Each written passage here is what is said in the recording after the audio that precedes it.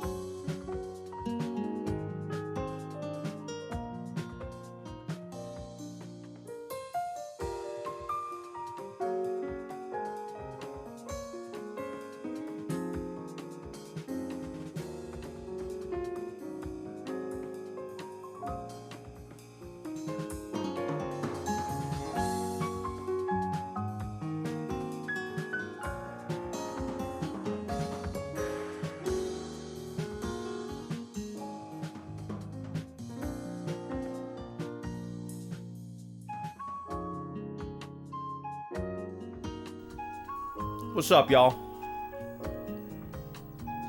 How we doing? I'm here. I'm just eating. Finishing up this za here. But we are ready to go otherwise.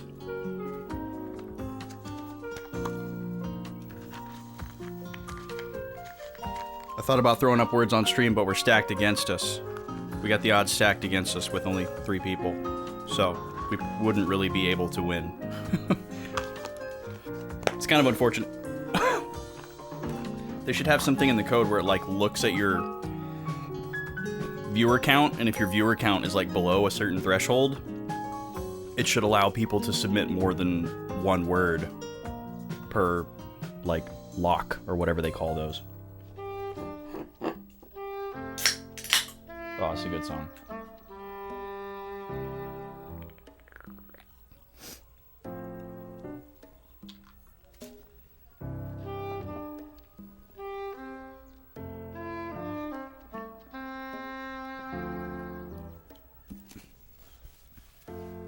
I feel like Breath of the Wild soundtrack is going to be one of those soundtracks where I hear it like 10 years from now, and this huge wave of emotion that I'm not ready for is going to like wash over me, and I'm going to be like, wow, I didn't realize how important that music was to me until just this very moment.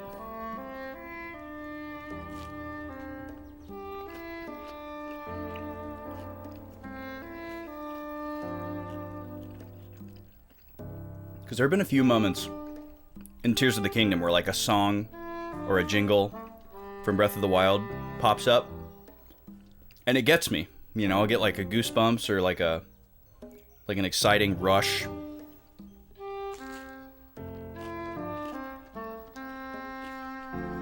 Like the first time I ran into a stone talus in Tears of the Kingdom, I didn't realize that I was getting close to one, and then it just, you know, you hear the music before it kind of comes up out of the ground.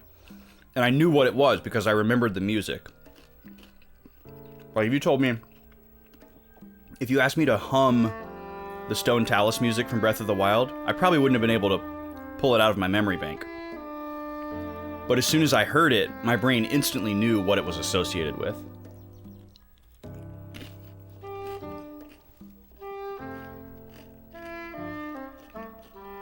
So even though that music isn't like my typical like melodic, super melodic, catchy kind of video game music that I gravitate towards, I mean, some of it is, but most of it's not. Even though it's not that, it's definitely heavily imprinted in my memory.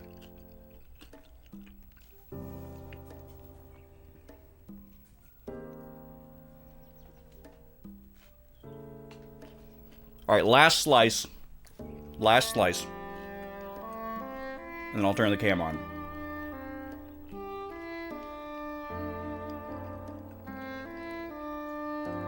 I'm almost done being a pizza goblin.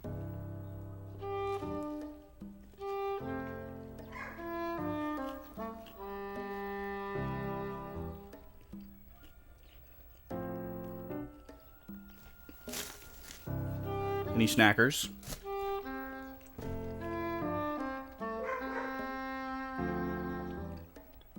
Nima's happy.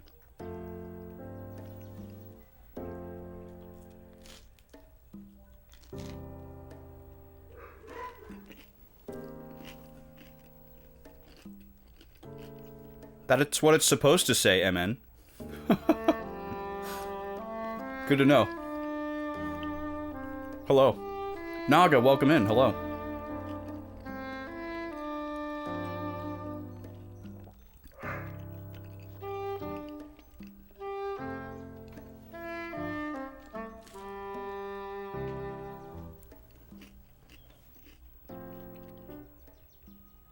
Oh, you gotta look a little bit closer, MN. Wild Arms was Caffeine Cowboy, but it says Caffeine Cloud Boy now.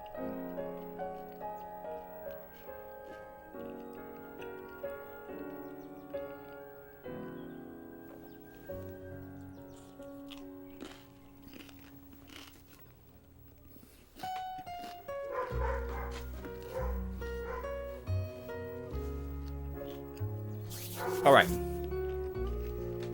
Pizza demolished.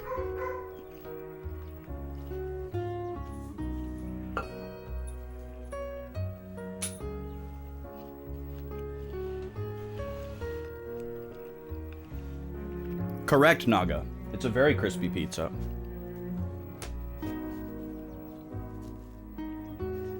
Just how we like it around here.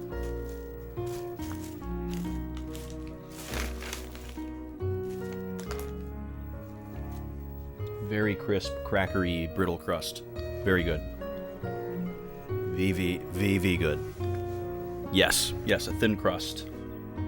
Actually, not even bread, believe it or not. It's a cauliflower crust. I can't believe how good it is. It is literally the best frozen pizza I've ever had. Period.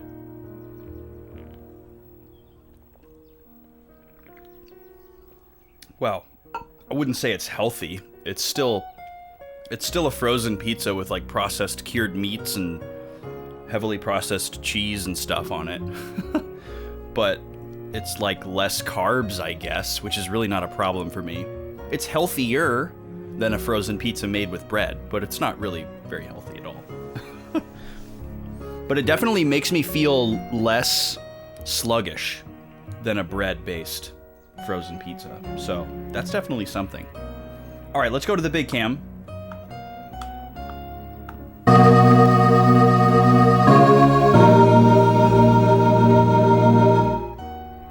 Hello and welcome. Greetings. So lovely to see you all. How are we doing tonight? Get this ugly bag out of the picture. We're going to talk about what's in this bag, but it's just kind of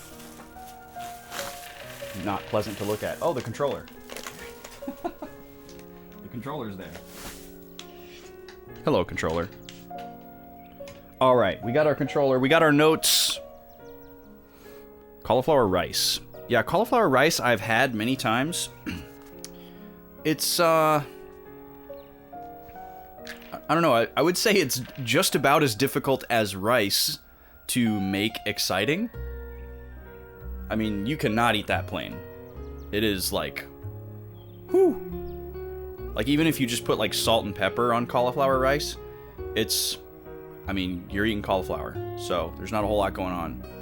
And it gets something about the ricing process. Maybe it's because I was eating it, like, instant, but because the cauliflower's been, like, slightly processed and it isn't just, like, fresh cauliflower, it seems to, like, bring out more of that kind of, like,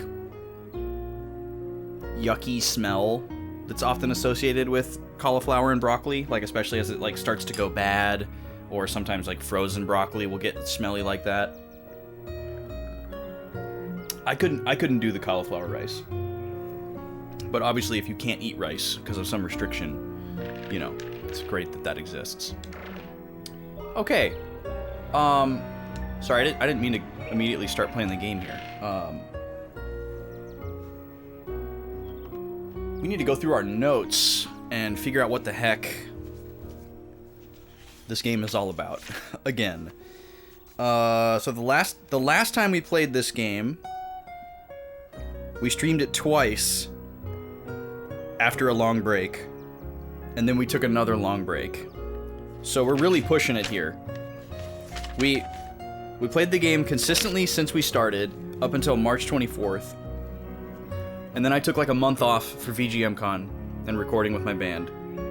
Came back, streamed it on 4/28, so over a month. And then again the next week on 5/5, and then the next week was Zelda.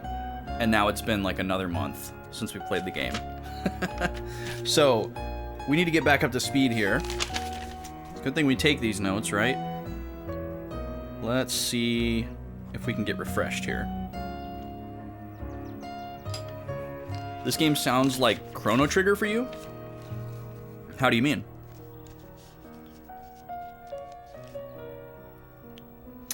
Okay, so let's see here. I do remember most of what happened. Osman. That's right, we never figured out what was going on with Osman. Legendary Pirate. Ducat. We went to his island, found out his treasure was nothing. We fought Sinistra and Destra. Ramirez attacks the Nasser capital. Party gets captured at Nazrad. Red and green crystals are taken away by the Valuans. We break out of prison thanks to Gilder's crew and Willie the Parrot. We saved Iga from Vigoro. Boy, he was a huge, huge douche. 60 hours into Tears of the Kingdom. Nice, MN.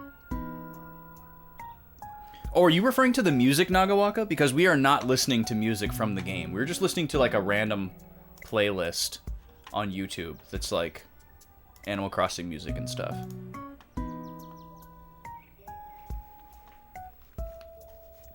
Yeah, the Skies of Arcadia music is a lot more peppy and like bombastic, piratey music. We'll get there. Yeah, maybe this music is like a little too chill.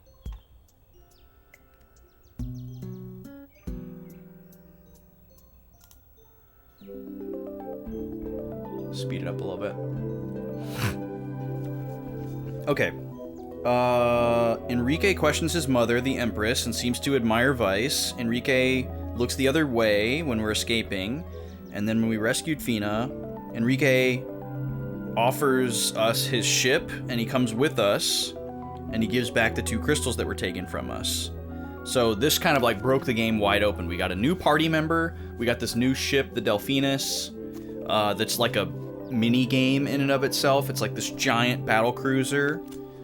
And then that's kind of where we left off, I guess. We found out that we can like recruit crew members that are like NPCs that will like enhance Delphinus. So it's kind of like the, you know, Terrytown or, you know, it's like the town in Dark Cloud. You know, it's that whole kind of vibe. I guess maybe not Dark Cloud because that was not optional, but it's got that same kind of vibe to it. Pretty cool. Pretty excited about that. I don't remember what our next objective was. That's the only thing that I don't have written down here. I remember everything that happened up to this point. I just don't remember what we're supposed to be doing. So let's go. Let's switch over to the game layout here. And let's switch over to the game audio. Nice little music there. And... alright. Music's pretty quiet in the menu. So you should be hearing it, it's just kind of quiet. And then let's go over to the journal.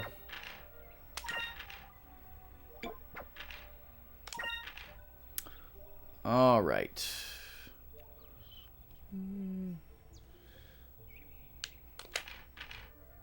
That's it? That's all we got? Okay. Maybe we should go talk to our dad. So we have this new change crew option here. We have a sailor and a delegate.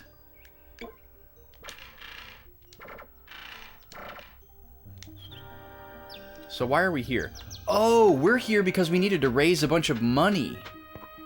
That's right. These guys want to make a bunch of upgrades to our ship. But wasn't it like an absurd price? Wasn't it like 100,000?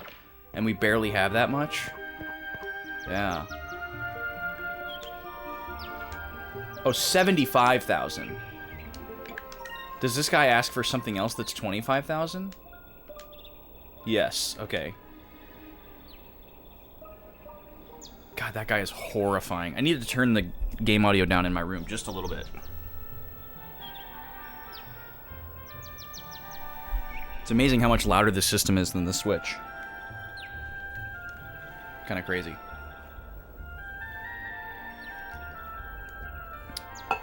I mean, I guess we're just gonna do this. I guess we're just gonna spend this money.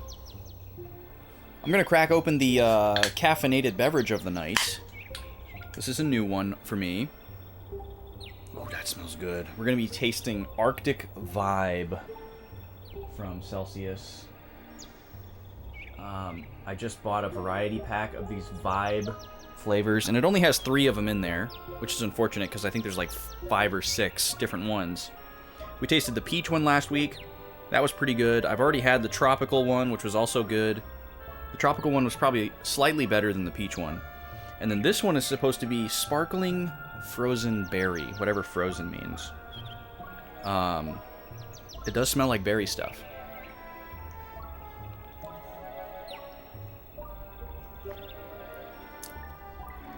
It's pretty good. Yeah. It's got a little bit of that, like, artificial grape note that I associate with, like, medicine. like a lot of people do with cherry. But there's other flavor elements going on in there too. There's like, you know, blue raspberry kind of vibes, like blue Kool-Aid, blue Gatorade kind of vibes. And that's actually pretty nice. I would say the tropical one is definitely the best of the three.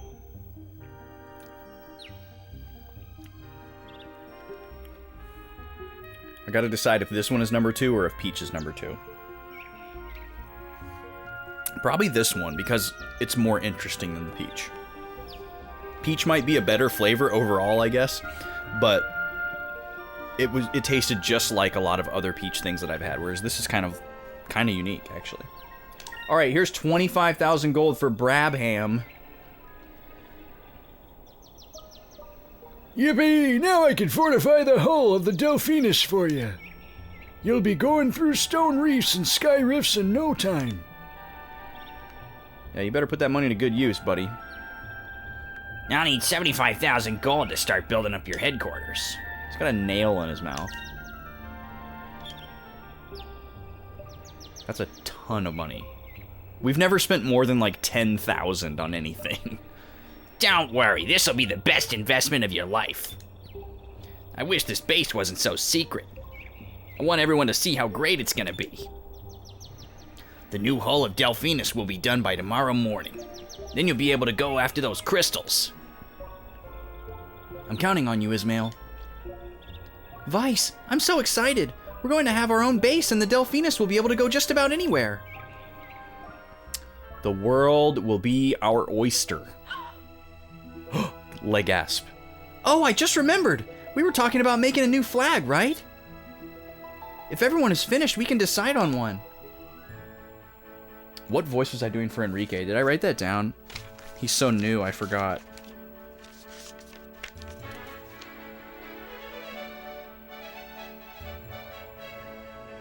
I was doing like a Malfoy voice for him, I think, but now he's like cool, so I don't really want him to have like a jerk voice.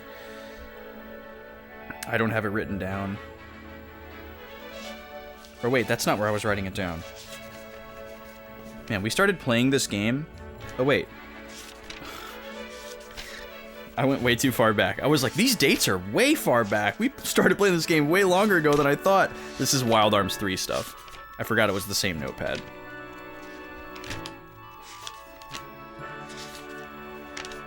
Okay, hold on. Hold on here. There we go. Alright, here's the beginning of Skies of Arcadia. Here we go. Enrique. Yeah, I had Malfoy written down. But we're gonna make him like nice Malfoy now.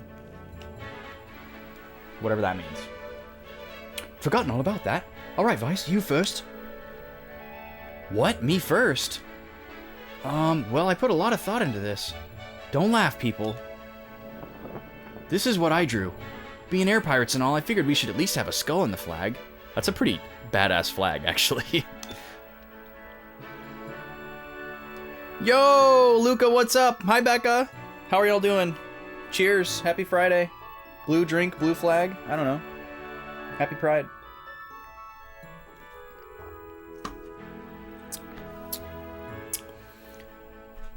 Friend of the stream, Flutiful. Yo, and Taladar's here. Dude, Taladar, I cannot say enough good things about Tears of the Kingdom. You want to talk about just like instantly derailing me? I've been playing so much. I wish I could tell you how much exactly I've been playing. I need to look. My Switch is downstairs though, so I'm not gonna go get it right now. But I've been playing a lot. MNRG in the chat just said that he had gotten up to 60 hours, and I bet you I'm over 100. There's no way I'm not over 100 at this point. I had a really, really cool experience in Zelda today that I really wish that I could share, but I know it would be a huge spoiler because I bet a lot of people have not seen what I saw today. Because it was very specific, and I had to fulfill some very specific conditions in order for it to happen, so I bet a lot of people haven't seen it. But it spooked the hell out of me. And it was really cool. Tears of the Kingdom is amazing. 48 out of 10. Wow, what a good game. Okay, continuing on. And since most pirates use swords, I figured we should have one of those on the flag too. Hey, that's pretty good. Alright, Aika, you're next. I figured the skull thing was overdone, so I tried to go with something quick and cunning. That's why I drew a cat. Yes. I drew some gold to show people that we'd sneak up on them and steal their gold before they knew what happened. This is a great flag, too. Am I just gonna have to choose one of these? You really didn't understand that before Zelda, MN? Come on. Surely there's a game that you played for 100 hours. Yeah, I know what you mean, Taladar. Like, I remember the first time I played Breath of the Wild, it felt like the game was so well populated with stuff. Like, if you just went in any given direction, you were gonna find something. Even if it was just like a Korok, or like an interesting natural formation, or you'd like suddenly catch a nice landscape with like the sun setting or rising or something that would stop you for a second. But now that I've played Tears of the Kingdom, it is so much more that. The world of Tears of the Kingdom is so densely packed with just little stuff. Like every screen, I don't know how to measure it, like, you know, every square inch or whatever, like everywhere you go there is not just something, but like something unique. You know, it's not just like, oh, here's another little circle of stones with a Korok seed, or oh, here's another little, you know, circle of trees. Like, there's so much more variety. The types of Koroks that there are, the types of weather are more varied. Like, the fact that it's the same map, but somehow the landscape is so much more varied is amazing. It's really, really cool.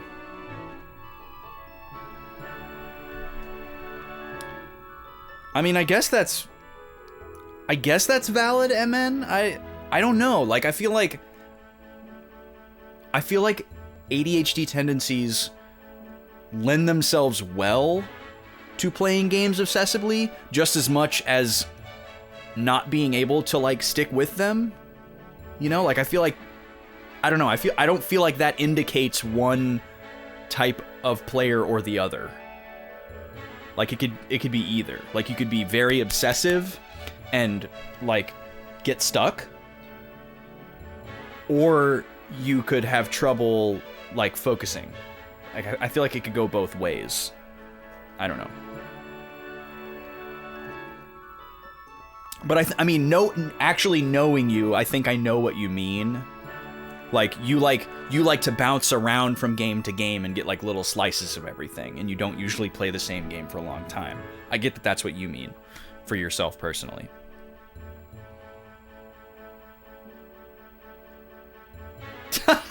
That's amazing, Taladar.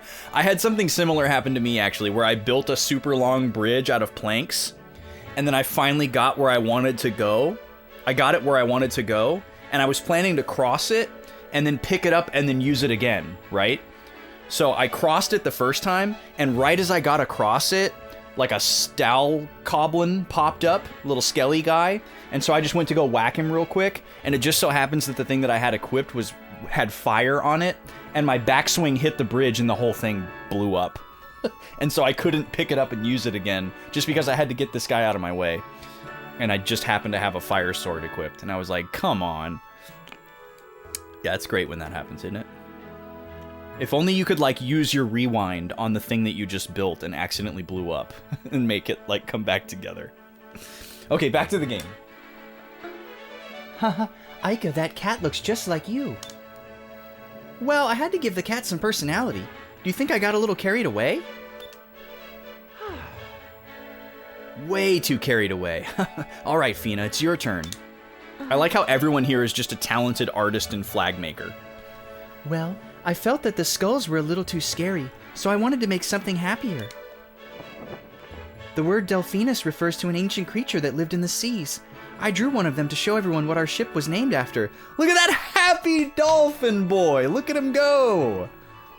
He's pogging! I love him! Wow! That was... Wow. There's no reason to be embarrassed, Fina. I don't think there's ever been an air pirate flag that looked like this. I like it. Well, that's all of them. Vice, you're the captain. Which one do you like? Uh-huh. Oh man, I have to pick one? Is this forever? Oh man. Oh, that's tragic, Saladar. That's tragic. This is tough. Let me tell you, if Fina's flag had a different background color behind the blue dolphin, I would pick Fina's. Like if it was like green background with the blue dolphin on it or something, 100% I'd be picking that one. I feel like it's like boring and like normie to pick Vice's flag, but I did think it was really cool. I don't know, what do you guys think? Which one? Okay, chat, which flag do you like? While I wipe off my freaking forehead here.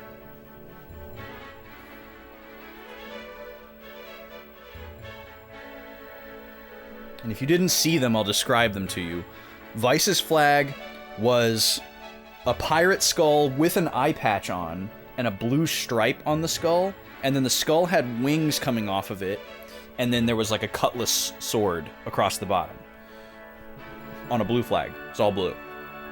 Dabba-dee-dabba-die. Ica's flag was red, and it had a cat, this blonde cat head facing forward. Cat has goggles above its eyes. And then the cat had pigtails like Ica. And it has a gold coin in its mouth, and it's making like a winky face. And then Fina's flag was like a very cartoony, happy dolphin who's going like, he's literally doing the Komodo face. And then it had wings, and it was blue on blue. I don't know. I feel like maybe I have the option to change this later on. But I'm worried that I don't, and that I'm just committing forever here.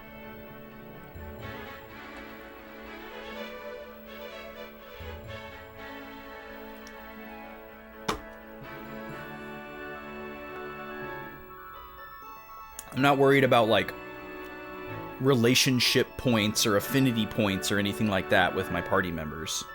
I just know that I'm going to be seeing it. Maybe I won't even see it. I don't know. Maybe you can't even see it when the ship is traveling and this is just a pointless decision that I'm totally overthinking.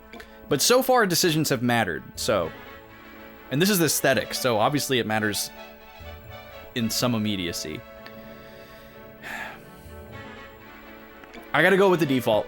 I'm sorry. You can light me up if you want, but I gotta go with the default one.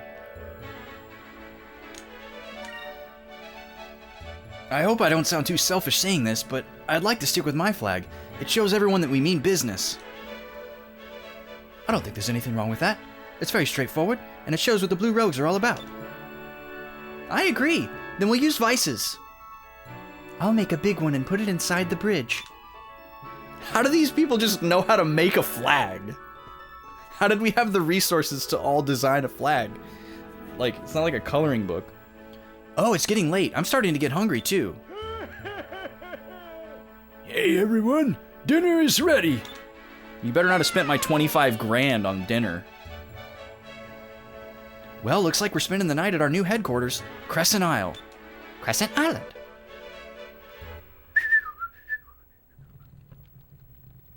Get ready! Well, the improvements to our ship are almost finished, and pretty soon we'll have an actual base on this island. Yeah, starting tomorrow, we should start searching for the remaining moon crystals. Yes, but I hope this time I won't get airsick. Haha, you'll have to get over that. Oh, Fina, there's something I wanted to ask you. That admiral, what was his name? Ramirez? How do you know him? What? Oh, she's gonna get defensive. Oh, no, she's gonna answer. Good. Good. Good job, good job, Fina. When we met him in Nazrad... Oh. When we met him in Nazrad, you seem to know an awful lot about him. Come on, Fina. Come on. Open up. Come on. Oh, come on. If you don't feel like telling me, it's okay. Don't worry about it. Wow, what a good friend. No, I'm sorry. I should have told all of you about him sooner. I will tell you everything I know about Ramirez. You know that I am a Sylvite, a descendant of the Silver Civilization. Ramirez is a Sylvite as well. What? Oh, here we go. I was waiting for the ominous music to kick in. Ramirez was our best warrior. Okay, I need to take notes. Hold on. Hold that thought, Fina.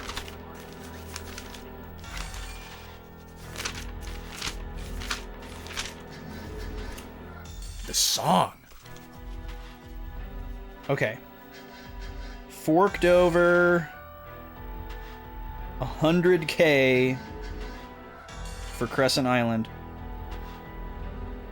Can you imagine if we didn't have the 100,000 and we would have had to just go around and grind money to progress the game? What a stupid roadblock. I mean, I shouldn't be complaining because it didn't actually happen, but I'm sure it happened to some players.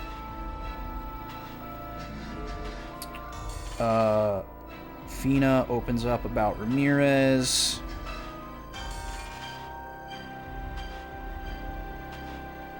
Alright, we're just going to do bullet points here. Best Sylvite Warrior, number 1.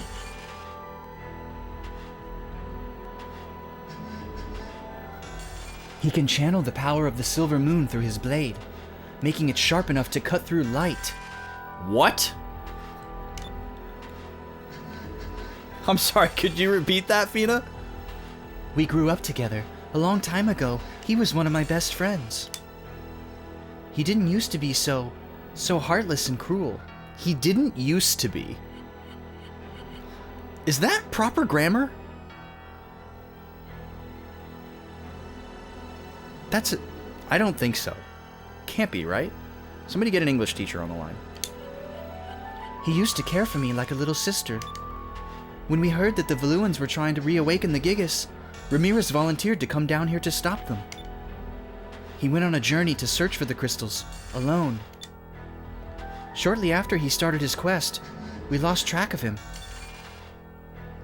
We never even dreamed that he would join forces with the Valuan Empire. Those were the people that he was sent here to stop. Interesting. Well, I was actually expecting her to say that she was related to him. So it's interesting that she said he was like a brother. Because I don't think they would end up revealing later, oh, actually, he is my actual brother. They wouldn't do that. But I could see her just avoiding that, and then later on we find out, oh, actually, he's my brother. I don't think that's going to happen now, though. I don't know why he changed. Okay, so he was the best Sylvite warrior. He was sent to stop the Valuans. And we don't know why he changed. So maybe it's a mind control thing. Has he spoken? I feel like he's spoken. Not that that means he's not being mind controlled, but... I hope that the Ramirez I knew isn't gone forever. Admiral Ramirez. Not only is he one of Valua's greatest swordsmen, but he's also a master strategist. He used to be Galcian's vice captain, but I don't even think Galcian knows Ramirez's past. Fina. Instill her with confidence or try and cheer her up. Is one of these really the wrong choice? These are kind of the same answer. Fina, I'm sure we'll find out what happened to Ramirez. What's important now is to keep pushing forward. Don't ever forget that. Vice. Don't give up, Fina. You aren't alone. We're here with you now. Yeah, Fina. You're one of our friends now. Yeah, Fina's was the blue dolphin. I've only known you for a short while, but I too consider you my friend. Vice, Aika, Enrique. When I came here, I was all alone. Now I have so many wonderful friends. Thank you so much. Thank you all. I will do my best. All right. So tomorrow, we continue our search for the rest of the moon crystals. We'll start early. Aquafina. Wow. Probably my least favorite bottled water brand, if I had to pick one. Not that I've had branded bottled water in probably the last 10 years. But from memory. Oh, Enrique, are you sure you can get up on time without a servant to wake you? Look at that face she's making. That side eye. Literal side eye. Hey, I always get up on my own. I don't need any servants. Got him! Little freeze frame on him there. Roll the credits.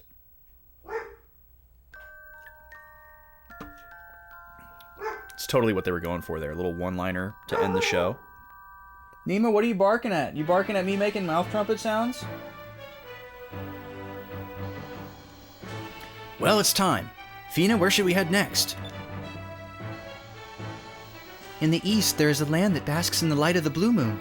That land is known as Yaftoma. Okay. Hold on, we're going to write that down. Head east to Yafutoma.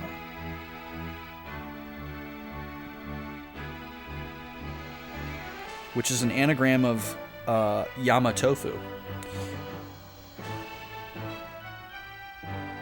Okay, well now I feel vindicated for not knowing what the next objective was when we left off, because we didn't actually know it. We just found it out. They harness the powers of the blue moon and have control over wind and water. Their culture is very different from yours. Yafutoma, Yafutoma. You've heard of it, Enrique? Yes. According to Valuan historians, Yafutoma is a country far east of Nasser. It's scattered across several small islands. I remember the stories. The people are protected by scales and they eat by manipulating two sticks to pick up their food. Okay, so chopsticks? Huh? They eat with sticks and are protected by scales? Like the kind I stand on?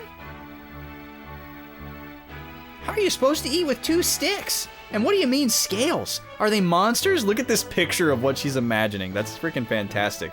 What is this style? And why is he stabbing? God, I can never remember this guy's name. Cupel. Why are they stabbing Cupel? That looks horrible. And they're wearing like fish suits. I need that costume. Somehow I don't think it's what you're imagining, Aika. I wonder what these strange wind and water people look like, and I still can't imagine eating with two sticks. Yeah, he didn't do a very good job explaining that. I was hoping that we'd get to eat all kinds of exotic food on our trip. This has me a little worried. To get to Yafutoma, we should sail around the southern tip of Nasser. Some time ago, during the Valuan-Nasser War, a cape was discovered by invading Valuan forces south of Nasser. That cape was named Cape Victory. There's a city in there called Esperanza. If anyone knows how to get to Yafutoma, it'd be the people there. Let's go! Okay, so we're heading south of Nasser. All right, everyone to their stations, let's go!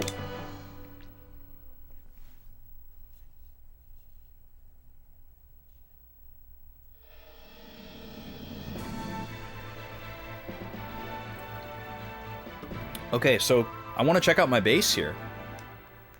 Did they finish my base? I want to know what that means. I want to know what that looks like.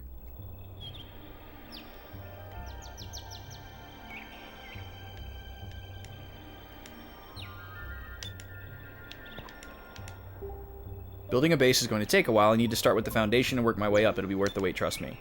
So if you're going to go after that moon, crystals, now is a good time. Should have the base finished by the time you get back. Oh, I see. Okay, so it's going to be locked out by story progression. I thought he said it was going to be done tomorrow. I misunderstood. Let's go ahead and do a save here. In case we have a disk fail. We don't want to mash through all those cutscenes again.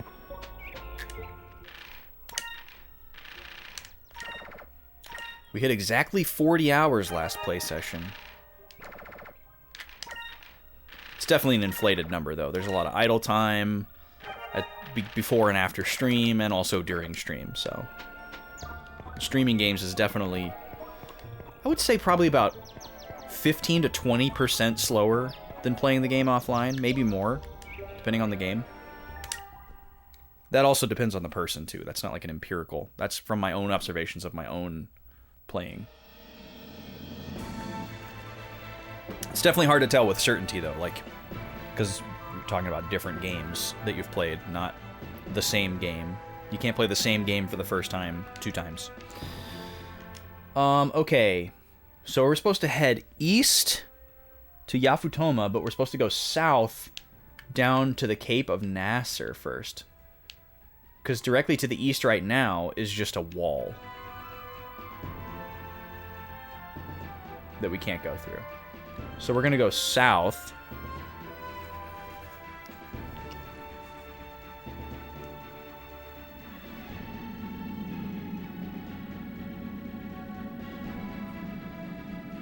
So we're going south to the Cape Victory to a town called Esperanza, which is Spanish for hope. In case anyone was wondering. Very common female name in Mexico. Okay, how do I open my map again? X? Nope. Y? There we go. Okay, so that's Nazrad down there. Temple of Peace. So when they say south of Nasser, they mean the whole like continent, the whole kingdom. So here we go, going south. Actually, I want to see something really quick. Man, I'm going to be really surprised if there's no fast travel in this game whatsoever. I don't know, maybe I shouldn't be that surprised. Oh, are we on the wrong side of the continent here? There's no fast travel in, like, the PlayStation Final Fantasies, so I guess it's really not that weird. And this isn't that long after that. I think we want to go through this way. Yeah, because there's Nazrad right there.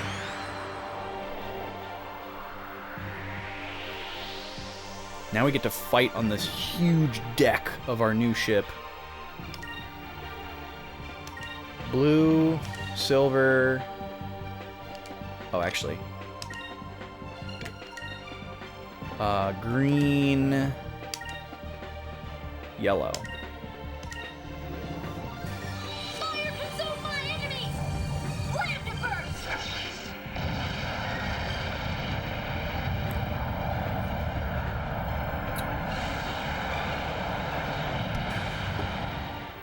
Alright, can we one-turn this? You guys been watching any good GDQ stuff this week? See anything good? I'm looking for recommendations. I only have very specific windows of the day that I can watch GDQ.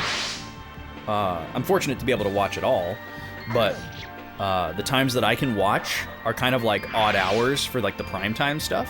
So I haven't seen a lot of the stuff that's primetime. So if you guys have seen anything cool, let me know. I'll check out the VOD. Because like the last, I don't know, 3, 4, maybe 5 GDQ marathons, I usually don't see most of it until after it's over.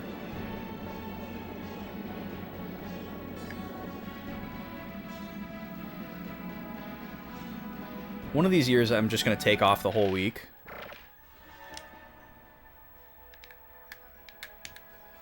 I think the time I'd really want to do that is for the winter one in January. Because it's usually right after MagFest. So I could just take like a double vacation. Take off, go to MagFest, come home, vegetate and watch GDQ and recover. Sounds like quite a vacation to me. I'm stopping here because I want to see if I can buy anything.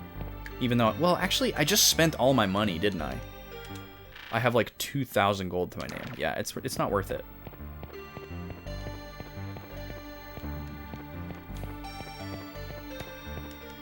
Oh, the x-axis of the camera stick is opposite of Zelda. This is going to take a minute. Yeah, Mag is... The new Mag dates just came out, actually, and it's in mid-January again. Which is an interesting change. Usually they only change the dates when people are, like, complaining. And I haven't seen anybody complaining. It's usually right after New Year's. It's usually the first weekend after New Year's. But this year it is, I think, the 18th through the 21st, something like that. So I'm curious what reasoning went into making that decision. I don't have a problem with it. But yeah, that'll likely mean that GDQ is before it. I was also very surprised to hear...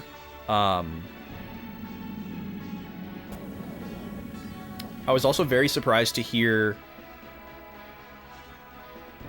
GDQ make a MagFest reference today on the marathon. They like told the story of the Colossus Roar because they were playing the X-Men arcade game.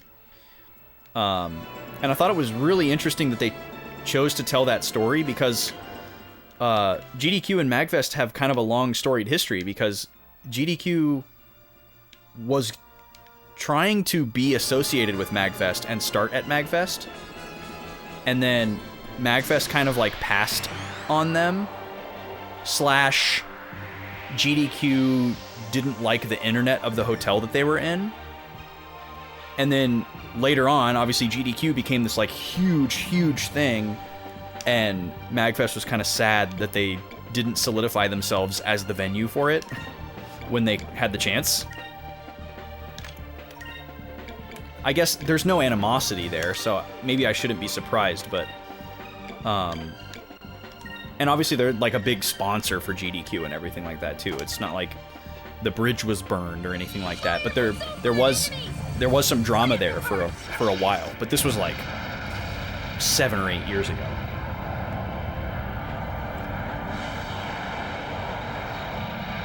Oh, new enemies, but they're weak. Okay. I guess we are technically like in an old area, so maybe we have seen these before. Hi, Nima. That was easy. Nima came in here to lay down.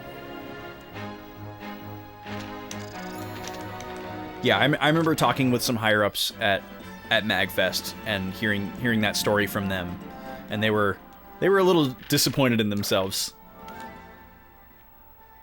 They're like, yeah, we really missed out on that one. But they only had themselves to blame. But they were like, yeah, we goofed.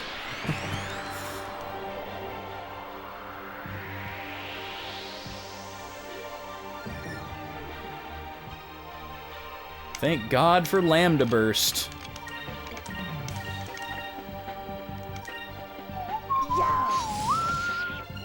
Oh! In other news...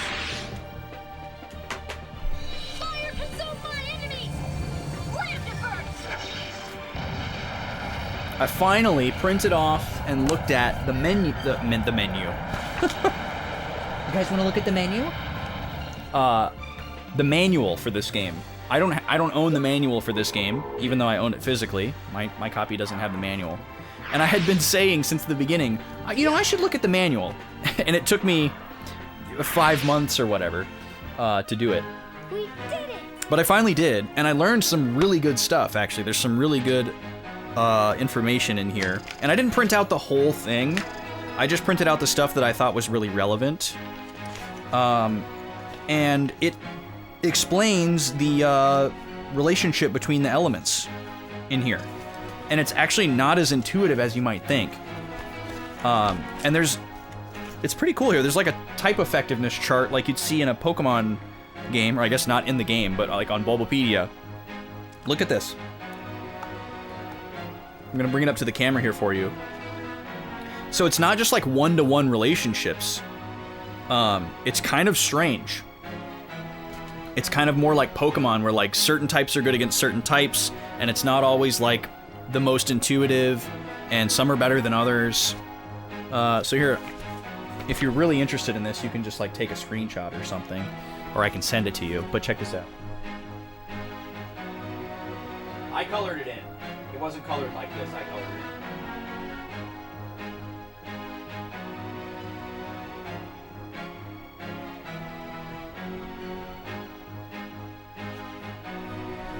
But yeah, it's really interesting. Like, silver doesn't have any weaknesses,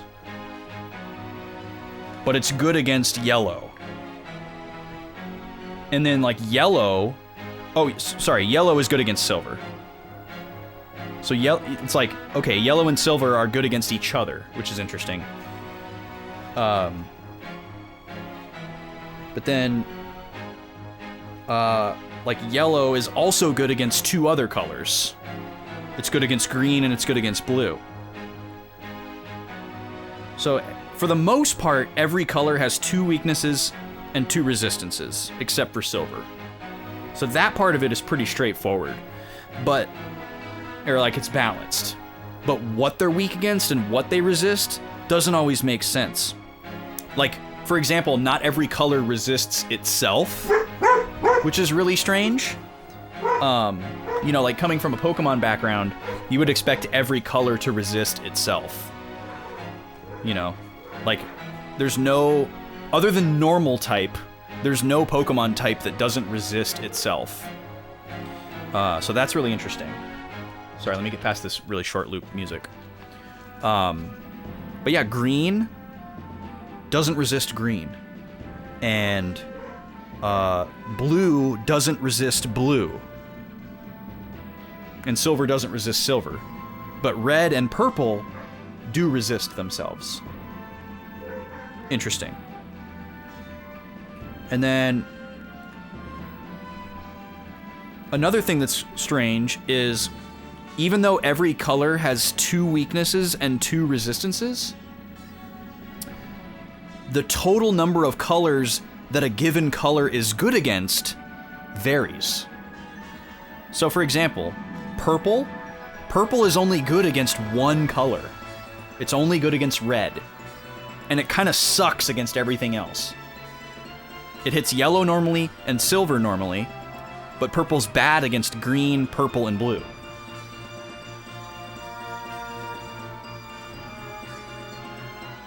How do you mean, Taladar?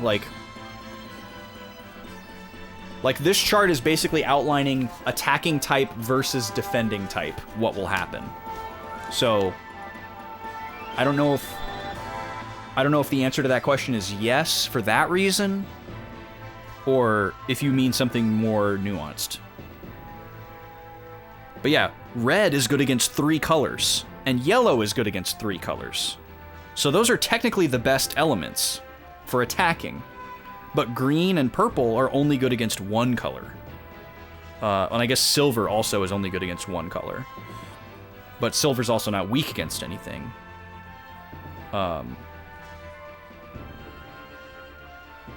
Or sorry, yellow's weak against, or silver's weak against yellow. So it's 1 and 1 instead of 2 and 2, which is fine. Oh, yeah, that's a fair assessment, Taladar. Like, most of the green spells are like status and healing related. Same with silver. But I don't know the ratio, because really, every color contains some spells that are attacking and some that are not. So, just in that vague sense, it seems balanced. But, like, there might be more green spells that are non-attacking than there are purple spells that are non-attacking. We don't know yet, because I don't have all the spells. We kind of don't really know how many there are. I just thought it was interesting that, like, certain types were kind of, like, empirically better than others from, like, an attacking standpoint. Like, obviously, you know what color the enemy is, so that's going to dictate what kind of color you use against them. Because we can see the enemy's color. We don't have to do anything special to be able to see that. But it's just interesting that, like, okay, well, it's more likely that they're going to be weak against red or yellow, because those hit 3 colors for extra damage. And it's less likely that they're going to be weak against green. And then, for example, like green is only good against purple, but purple is also weak against red. So why wouldn't you just use red? And then, what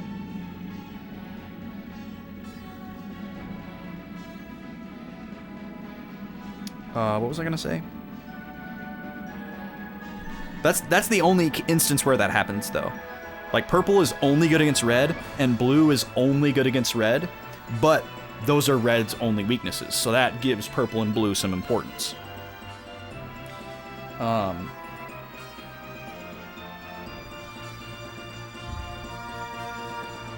Yeah, just interesting. I don't know. That kind of stuff fascinates me, like thinking about how they designed the mechanics and stuff like that. Yes, yeah. The video of Charlie Day. Can we talk about the mail? Can we talk about the mail, please? Let's talk about the mail. And he's got all the newspaper clippings and stuff.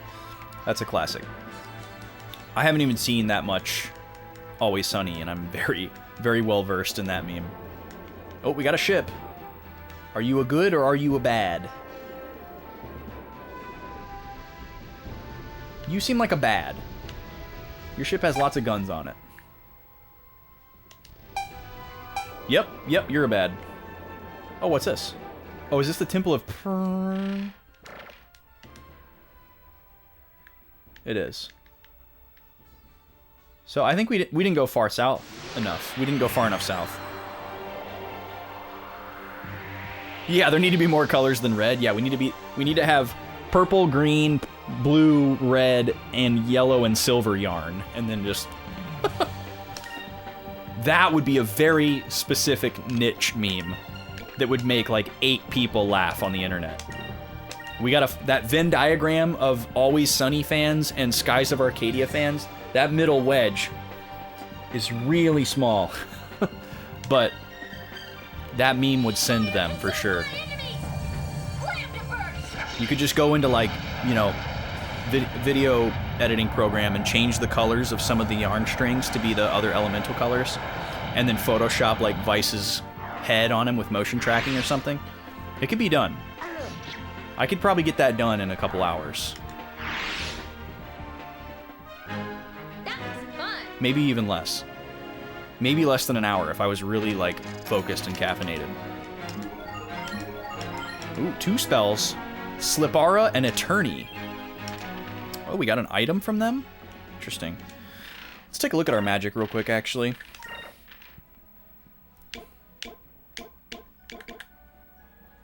Silence. Man, Ica has so much more magic than Vice. Oh, Slipara is sleep all. Okay.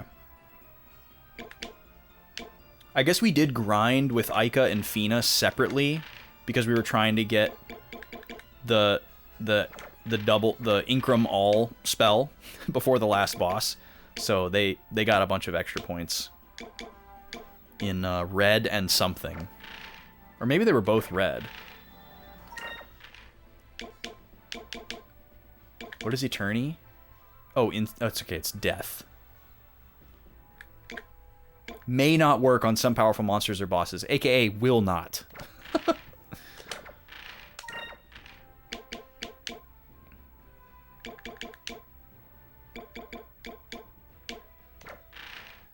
So yeah, trying to keep people roughly even with magic here. I think, actually, didn't I have a full list of spells here? Yes. So we also have a full list of all the magic spells. So we now know which ones are coming up. And this is in the manual, by the way. I'm not using a guide or anything like this. This is from the original game manual. It just looks like this because I printed it from a PDF scan of the manual. So I allow myself to use the manual on a blind first playthrough. I encourage using the manual. Some people don't. That's fine. I get it. So Incremus is the next red spell. We really want that one. The last blue magic spell is Slipara. So we're done on that one. Does everybody know Quicka?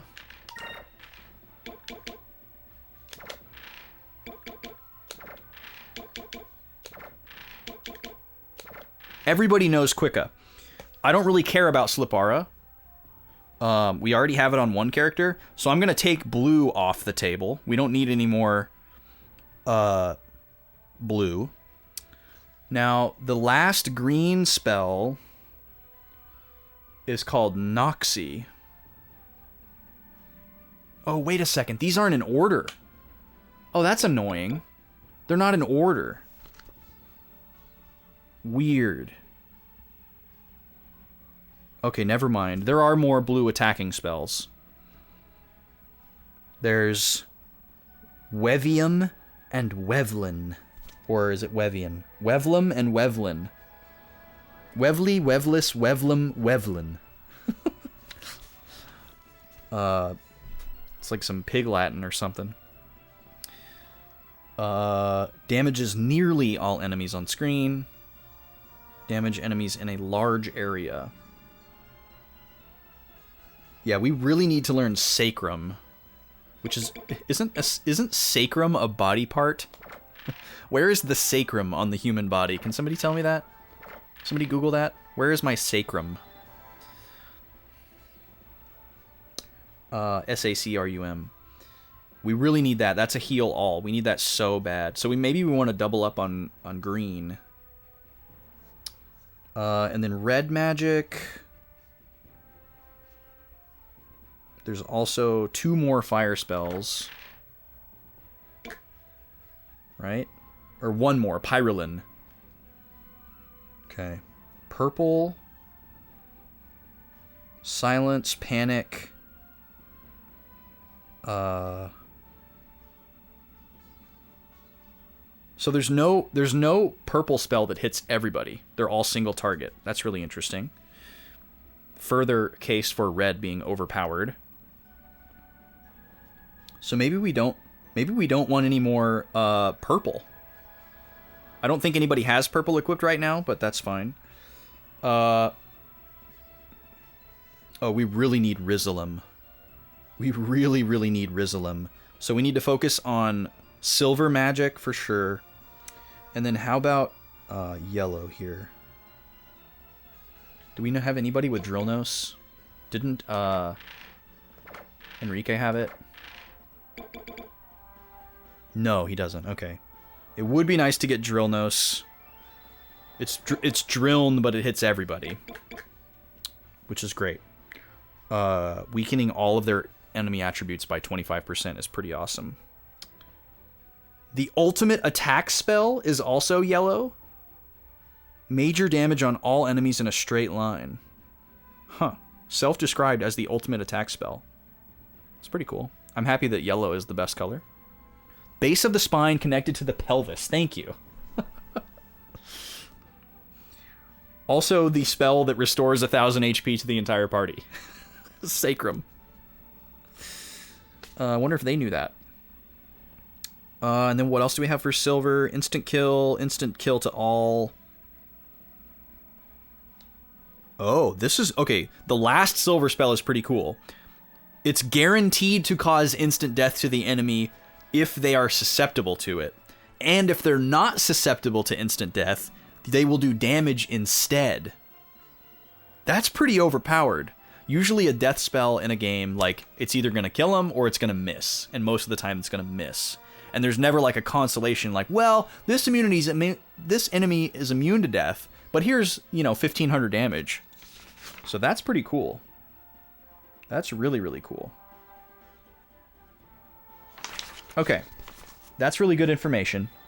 I had looked at this before, but it wasn't as meaningful without my game open. So this is my first time looking at all this with the game open. So thanks for bearing with me there.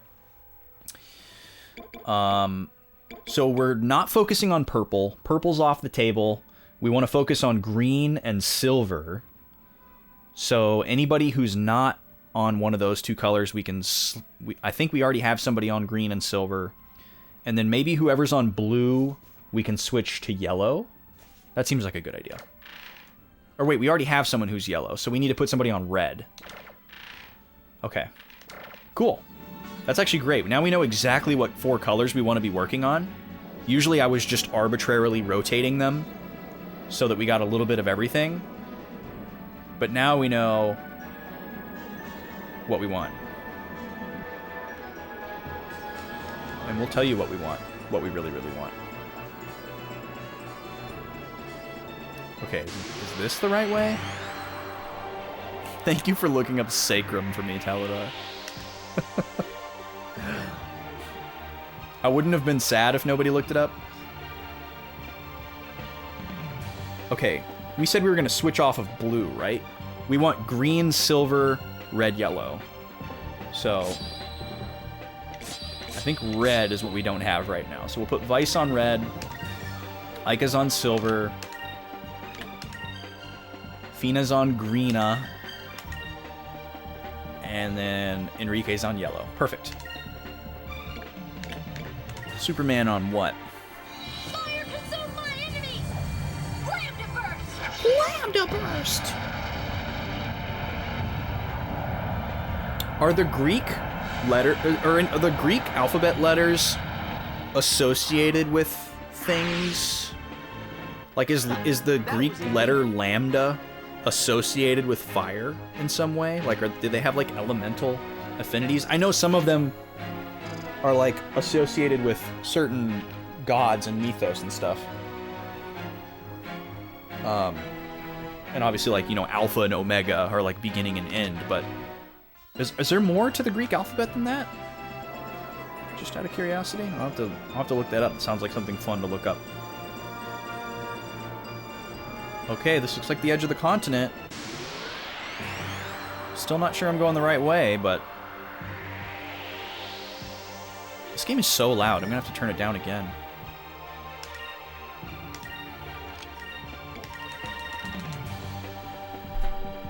Fire consume my enemies! Lambda burst! That's better.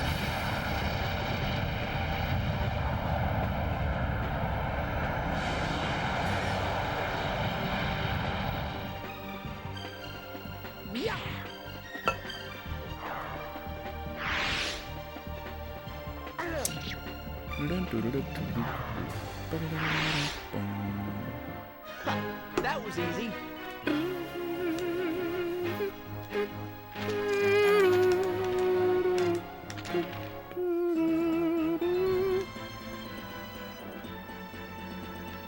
Nope. All right, where are we supposed to be going here? They said south. The south part of Nasser. Let me see if there's a new entry in my journal here.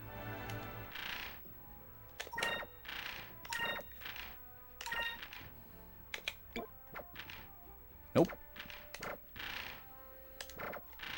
What the heck, man?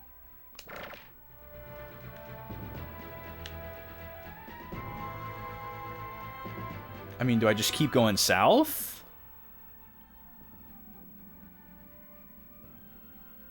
It said there's at the Cape, at the southern tip of Nasser, was called Cape Victory. And this appears to be the southern Cape of Nasser. But there's nothing here. Oh, but we found the star sand. In southern Nasser, there was once a desert filled with sand that would sparkle even in the dark of the night. But slowly their sparkle faded. But legend has it that someone saved some sand in a giant bottle and hid it for centuries. And we just found it, apparently. And it looks like a cheesy little Coca-Cola display. I mean, cities we don't have to, like, mash the A button for and find. It's not Wild Arms.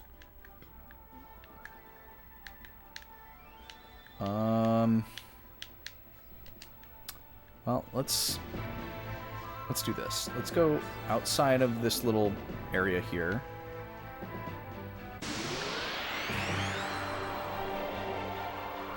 Getting like 15 million battles along the way.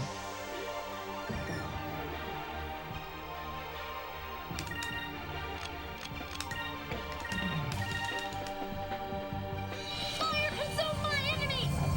Lambda burst!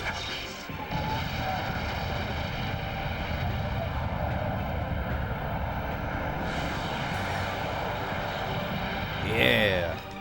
Get him out of here. 5 points for the party. Love to see it. When they all die in one hit, I love these mobs, because this just means more magic experience. We did it! And I guess, you know, more money and regular experience too, but mostly interested in the magic EXP. Oh, we still only got 2 though. Sacrum! We learned our spine pelvis connection. Oh, this is the island. I tried to go up here, but it was like too tall. Whoa. The sand falls. Long ago, a young black pirate searched the desert for the isle that spouts treasure. After a long trek, he was shocked to find that it only produced sand. But he realized that the desert was the true treasure and spent the rest of his years in Nasser. Okay.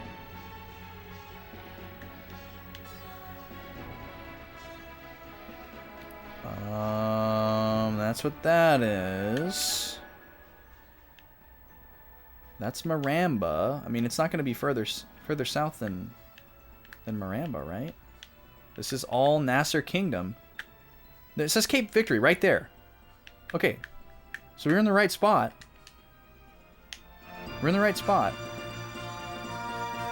But there wasn't anything there.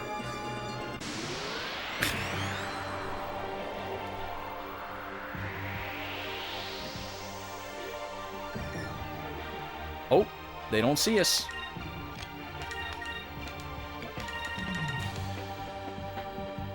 Fire consume my enemies! Slam to burst!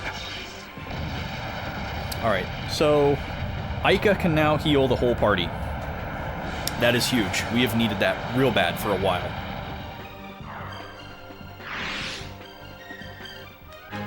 That was fun! We're going to stay on green, though, because we want more than one person to have that spell. Ideally, everyone would have it.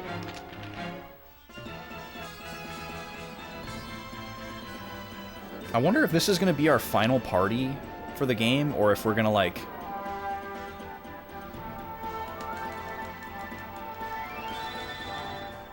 see some of our old characters later on and then be given, like, choices. Don't answer that if you know.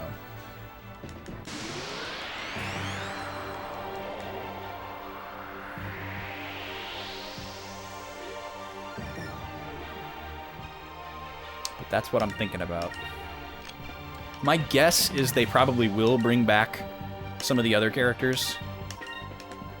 And then we'll be given a choice. But that would kind of suck if they were, like, super under-leveled. But there's plenty of RPGs that do that, so I wouldn't be that surprised.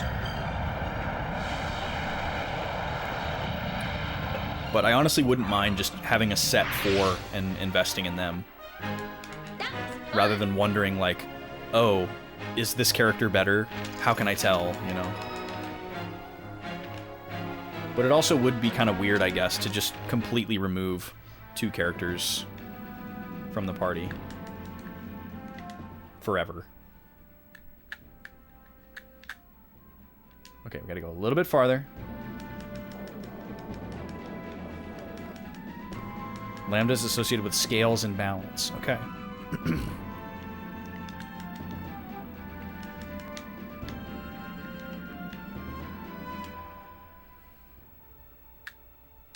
Okay, we're like right on top of the area that's labeled as Cape Victory.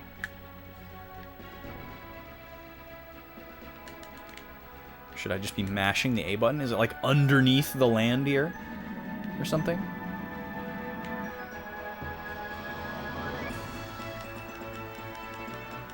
This is it, man. This is it. This is the Cape. There's no town called Esperanza here.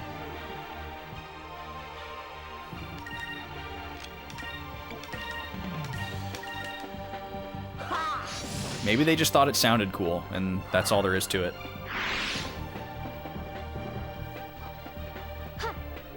Those guys are funny looking.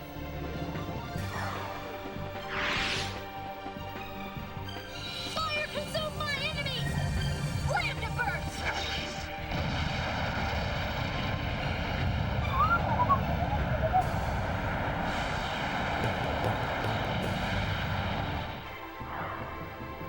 These guys are so annoying.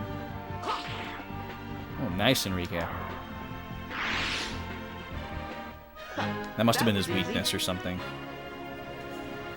Which means he was either blue or silver. Or wait, no. Yeah, blue or silver.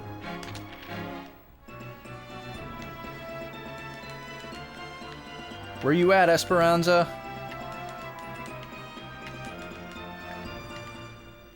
We are at Cape Victory. We're here.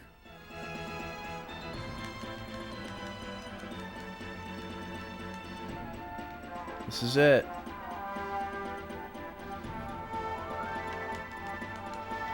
This is really weird.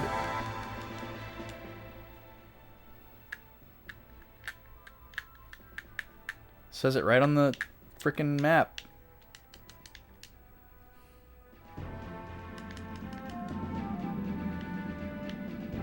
What am I missing here?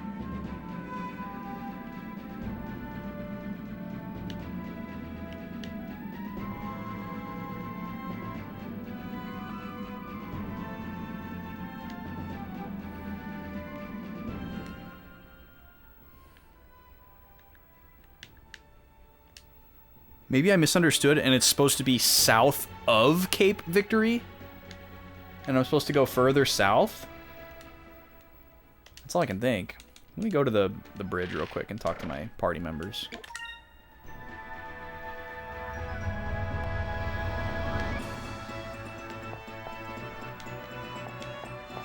Look at this little guy. Oh, this guy's talking about Esperanza. Interesting.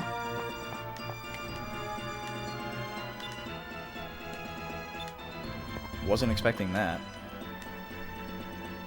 It's located on the southern tip of Nazar. No, it isn't! Oh, there's our flag! Now we know.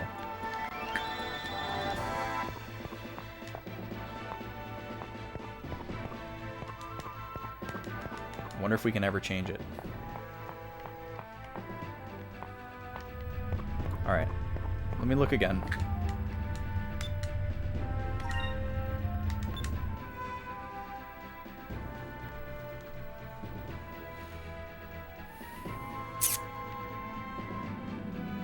It's located on the southern tip of Nazar. That's literally what she said. Is it like right here? But the cities have never been hidden before. The cities have always been visible right away. And it's literally on the map. It says Cape Victory right on the map. I don't understand. What am I missing here? It's just not here.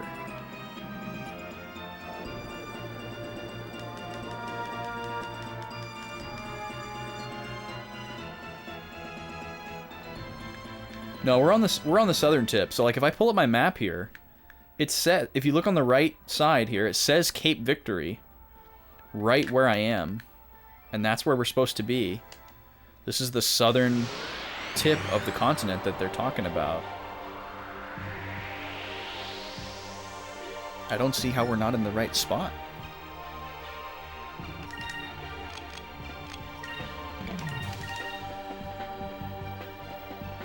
It's confusing because the compass spins around and it might make it seem like...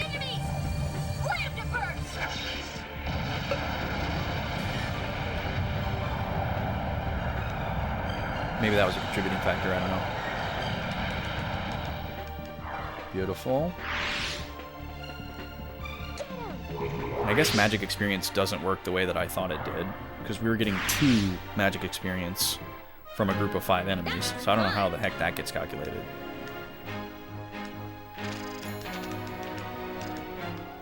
But whatever.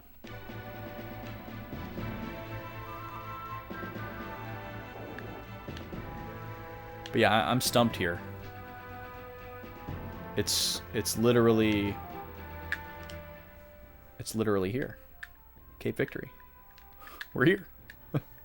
What's going on? Where is the town of Esperanza?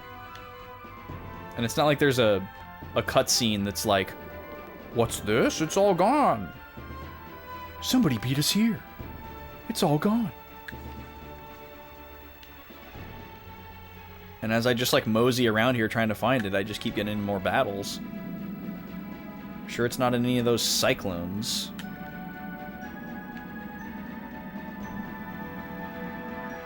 And I don't think it would be like farther north than where the landmark was on the map, you know, where it was marked. This is so strange. Yeah, that's as high as I can go.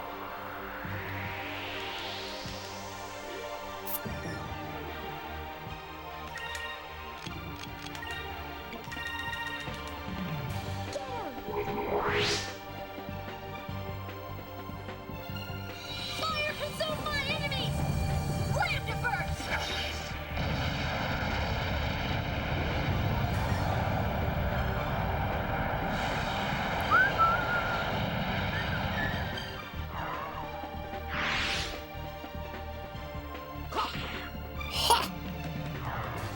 He's got weird feet, that bird thing.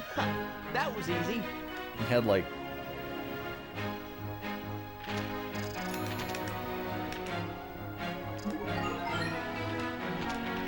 Noxus. Well, yeah, I thought maybe we had found it when I found that. But this is just like a random thing called a discovery that are like all over the place.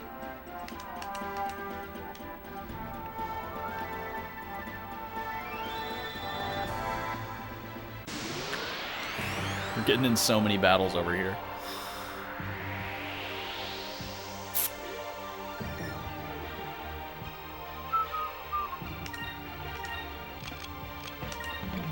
But yeah, this isn't like Wild Arms where we had to like scan the map for towns to show up. Consume my enemies! Every town we've ever been to in this game so far has been visible from very far away on the map.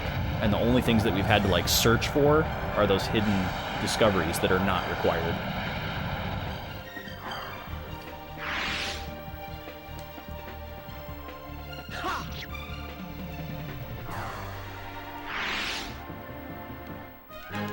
That was fun!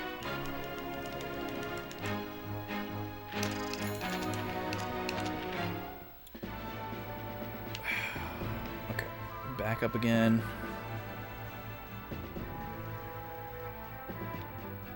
So, if we look here,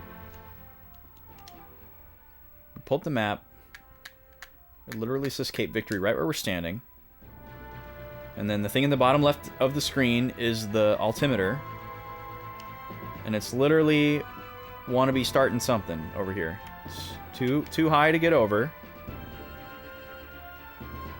And too low to get under. And we've never seen a town that was like all the way at the top or all the way at the bottom either. That would be very uncharacteristic of this game so far. But we can't go underneath it for obvious reasons. And we can't go over it either. There's nothing here. There just isn't anything here. What am I missing?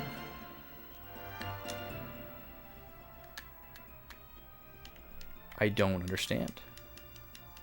What could I possibly be missing?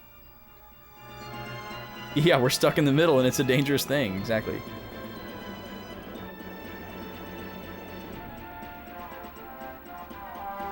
So what if we just don't do that?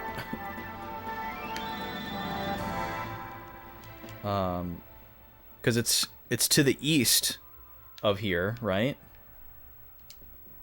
So what if we just go east and say screw it to the town of Esperanza? We'll probably regret this, but oh, look at that big old fishy boy. Oh my god. Droggerp.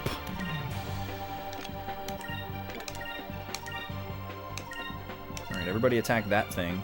It is purple, so it is weak against green and red, which we are both using, so there's some red. This is a red spell, I'm pretty sure. Or maybe the special moves don't have elemental affinity, or color affinity, or whatever you want to call it. Maybe they're colorless. I should look in this manual again and see if that's specified. That would be good to know. Oh, he can counter. Great. That's a lot of damage. That's a very sparkly attack. Okay, here comes water.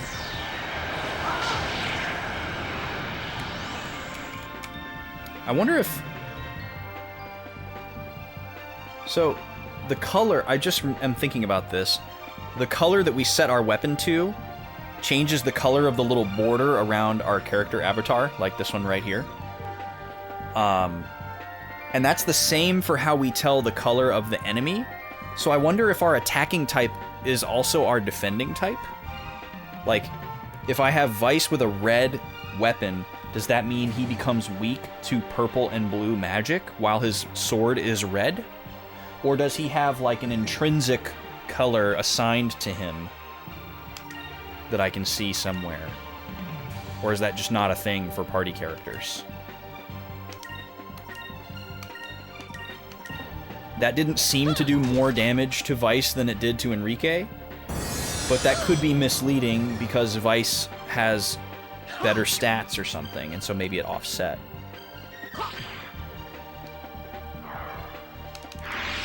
Hadn't considered that until just now. That wasn't so bad.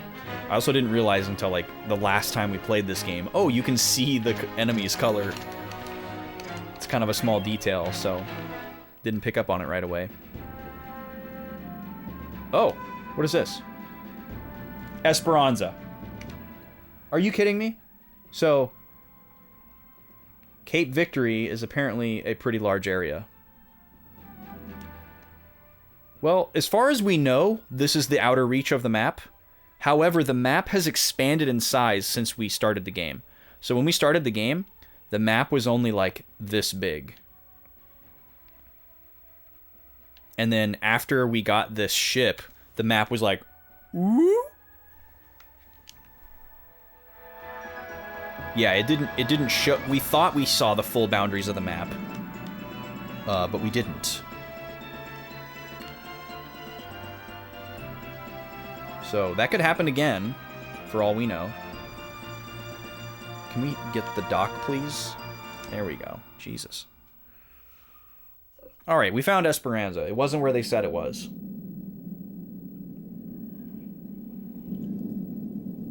This place looks pretty beat up. But maybe it's just well fortified. That sky rift looks worse than any of the others. If the sky looked like that, I would be pooping my pants. If we tried to power our way through it, I think the Delphinus would get ripped to pieces. But if we don't go through there, we won't be able to reach Yafutoma. Isn't there something we can do? Enrique's barfing. Enrique, are you feeling any better? No. To be completely honest, I feel awful. Why don't you guys take a look around the city? I don't think it would be wise for me to move in my condition. I'll stay here and look after Enrique. All right. Aika, let's go check out the city. Someone here has to know how to get to Yafutoma. Oh, Esperanza? No, it wasn't hidden. It was just in a little bit different of a spot than they made it sound like. Instead of being like exactly at the southern tip, it was like around the southern tip and up a little bit. Look at this little guy.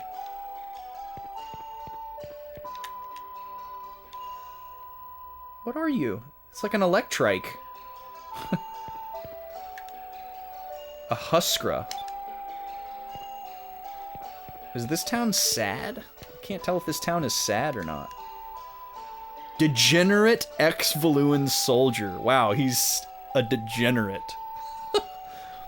This city was built by Valua during a time when Valua was trying to extend its hand of influence into the rumored countries of the Far East.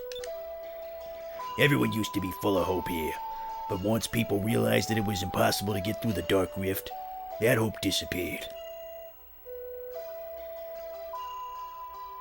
Then one day, Valua decided to leave this city to rot. The sailors here lost their ships, their crews, and their dreams. This guy needs to be smoking a cigarette.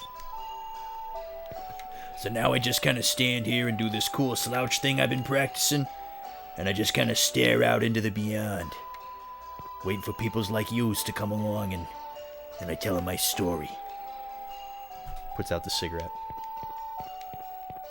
Okay. Also, I don't know whose dog that is over there. That dude has a vibe. Yeah, he's got the perma scowl. He longs for the scent of a woman. And a shave. And honestly, probably a shower, too. He looks pretty dirty. I mean, he was identified as a degenerate, so he probably needs a shower. I don't think he just stays up late on school nights.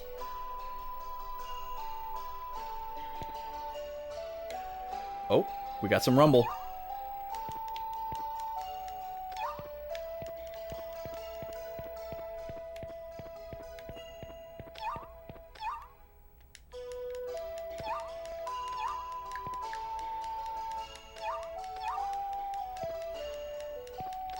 Where is it?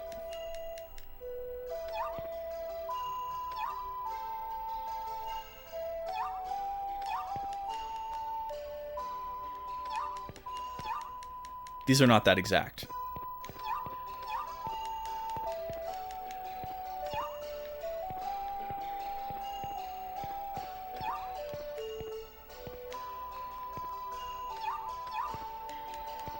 Come on. Is it down in the hole? Alright, hang on. Let me talk to this guy. The Dark Rift is a giant sky rift. It's an evil maelstrom. I have heard that once you're inside the vortex, everything goes a little strange. There's no light, and compasses don't work. Basically, it's easy to lose track of where you came from.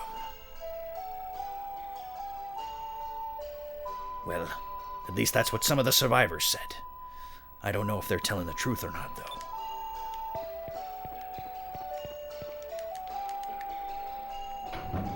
He looked like Duke Nukem's little brother, who wants to grow up so bad. Nice shorts. Hey, it's the newcomers. Let me guess. You came here hoping to get to the legendary lands to the east, right? My parents were the same way. When I was just a little girl, my parents brought me here with plans of going to the lands to the east. Our ship sank, and I've been here ever since. But what a waste. The rest of the world will never be able to see how pretty I've become. Well, she's got a positive attitude. Huh? My parents? They went down with our ship, killed by that maelstrom. Hey, don't worry about it. They were foolish for thinking they could get through the Dark Rift anyways. Wow. So she's just gonna live out her days here, doing dishes.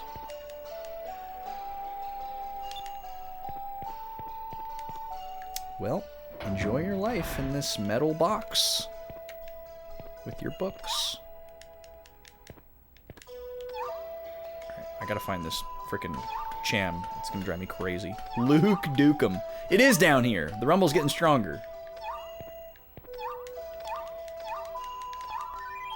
There we go. Okay. We found a Cham.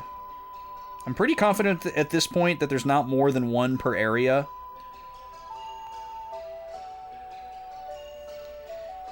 But I'm still going to keep tracking them the same way.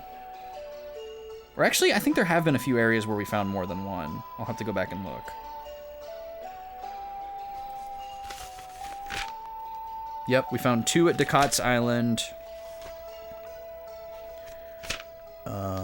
We found 2 at the Moonstone Mountain Mines. Moonfishes can be 2 in one place as well. That's happened twice. Okay.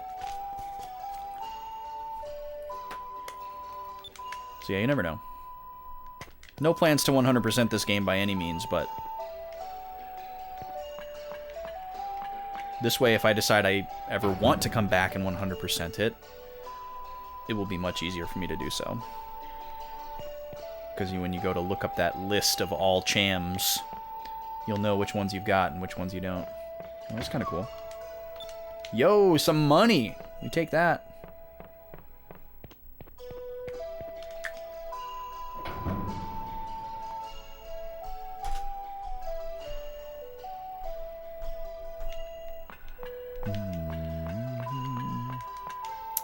Okay, that walkway doesn't work.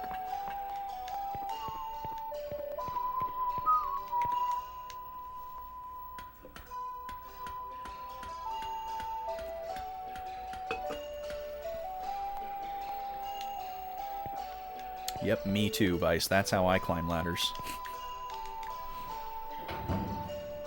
Sounds like a sad version of a Dragon Quest song. Interesting. Like a specific one?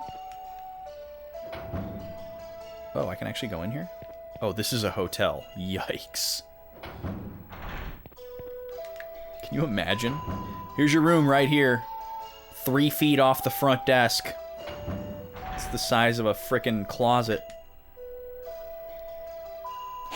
It's been many years since someone outside of Nasser has stayed here.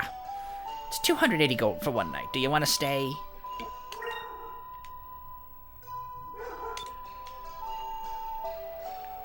He's reading his cheapo bestsellers. Can't remember which one. It's been a while since I played Dragon Quest 1. That was March of 2020 that I played Dragon Quest 1. Or that was when I started it. Finished it shortly after. I would definitely recognize the music if I heard it, but I can't hear it off the top of my head. Especially not while other music is playing. Hey, dang, a treasure chest. Damn, I guess not. It's just being used as a toolbox. What is this place? Oh? Oh, that was pretty sneaky. I was not expecting that. Whoa. Clear ceiling. Valuan Uniform 3. Huh. Another degenerate ex-Valuan soldier. Just looking at this fortified lighthouse, you can see how important this city was to Valua. But now it's nothing more than just a giant tower of metal, broken cannons and all. Well, I suppose people are the same. If you're not constantly brushing up your skills, you'll start to get rusty, just like this old tower. Nice boots. Well, we're the same as the scrap metal you see here. Nothing but useless rust. Damn you, you big piece of junk. Okay, have fun. Oh boy, MN. What the heck are you gonna do there? What are you getting there?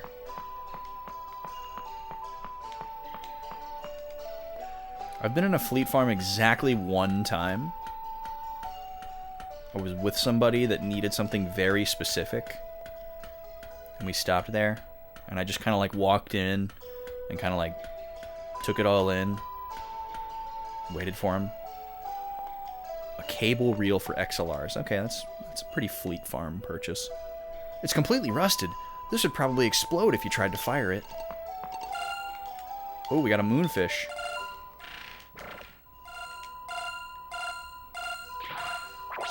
Got him. Okay, we're gonna mark that off.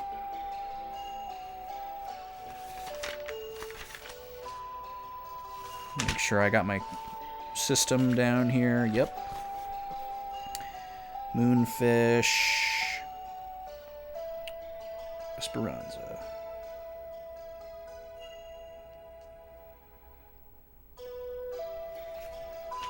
If I really wanted to be thorough and crazy, I would write down where I found it. But given that most locations only have one anyways, I think I'm okay. Yeah, that's a good call, MN. It's a good call. Oh, it's the overworld theme. It has that really common chord change.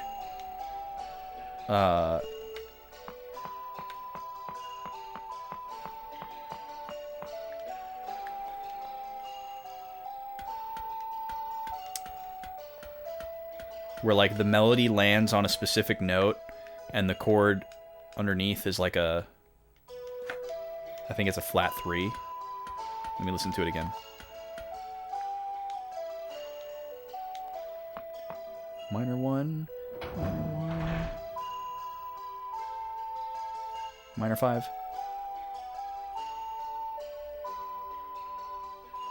Yeah, it goes from flat 3 to dominant 5. And the melody note is a 5. Very common trope. And I feel like that song from Dragon Quest probably has the same type of motif. campfire indoors? This is an interesting way to cook food. All of our problems are from foolish people who try to follow their dreams but fail. Just keep your feet on the ground and you'll be all right. What is she doing? She literally patting herself on the back?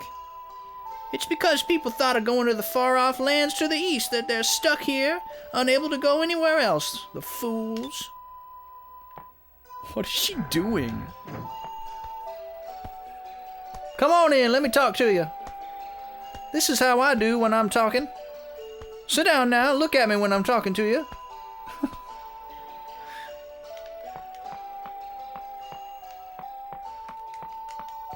The song is very Dark Cloud, too. This, like, harpsichord-y guitar sound and the natural minor. It's very Dark Cloud. It's a gas tank. There's a date stamp, but it's partially rubbed off. Looks like it's empty, though. Well, it's all rusted up, too. That's a pretty old box. There's some drinks and canned food inside, but I don't know if they're still any good.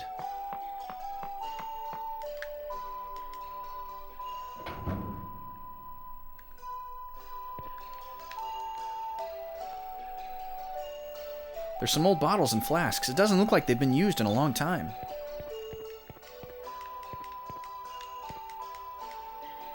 A gas tank, huh?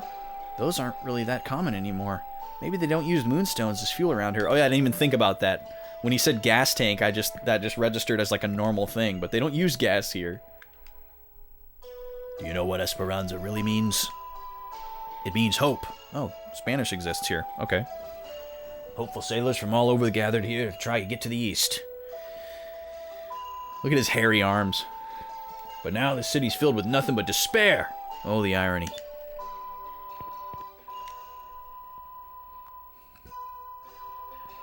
You're not from around here, are you? Actually, we just came into town and we were wondering if someone here could help us.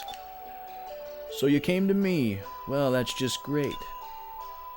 By the way, the name is Dawn. Now ask me your question and be on your way. What a weird mix of personalities. He's like just introducing himself casually, but then just like also being brusque. Like, yeah, nice to meet you. My name's Don. By the way, hurry up and get out of here. You know that sky rift to the east? How do you get through it? Whoa. That is spooky. So, you're looking for a way to cross the dark rift, eh?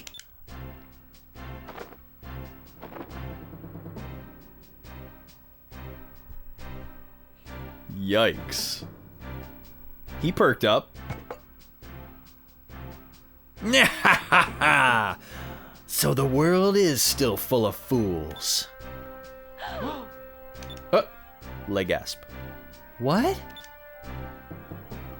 Are you kids serious? You're trying to cross the dark rift? They don't stand a chance. Someone better tell their parents where they are. Kid, that's no ordinary sky rift. Everyone here has hairy arms. During the war, this cape was discovered, and this city was built. This place is the edge of the world. If you try to go any further east, you'll be killed. Hundreds of men, good men, have died trying. But there's always a few fools that don't heed the warnings. The Dark Rift usually claims them. Some of the best sailors from all over the world tried to cross the Dark Rift. They came from everywhere.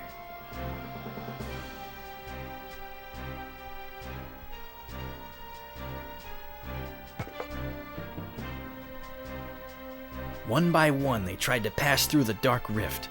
All of them failed. The ships that enter the Dark Rift are either pushed away by the winds, or they get sucked in, never to return. My crew and I lost our ship. We were lucky to survive. After a while, sailors stopped coming. All we do now is sit around here and wait to die. Why can't they leave? Why can't they go back to like the happier side of the world? Why are they so resigned? Some things are just impossible, kid. Why don't you just go back to wherever you came from and have your mommy tell you bedtime stories? This man is so hairy. What's wrong with you people? You've thrown your lives away. Don't you care about anything? Vice, let's go. We're just wasting our time here.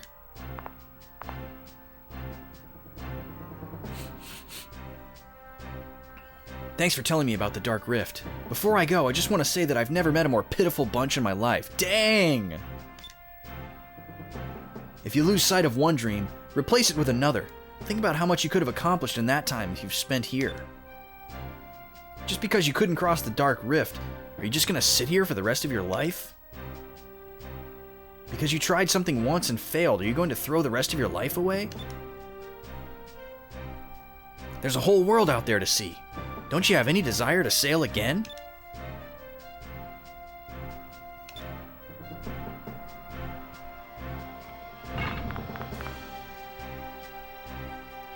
The more you relate. Oh, don't say that, Emin. Fina, what is it? Vice, Aika, come to the port quickly. The Armada is coming. Oh, great. Man, I didn't expect this guy to be the story trigger. What? What are they doing here? Aika, let's move. We should hurry back to the port. Dang it. Oh, except I'm not forced to go back to the port. So maybe I can, like, shop or something. Ah, welcome, welcome. Would you like to see my wares? Yes, I would. Ooh, 29 more attack points for Vice. Nice. Boomerang for Aika. Dakat's Tunic. Pretty good. Protects the user from blue magic. Interesting. Valuans are yellow, right?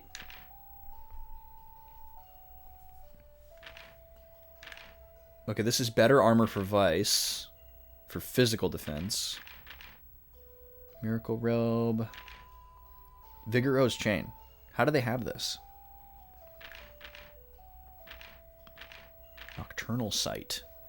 An enchantment that allows a fighter to detect targets at night? When has that ever been a thing? We should definitely buy some of these.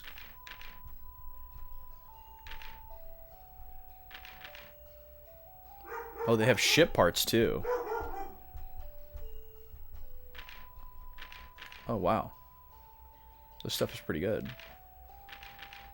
Our current attack is 220, and this would bring it up by another 120. That's pretty insane. And we could very well be walking into a ship battle here, and not a regular battle, so... I don't want to lower my accuracy by 25, though. I don't like that idea. Increases magic defense.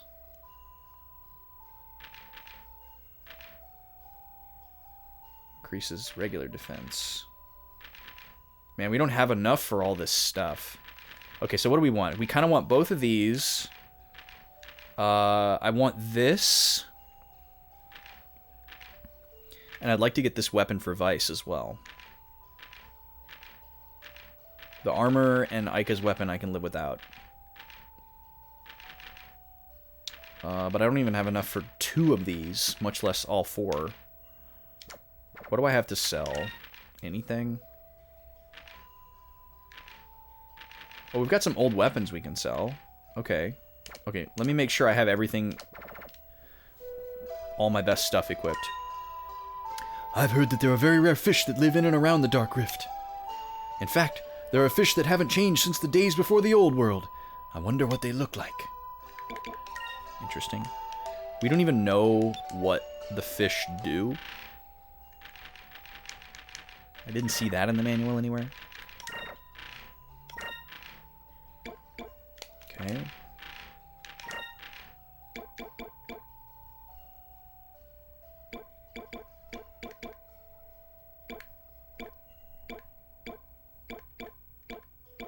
Not worth it.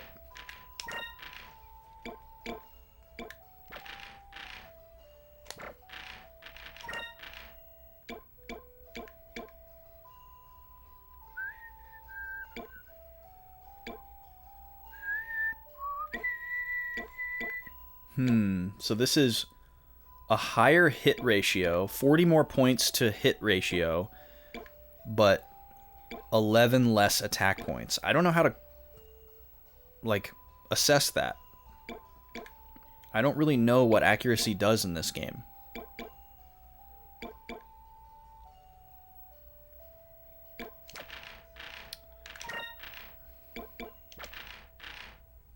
Oh, she has no accessory on. We need to fix that. She uses a lot of magic, so increasing her will is probably a good idea. What's Vice's defense, just as a reference? 252, 237. Okay.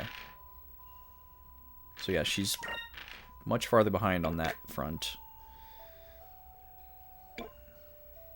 Defense, magic defense, especially to purple magic, and protects against silence. Protection against silence is the best thing about that, for sure. 5 points. I mean, come on. So the only thing that we have that increases will is this item, Lover's Ring. Increases magic defense and will. We'll do that for now, I guess. We could certainly do better. Okay, Fina. Fina only uses one weapon, so that's easy. It is nice to have one character that we don't have to buy weapons for. Oh, she's also wearing a Lover's Ring. That's probably a good idea. And then Enrique. He still has his default weapon and armor. And actually a default accessory as well. Okay, so I can sell everything that I have.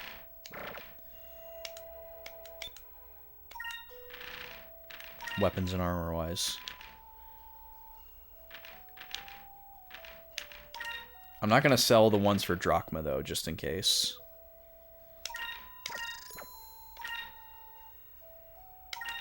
Maybe I should keep this Grendelwing, too. I don't know. Well, I'll look at the one that's for sale. Let's see here. Oh, Gilder's Mail is worth a lot.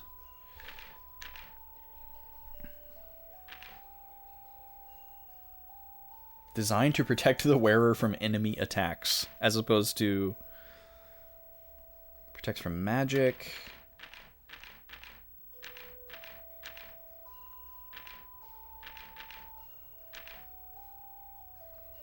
Oh, we found 3 Valuan uniforms. I see. What is the point of these? This seems like something that we would use in like a mini game where we have to like sneak in somewhere. Because their stats are trash. So is that like a special item that I might need for like a side quest? It seems unlikely.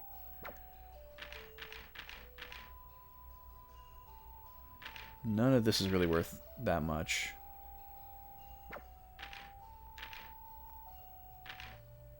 A lot of this stuff is valuable, but I'm not good at assessing it.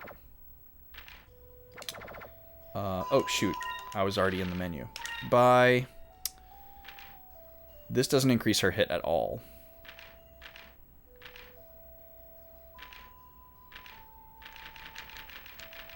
I guess I could save Scum. I could go and save, and then once we know if the next battle is a ship battle or a regular battle, I could reload my save and then come back here and buy the corresponding items. And then I guess we'd really be gaming. In fact, I don't think we even have full health. Yeah, we need to sleep at the inn. I wonder if it'll let me.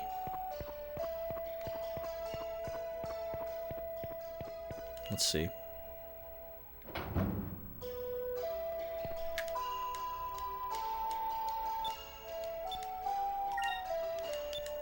Yep.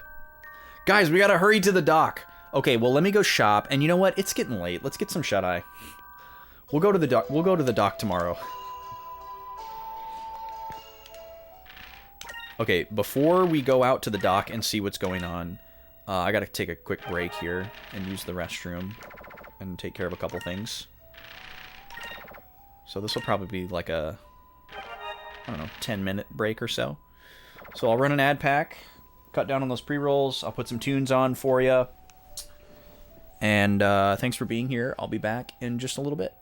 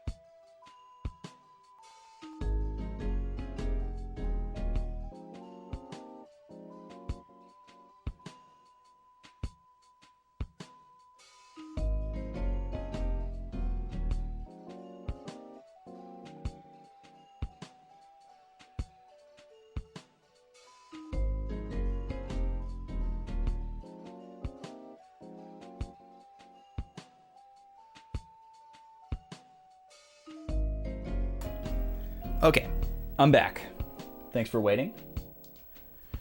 Thanks for sitting through any ads that you got.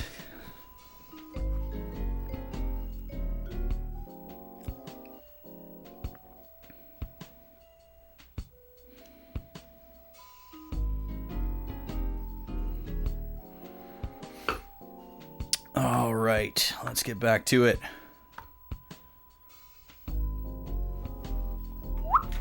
There it is. Let's get the audio switched over. Oh, Taladar coming in with the chord progression here from that Dragon Quest song. Now, are any of these minor chords? Or are they all minor, or are they all major chords? Because this would be a pretty wild progression if they were all major chords. Is it in D minor?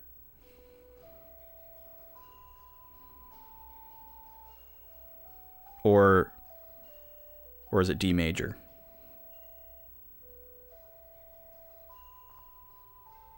B flat to E?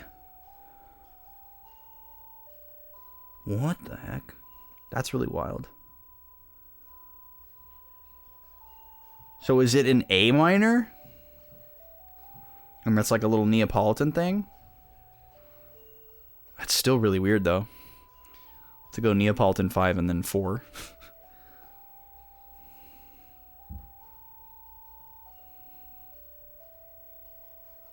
I'm hearing the overworld music from Dragon Quest 2 now, because I made a beat with it. It has this really cool vibe. Okay, so I was thinking about this while I was taking a break, and here's what I think. We just got this brand new big battleship. We haven't done a fight in it yet.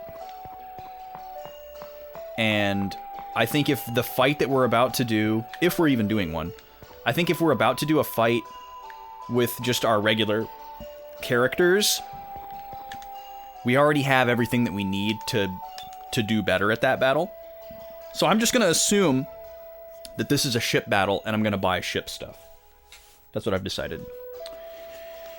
There was a note in the manual here about ship equipment that I thought was very good when I read it, so I'm going to revisit it here. Let the member with high physical strength shoot the main cannon. You will have more power.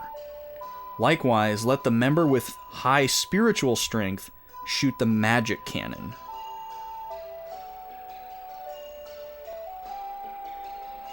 So I wonder if that also means the character with the highest hit percentage should use the least accurate weapons. Let me take a look at my stats real quick.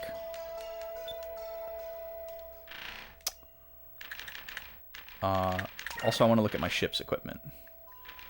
So we've got 4 of the same cannon. Oh, right, because we had different equipment on our old ship, and we haven't changed the equipment since we got this new ship. So I bet we have some stuff in reserves here.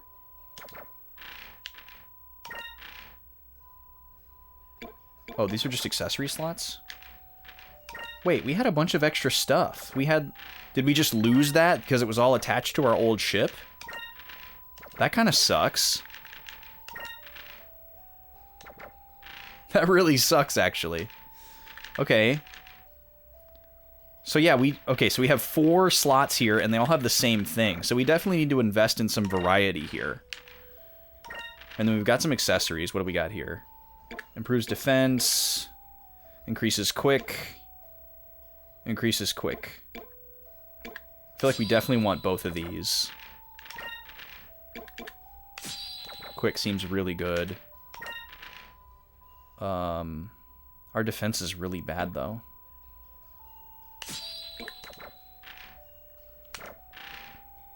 Or maybe that's a good defense stat. I don't know. It just seems low. If it's comparable to the character defense, which there's no way. Okay, now let's look at the ship parts in the shop here. Oh, okay, go ahead. Feel free to retype. And yeah, add like a lowercase m to any of those chords that you think are minor. while you're at it, I guess. Okay. So we have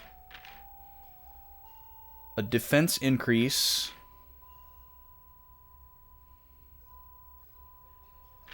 We have a magic defense increase. So really, we would like to get all three of these weapons here. We have a better cannon. We have this thing is awesome. And then we have a torpedo.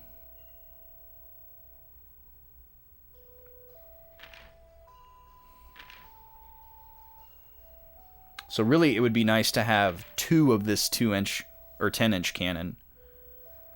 So which one of these is considered a spirit cannon? The magic cannon. How do we know which one of these is a magic cannon? What does that even mean?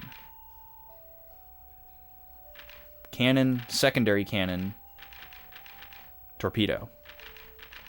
What does it mean by magic cannon? Does it mean like the moonstone cannon? Maybe it does. When we still had the harpoon, it was only Vice that could do it, but maybe now that we have the moonstone cannon, anybody can do it, and we get to pick. And the manual is telling us to pick the character with the highest spirit. Okay, let's get one torpedo.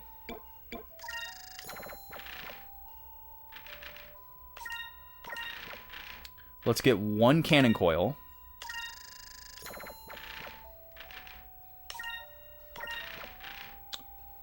And then let's sell...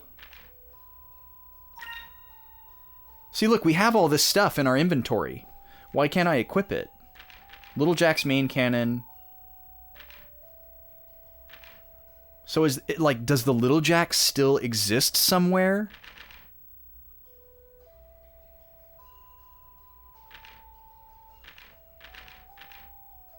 And like all this stuff is still attached to it? Look at all this stuff. Where is all this stuff? Hold on. Hold on. What is going on here?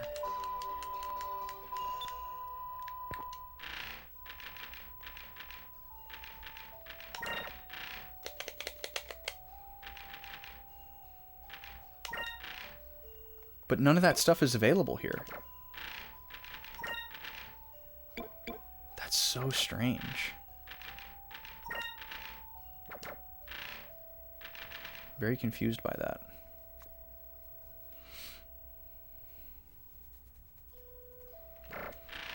Okay, so let's sell those two prototype cannons.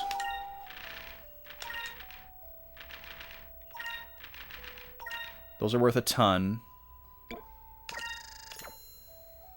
And now we have enough to buy... So, like, I'm not able to use any of this stuff. So, if I can't use it, should I just sell it all? Is that what the game's trying to tell me here? Like, all your old stuff doesn't work anymore? I'll wait a little bit longer to do that since I currently have enough for what I want. Alright, so we're going to buy an advanced cannon. Put that right here.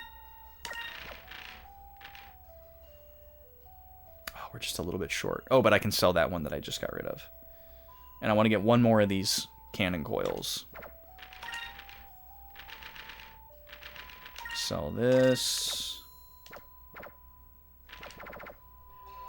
Oops.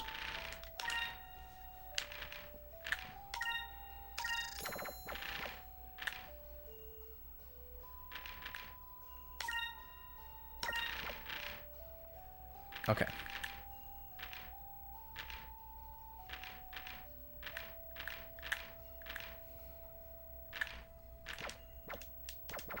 Hopefully this pays off.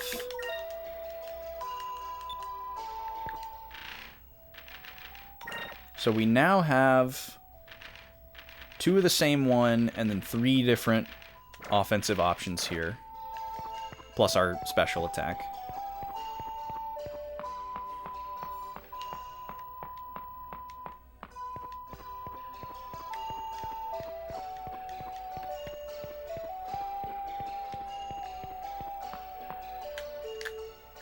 Luckily, the Armada waited for us.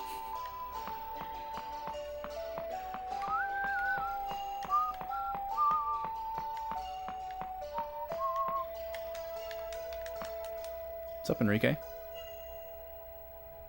Ah, Vice, you're back. I think you need to see this.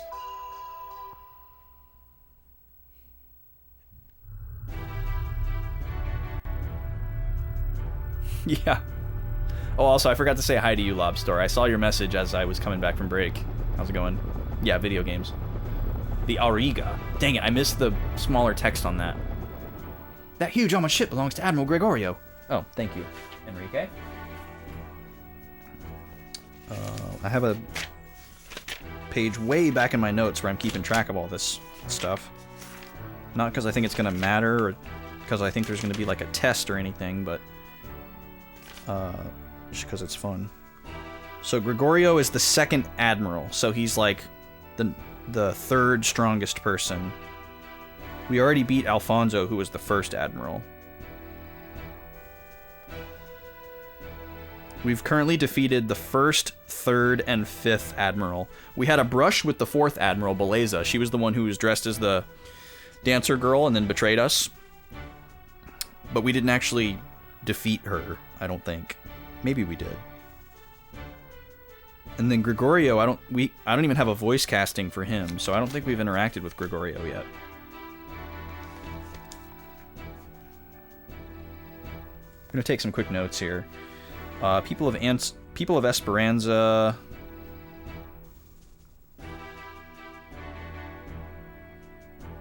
are downtrodden.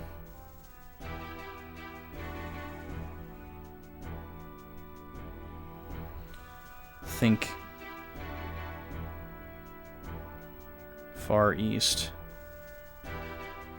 is unreachable.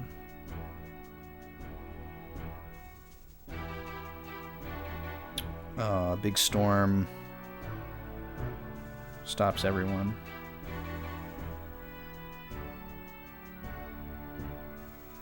And then Valua attacks.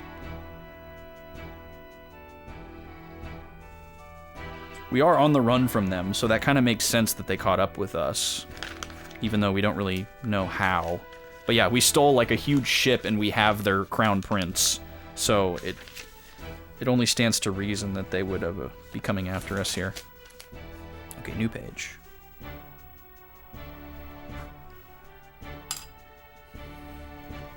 Oh, I'm gonna put parentheses here, Gregorio.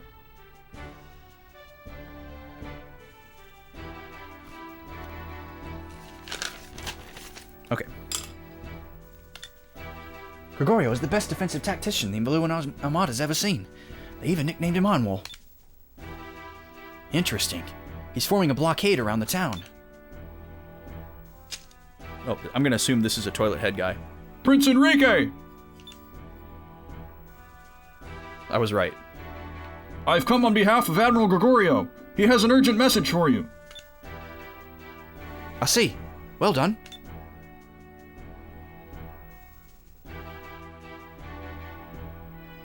I hope my prince finds himself in good health. I heard that you had a change of heart, or were perhaps brainwashed by the air pirates. Empress Theodora has sent me to escort my prince back to Valua, so that he may recover.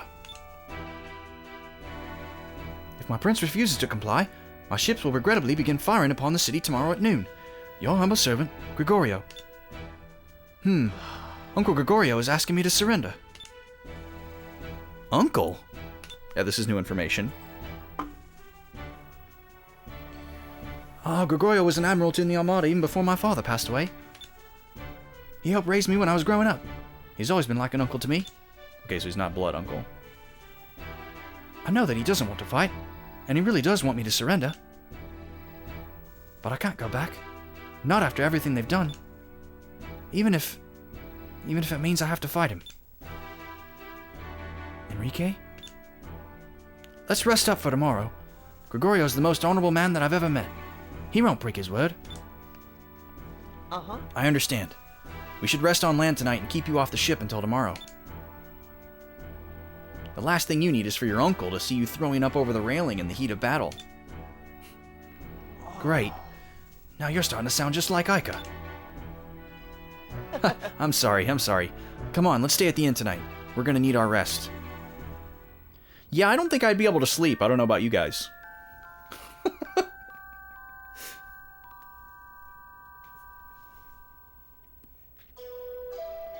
Okay, good. We didn't have to actually go to the inn.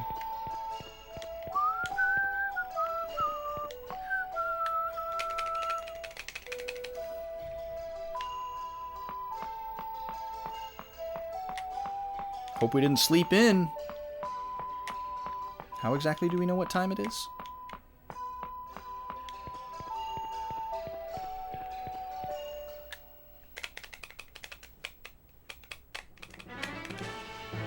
It's time to go fight Admiral Gregorio. It's gonna be a tough battle. Give it everything you've got. Aye, aye. Hey, you aren't actually going to fight against the Armada, are ya? Huh? You're planning to fight Admiral Gregorio by yourselves? Dude, have you seen our ship? Yep, that's the plan. I don't doubt your abilities. You don't? Because it kind of seems like you totally do. I don't doubt your abilities, but I used to be a Valuan soldier. I know what the Armada can do. Going up against one of their admirals is crazy. Our ship is the best there is. We're faster than Gregorio's ship, and I think we can match his firepower. But even if you win, you'll never get through the Dark Rift. Like I said yesterday, our ship is the best there is. Our engines are more powerful than you think. And it might just be powerful enough to get us through the Dark Rift. Besides, ever since I was a kid, I've always wanted to see what was beyond the edge of the world. That very edge is right in front of me. I have a chance to do what nobody has ever done before. I have a chance to make history today. If I said that I'm not scared, I'd be lying. But I won't let this opportunity pass me by. Wow, you're kind of like selfishly taking everyone's lives into your own hands here, Vice, for your pipe dream. And you're also kind of like putting the cart before the horse. Like, we're being attacked by a really, really strong guy, and you're already thinking about like what you're gonna have for dinner after. The chance to fulfill my childhood dreams lies right in front of me. You don't expect me to just give up, do you? Yeah, I suppose, then. No matter what I say, you're not going to listen. This guy's face. The Dark Rift is a giant vortex. If you can get through one side, you'll reach the eye in the middle. It's rumored that the eye is calm. There are other calm pockets along the edges of the Dark Rift. If you find one of the pockets, you might have half a chance. Uh-huh. I see. Thank you. I'll come back here when I'm done. I promise. Wow, we are just oozing with confidence here. Kid, you're just like me when I was your age. Now I'm a raging alcoholic with no prospects. Oh. Admiral, the Delphinus is approaching. It is moving into attack position. All right, what is Gregorio going to sound like? He's like older. He's defensive. He's a tactician. We've already got like a couple other old white-haired guy voices. So he's got to be different. Where's my cast sheet?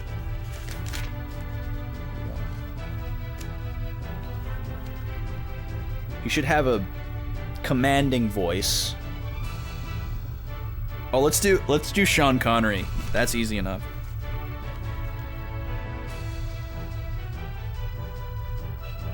Like Indiana Jones 3, Sean Connery. Oops, I wrote that in the wrong spot. Shoot. We're not gonna voice Beleza as Sean Connery. That would be funny. I'll have to get some white out for that or something. Some yellow out. My orders were to bring him back alive, or kill him if he refuses. We must do everything in our power to take him alive. All ships, prepare to attack. The Delphinus is the Armada's most powerful ship. Our adversaries may be young, but we can't underestimate them. Oh, our ship's all blue now. Yo, it used to be just gray. Vice, the Armada's getting ready to attack us. This is it. Everyone man your battle stations. We've got to get past Admiral Gregorio's defenses. We will defeat him. Then we'll get through the Dark Rift and reach Yafutoma. Let's go! Aye aye! Alright, I was right. It's gonna be a ship battle. We named the dog Indiana. That's a really good line to pull out, Emin. I'm impressed. Air pirate scum! Hand the prince over! You'll pay for kidnapping and brainwashing him! I love how they assume that he's brainwashed because he's against their authoritarianism. Okay. I forgot to check who has the highest spirit. But I'm assuming it's... Actually, I really don't know who it is. I should have checked. Alright, let's do this.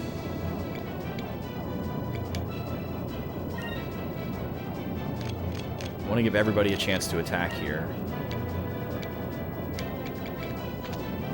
Incrum might be a good idea. Maybe we wait one more turn to do Incrum, because this one only lasts for 2 turns in a ship battle. Double speed.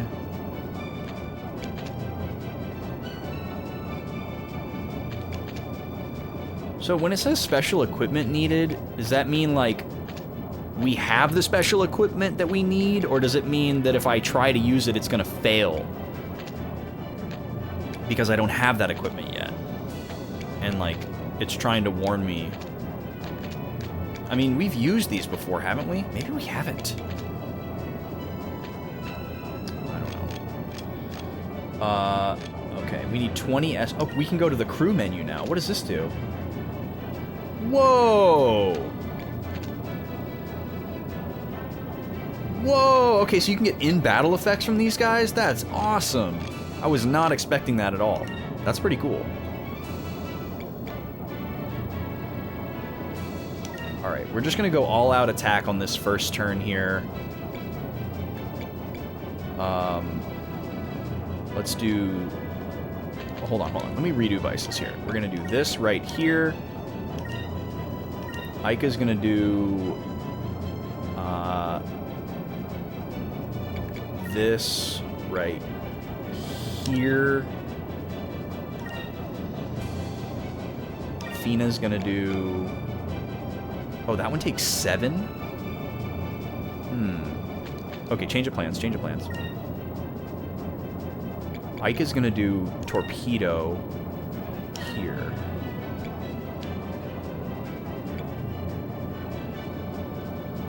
Perfect. And then Fina is gonna do something that's not attacking. Well, let's have her... We can have her guard at the end, I guess. And then Enrique is going to do this right here. Oh, wait, no. Fina's gonna... Never change of plans. We'll have her focus right here, and then... Boom.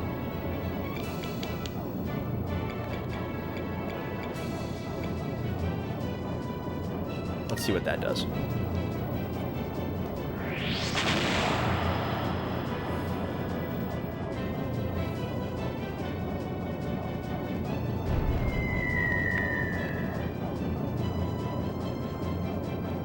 Did that miss?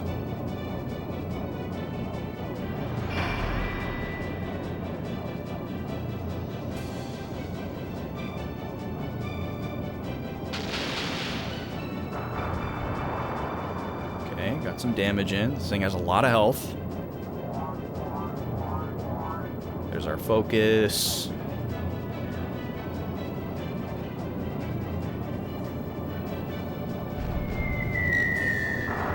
Oh, okay. I just wasn't looking in the right spot for the amount of damage we took. I think it did miss, though. Dang it, that missed.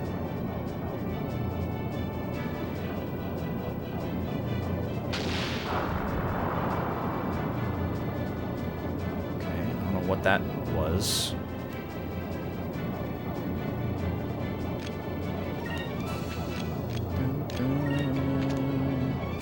Protect from fire for full turn. So what does that other icon mean? Is that when they attack?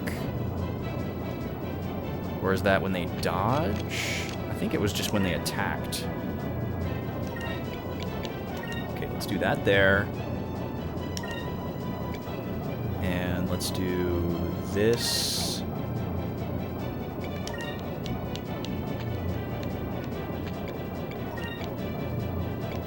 Here. And then let's do another focus.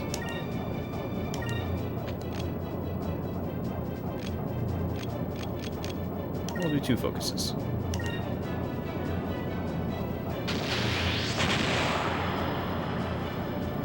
Cannon missed again.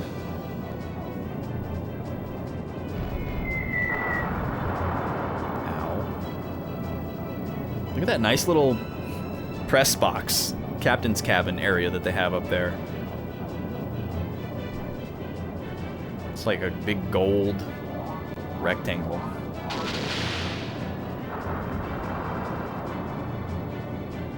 Oh, that's the 10-inch cannon from the previous turn. Okay.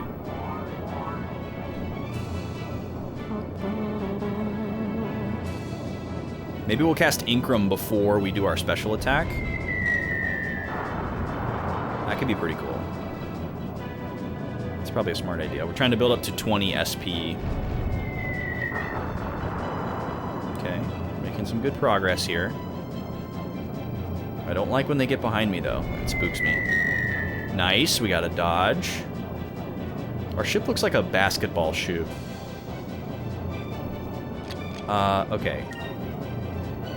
We've got 20. So here's how this is going to go. How much does Incrum cost?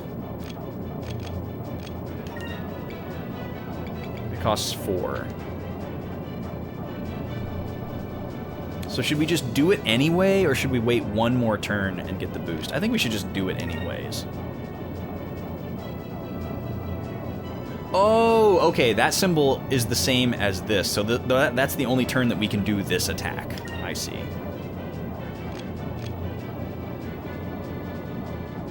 I see.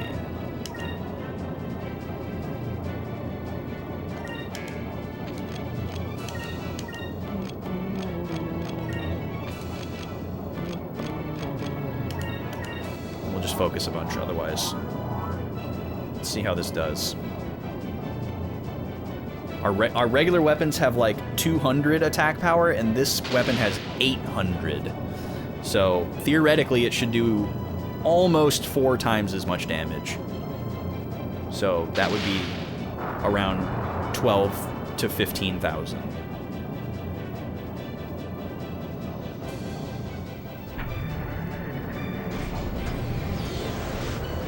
Whew, look at that thing. Good lord. How's there no recoil on that?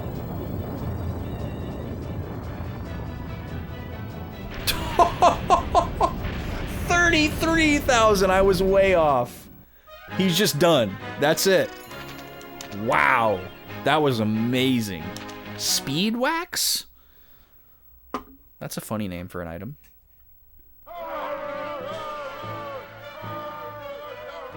Listen to them.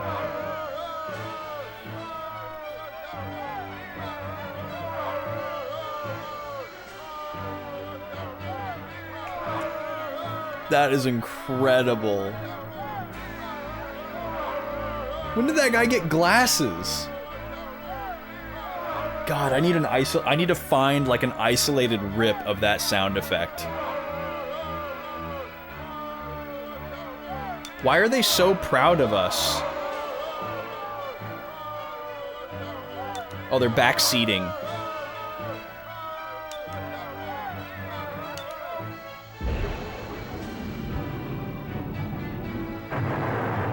Uh-oh. Oh! Dawn. They still need to get past the next line of ships. They still have a long way to go. Oh! Dead. Concussion. Oh, we have another battle?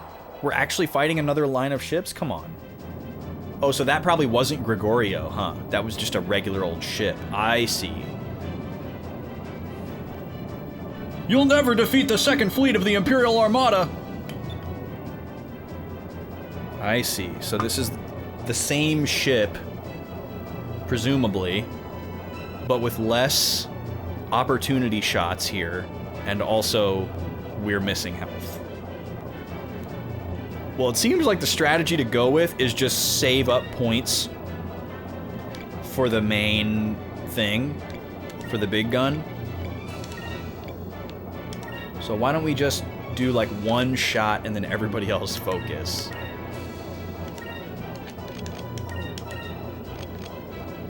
And then maybe a defend, I guess. I don't know. I don't really know how the guard works in this one. I think you're supposed to guard on the same turn that they choose to attack, and maybe it like lowers their accuracy.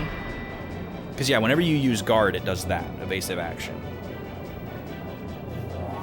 But I think it only does anything if they attack you on the same notch of the turn order. I don't think it's like in a regular battle where like you block until your next turn and like every attack that hits you is reduced. I don't think, that doesn't seem to be how this works, but I could be wrong. The game doesn't really tell us. All right, we scored a hit, not much.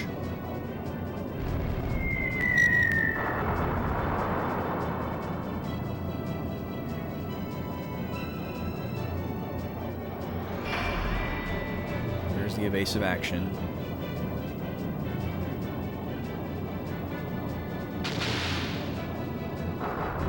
So yeah, I don't know, maybe that was reduced damage. Or maybe it just had a higher chance to miss. Alright, we're able to shoot our cannon on the next turn. So this turn we should heal and cast Incrum. And then we can use whatever else after that we want. Should we use an item to heal? 4,000, 8,000. Yeah, we'll just use one of these. Let's have Vice do...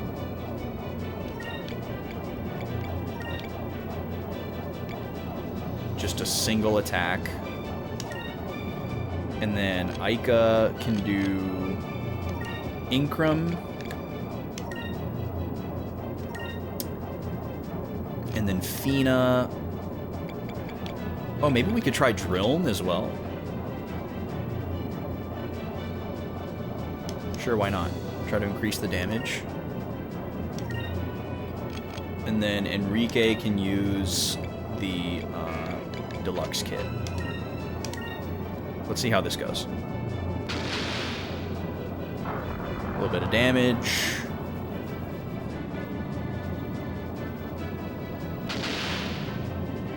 Nice, we got a miss.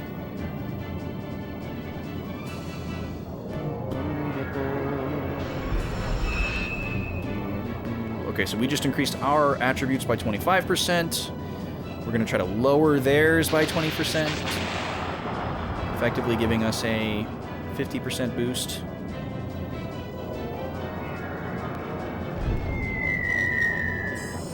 We got it. Okay, we landed it. Nice. I think that has a chance to miss based on the animation. Okay. And then here comes our heal. Excellent. Alright, now it's time to shoot the big gun.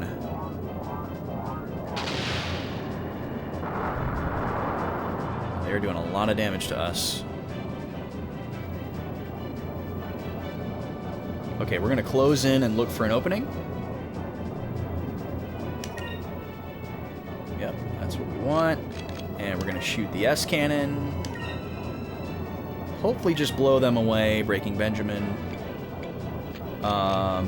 But we do need to heal if we get the chance. Probably twice. Because there could be... I'm assuming there's going to be another fight after this where we fight the actual Gregorio.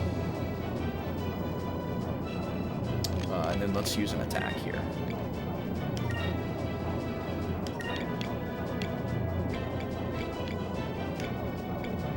So why does that last one not cost any extra? It's kind of interesting. I also don't understand what this is doing. Is this allowing me to attack multiple times, or is it just delaying when the attack happens? Because if this is when the attack happens, I want it to happen on this turn, because that little CS or whatever that is an advantage. So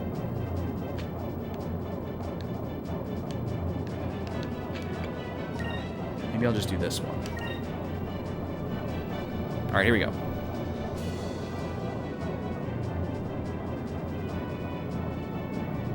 Here we go, big gun right in the butt. Shoot him right in the bard. Right in the arse. Cannon, fire!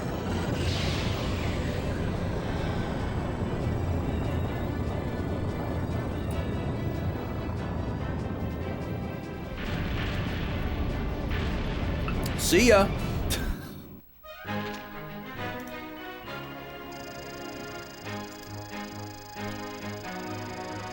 Oh, I didn't even... I saw the bot disconnect earlier. Let me see if it died and I need to relaunch it. No, it's working. And you are looking lovely, chat, as usual. A shredder bomb? What is that? All right, we're doing great.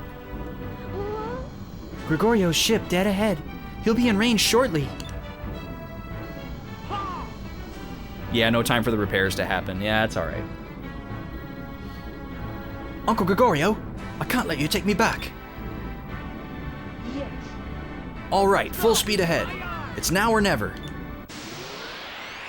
3 fights in a row. This is kind of intense. Oh, special music. Oh boy, look at this ship.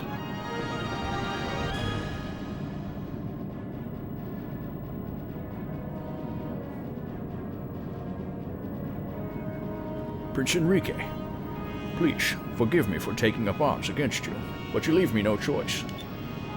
I will not allow you to escape. You will not get past the Auriga. That is a formidable looking ship. Aw man, we have to waste all these advantages on the first turn to heal? I guess we don't have to. Let's take advantage of these. So we're gonna go like this. I wish I knew if that was 3 shots or not. I'm pretty sure it's just 1 shot though. Need to experiment more in a lower stakes battle. Aika, you can do this. Or wait.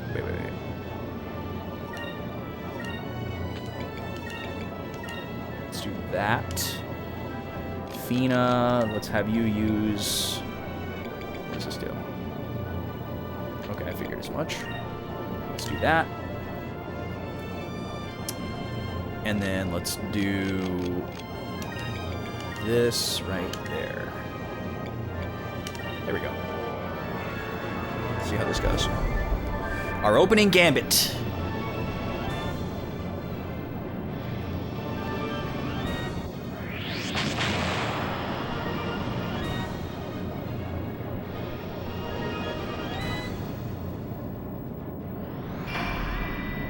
Okay, he's trying to dodge. He thinks he's a smarty.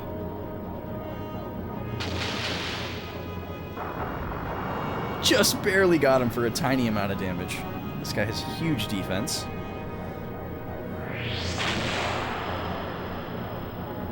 So once again, our strategy is just going to be charge up the big gun.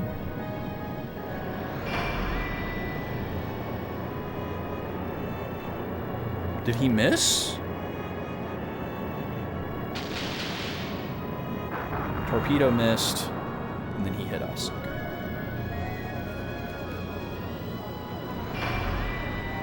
Oh, and then he wasted a dodge at the end. That's nice. As I stated before, Gregorio has been nicknamed Ironwall by his peers. He's the Armada's best defense tactician. I've heard that he sets up a tight defense and waits for his enemy to make even the smallest mistake. It is then that he attacks. Okay, Okay, so on that red square, we need to defend. Pretty simple. So we're just going to start working towards charging up here.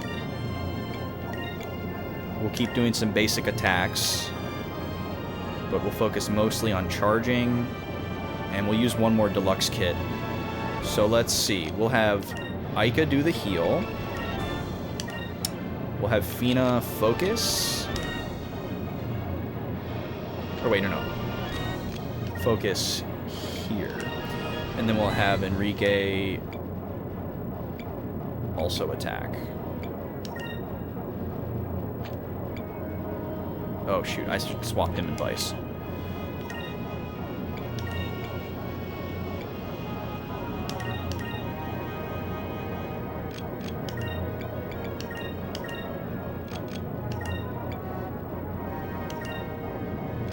So he may hit us really hard with something on the yellow turn. We'll see.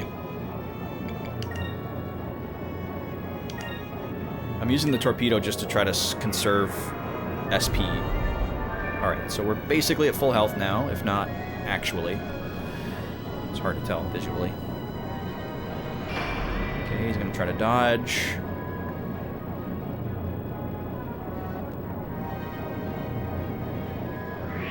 Couple chip shots here.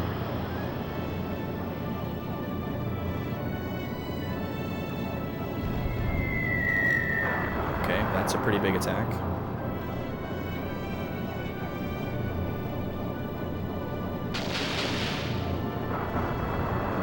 Just little tiny incremental damage there.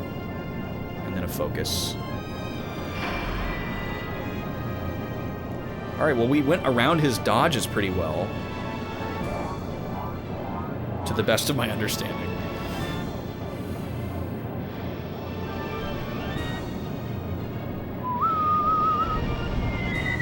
Alright, and then he did less damage that time. I don't know if that's just a range or what. Alright, so now we gotta watch out for his big attack here.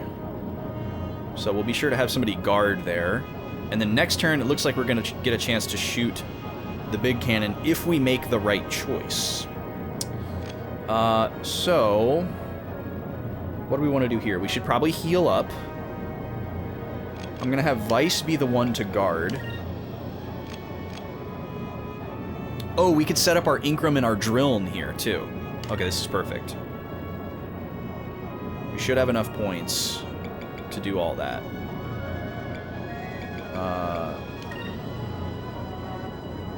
Because we get a couple of points every turn. Right? Yeah. So we're going to heal. We need to Incrum. You know what? I should probably not Drilln just to be safe. Because there's also a chance that it wouldn't even hit him. I'm second guessing myself on whether or not I get points automatically at the end of the turn, so... Oh, we could also just do a guaranteed dodge, huh? I mean, then we wouldn't be able to shoot next turn, but something to think about. Or actually, wait, do we have 30?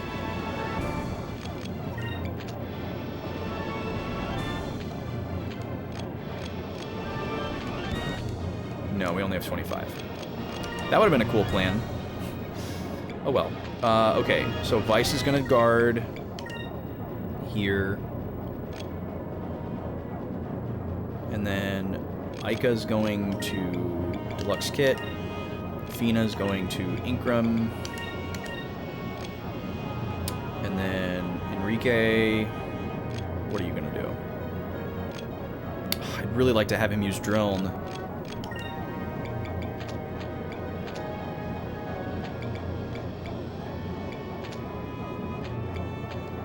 But it's too risky. So what do I do? Have him focus? I guess? Yeah, because this probably won't kill him. Alright, let's see how this goes.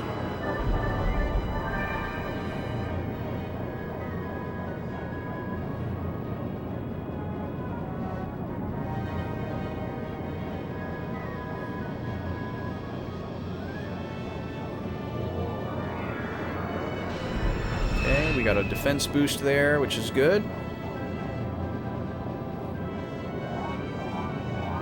He's charging up.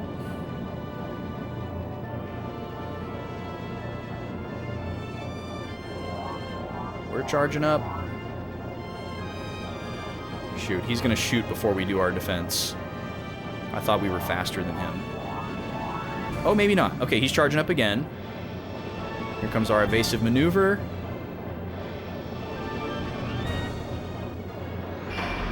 Right before his presumably big attack. Playing chicken here.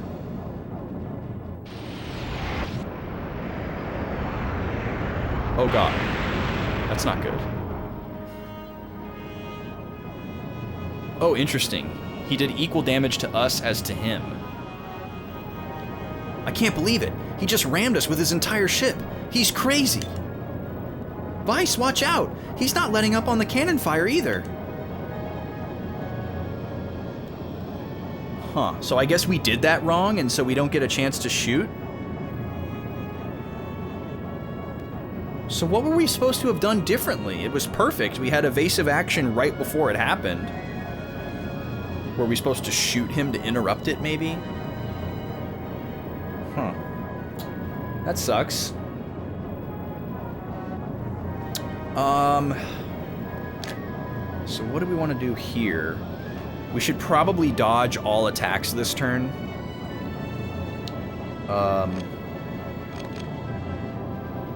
That sounds like a good plan.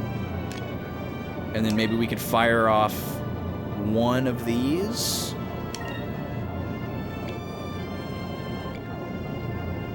Let's try shooting him right before he does that and see what happens.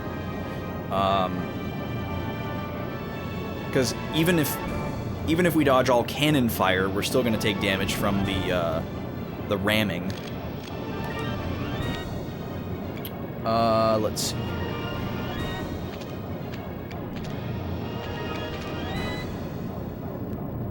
Prevents him from casting spells. Fires a cannonball charged with purple magic. Wonder why we would want to do that. Let's see here. I'm not gonna heal.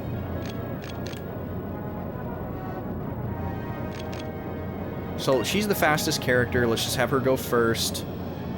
Let's do this. Protect us from cannon fire for the full turn. And then Fina can focus. And Enrique... kind of just want to have him focus as well.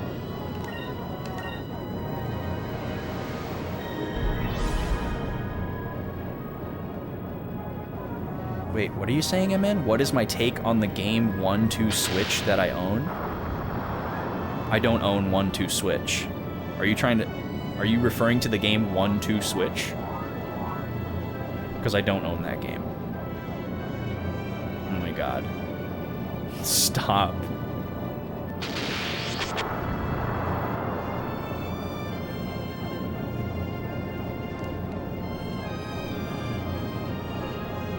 Lost. Okay. Not sure what that means.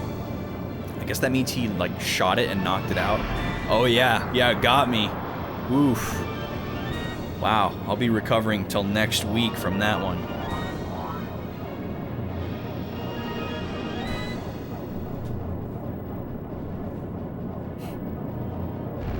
You're dumb, dude.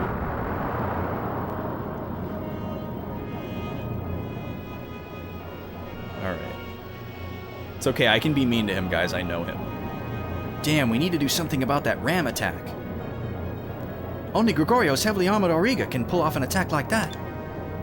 Maybe we can dodge his attack if we can somehow increase our speed. Perhaps we could increase our speed with magic or some other method before he tries to ram us? I see. Okay. But it didn't happen, so I don't know what was going on there. And now we gotta wait at least 2 more full turn cycles before we get a chance to use our big gun, which is clearly gonna be the only way that we can damage him. But at least now we have a ton of stuff to work with. Now, as I feared, we can only do this once per battle. Double your spirit points for 1 turn. That's incredible. Okay, so we need to increase our speed, which we can do. Quicka. We just need a Quicka before his next red square. But until then, I guess we're just going to keep doing chip damage, keep our SP up. So let's do this here. Let's do...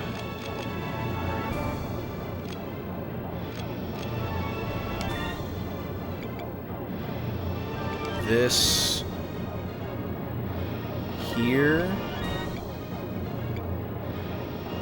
Oh, actually, let's do this like that. Maybe that's a good idea. And then Fina, you can do a focus, I guess. And Enrique, you can do this guy like that. That might be kind of interesting. You appreciate the hate. Yeah, that's true. You're so content brain now that you want haters. Follow's a follow, man. A viewer's a viewer, even if it's a hate watcher. Take it all. That's MNRG these days.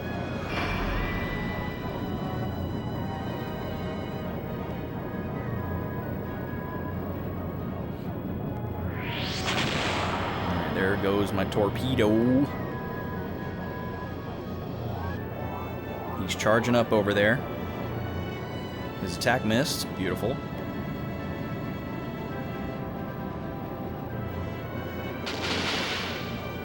We got a hit.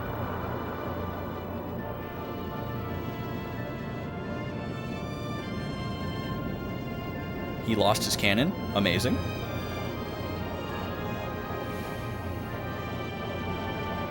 Okay, so next turn he's gonna try his deal. So let's do one more attack here. We'll do a big one. And then we'll do...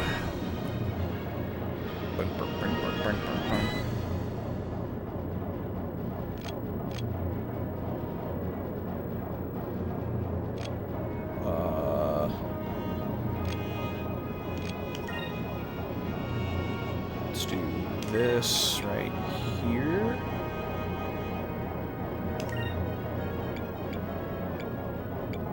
See, that doesn't cost her anything. What's up with that? Okay. Don't know what that means, but I like the way it looks. And then Fina's gonna charge up again. Enrique. What are we gonna have you do, man? Another torpedo? Yeah, sure. Another torpedo, like that.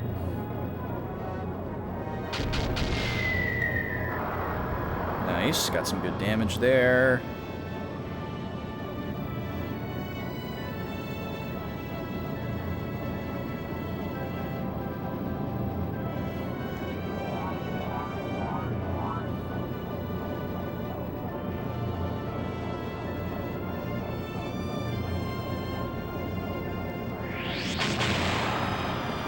Man, a lot of his weapons are just gone, which is great.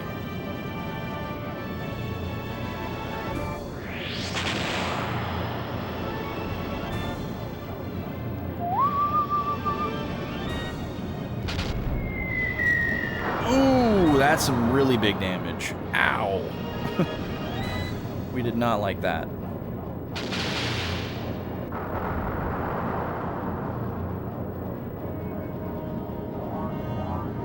Okay, he's charging up. Ooh, and another 4K. Ouch. So we're gonna have to heal twice next turn for sure. Okay. Here's what this is gonna look like. We're gonna go... Deluxe kit right there.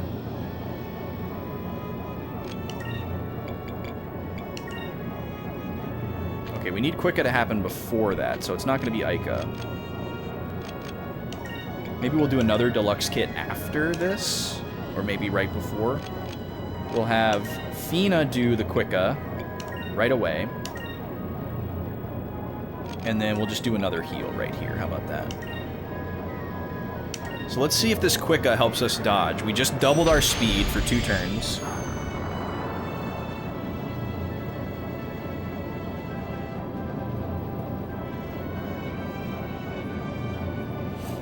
So it looks like choosing that arrow does like spread the damage over those turns evenly. It doesn't just move it to a different turn, because we just did another 1500 damage.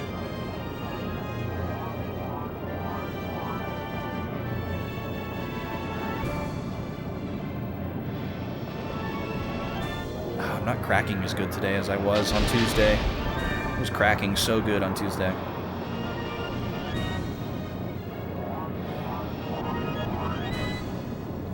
Boy, he's charging like crazy.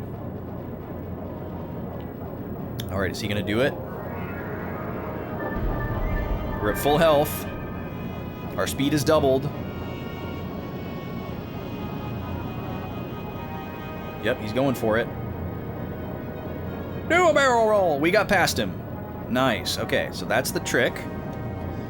There wasn't really any way we could know that the first time, which I guess that's what the game wanted. Yeah, we dodged his ram attack. Now he's gonna pay. The enemy vessel's wide open. Let him have it, Vice. Alright, we've got plenty of points. Oh man, if we had 40 points, we could shoot him twice. That would be something. Here's what we're gonna do. We're gonna have Vice actually do a regular attack after the cannon. Aika is going to go first, and she's going to use Inkram. Fina is going to shoot the S cannon, because I believe she has the highest spirit. So theoretically, she should do the most damage. And then Enrique, what are you going to do? Focus. If I would have known we were going to get 2 opportunities to shoot, I would have saved up a little bit more SP to try to shoot him twice, because he would definitely die if we shot him twice. But now we're going to have to wait around for another one.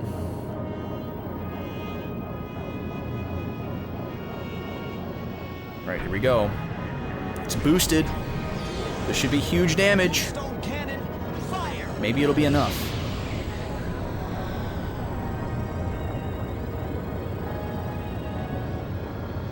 Oh, baby! He's out of here. Whew. No magic experience from bosses, though. That's kind of annoying. Or, no, it's just ship battles. That's what it is. Cool, we got some new ship parts. Very cool. Love that. Any seltzer left? Oh, yeah. A little bit. Now it's going.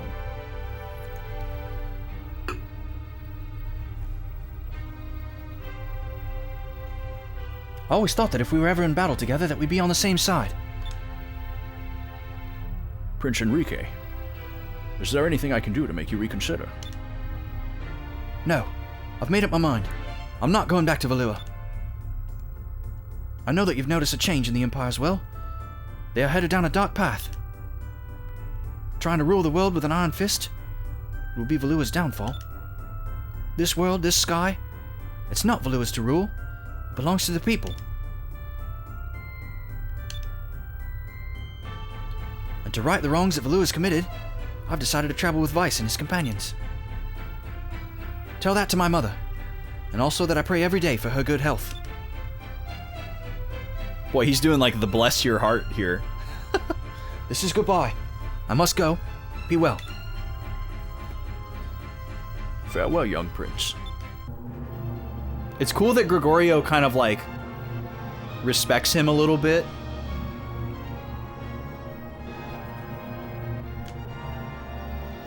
So maybe Gregorio's kind of considering now, like, maybe there is something to that. Those kids are great. They just took out the Armada with one ship. Ha ha ha! They make me feel like sailing again. This stock sound, holy crap. Sounds like a crowd from the Pokemon anime. Vice, you put on quite a show. If you make it back from the Dark Rift, I hope you come back here and take me with you. I can't believe I'm saying this. You hear me, kid? You better make it back. Inspiring the heck out of these people. Look at us go. Making them happy. But we're totally going to ruin the narrative arc here, and we're actually just going to land back in town and go sleep in the town and stock up. That flute is also incredibly dark cloud. I don't know why I didn't point that out earlier.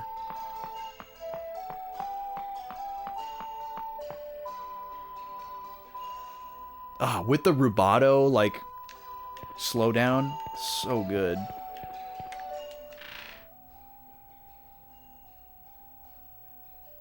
I wonder, does sleeping at an inn heal my ship? It must, right? Alright, do we have enough for that weapon for Vice now? Oh, actually, I should check that new stuff we got for the ship, too. So the 12-inch cannon, is that better than the 10-inch cannon coil? Nope. It is not. It is empirically worse. It's a little bit better than this, but it's less accurate. Sad Dog Island music is why everyone is so sad. Wait, Dog Island. Is that an Isle of Dogs reference? That, like, Wes Anderson claymation movie? I think it's Wes Anderson. I've never seen that, but...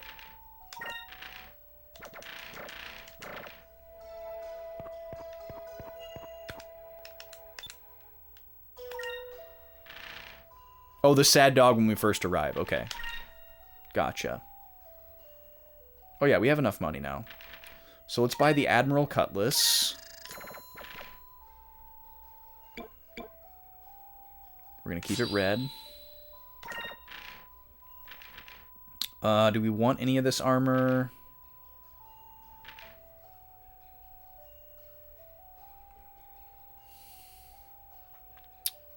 Protects from blue magic. I thought we had one of these already. I thought we had Ducat's tunic. I feel like I should invest in armor for Aika and Fina before Vice and stop having, like, protagonist syndrome. But maybe I should get this miracle robe instead. It's almost as good, and it's cheaper.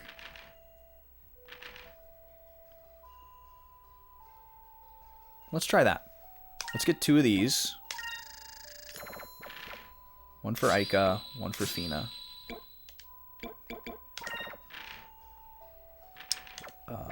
We can sell some stuff. T, hey, what's up? Yeah, I'm wearing my weird t-shirt. I haven't worn it in a while. I'm repping. It's a really comfortable shirt. One of the comfiest shirts that I have. It just fits really well and it's good material.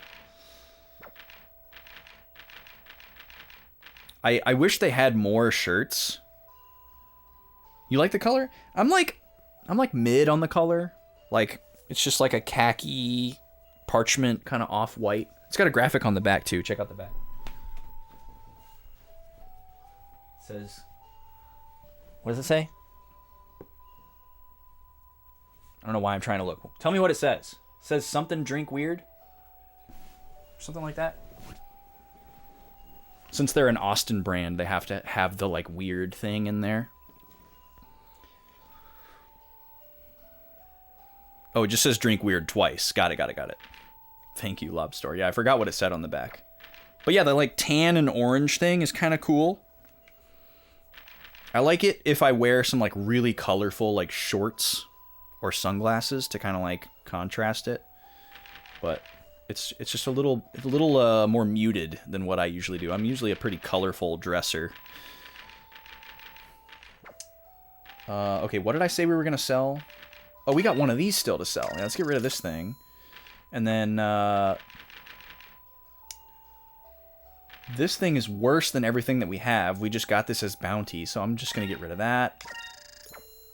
Oh, we need to look at this heavy armor deck. This might be really good. How are you doing, T? Welcome in. Yeah, it's nice that it's not white. I wouldn't have bought it if it was white. I have a number of white shirts, But, like, in order for me to wear a white shirt, it's got to have something really, really awesome on it. I can justify wearing a black shirt that doesn't have anything super cool on it. But most of my shirts are colorful. Especially when it comes to t-shirts. I like my colors. My clothes in my closet are arranged chromatically as well.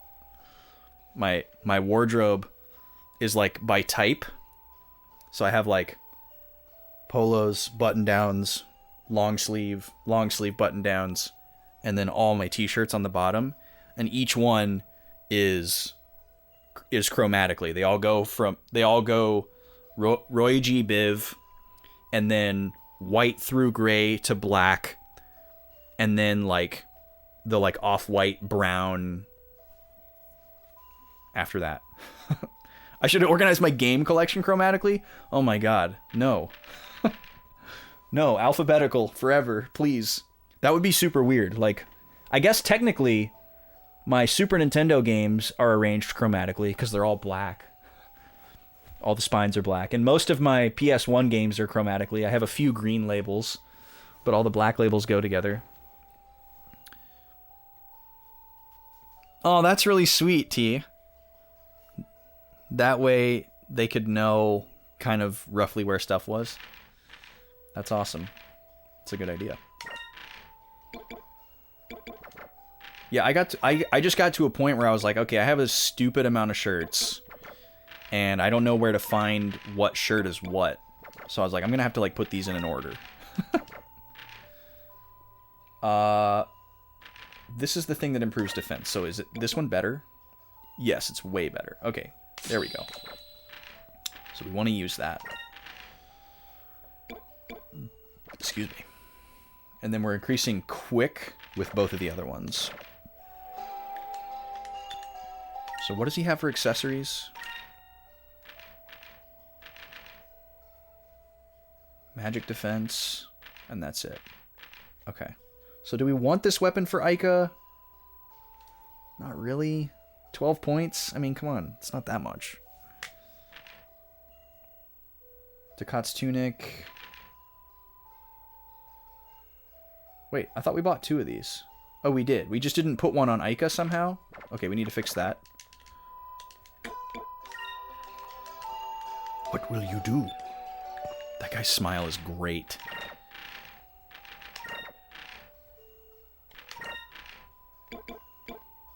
There we go. Okay, back into the shopping menu one more time. You worked at Old Navy, and he would double check with you that he was matching and stuff. Man, that would be really hard to be in that position, but it's great that they had people around them to help.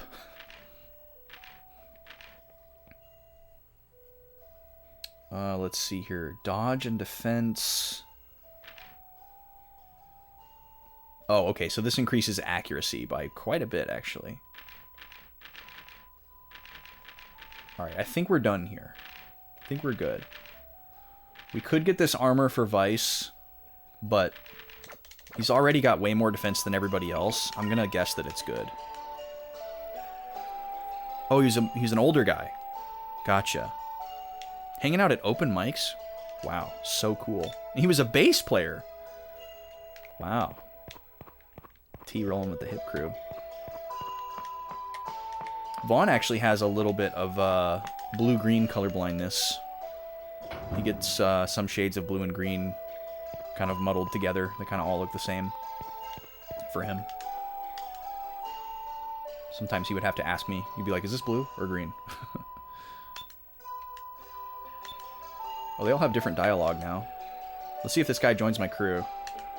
Kind of made it sound like he would. No, he just says if we make it through the Dark Rift, he'll start sailing again. Looking for crew members! You think your brother has it with reds? Interesting.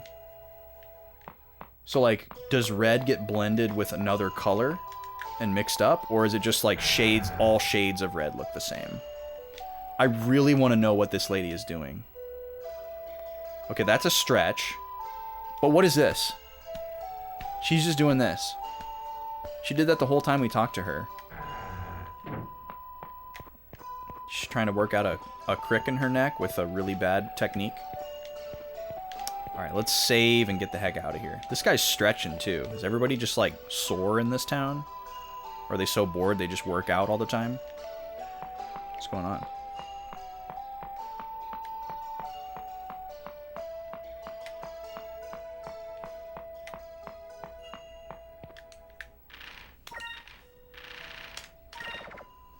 Alright, we'll do our double save here. Signature double save. The my disk drive could die at any second special. Let's see what Luke Dukem over here says. Look at his face! He's got a new face! Is that a smile? I can't believe you actually defeated that old Admiral Ironwall with just one ship. You guys are really something. I don't think I've ever seen a more impressive battle in my life. You sure had us all worried. That face is incredible. He's cheesing. He's like, he's got that hurt smile. Where they're like poorly trained smile. I'm one to talk. I'm not a very good smiler. Can I go in here? Oh, I can. Sweet. There's a guy in here. Sailor from the Little Shack. Yo, Flozax, welcome in.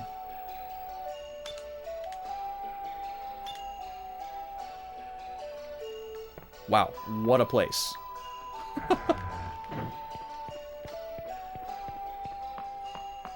That painful smile. Yeah, you know what I'm talking about. I'm just a sailor from a little shack. He's just a poor boy from a poor sailory. Okay, so we're just sailing directly into this? Is that what we're doing now? Is that the goal? And we're just gonna like hit a story trigger when we go over here? Okay. Here we go. Into the Great Rift. Ah!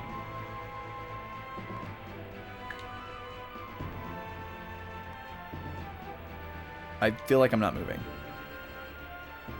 Yeah, I'm not moving.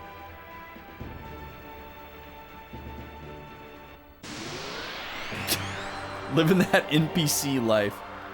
That's what your mom calls you? Little sailor? Oh, it better not be Flozax. Ooh, nice, MN. Saving up to add a game to the next poll? Very exciting. Looking forward to that.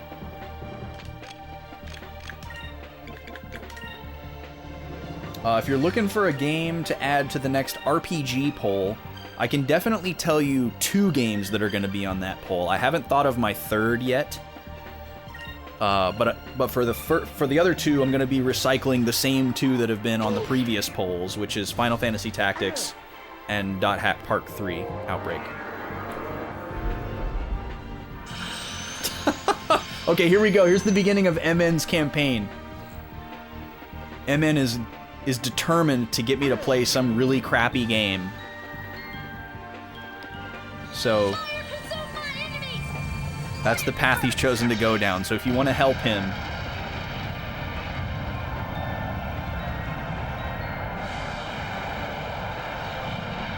now's your chance, I guess.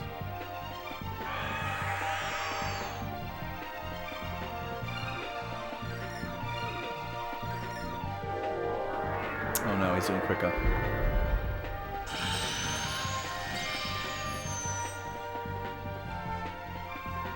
Oh, okay. Perfect.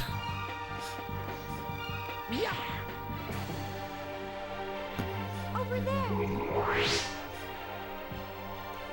The Chili Roll team, they like some weird stuff. It's true. It's true. I'm not saying you won't be able to pull it off. I'm just letting everybody know what's going on. I'm not trying to discourage it. Oh, wait, we got a new... Or no, we've just never used this before.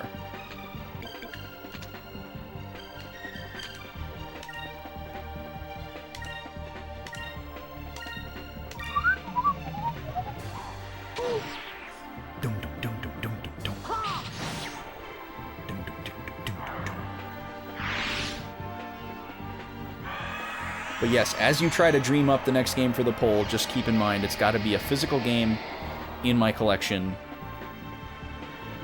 that I have not already completed. Those are the only stipulations. I have to already have it. It has to be physical, and I can't have already completed it. Fire consume my enemies! Which in the backlog spreadsheet would be listed as either new or incomplete.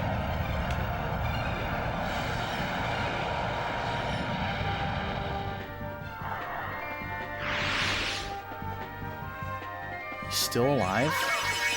Man, this guy's really strong. 600 damage is quite a bit. Especially for an AoE. Okay, we're gonna use our new amazing body part, spell, Sacrum.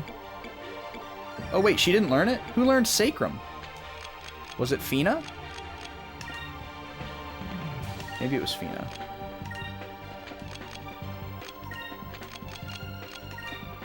Yeah, Sacrum. Here goes! Wait, why didn't... Here goes! Why didn't Vice and Enrique get to go? Is it over already? Did they have like a status effect? They didn't die. That was weird. Oh, there was sleep. I didn't even notice. Thank you, Flozex. Thank you. Okay, let's heal up here. So glad we have Sacrum now. Oh, that's fantastic. Love it. Okay, this doesn't seem right. Like...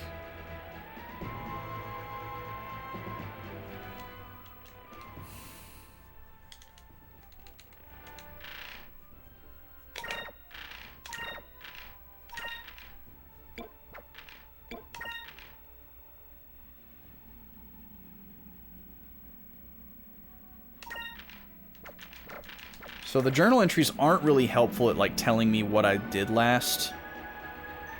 They're more like... It's more like a diary.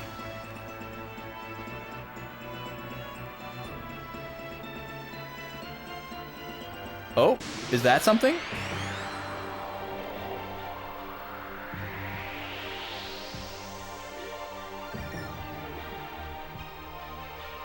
Oh, these guys look new.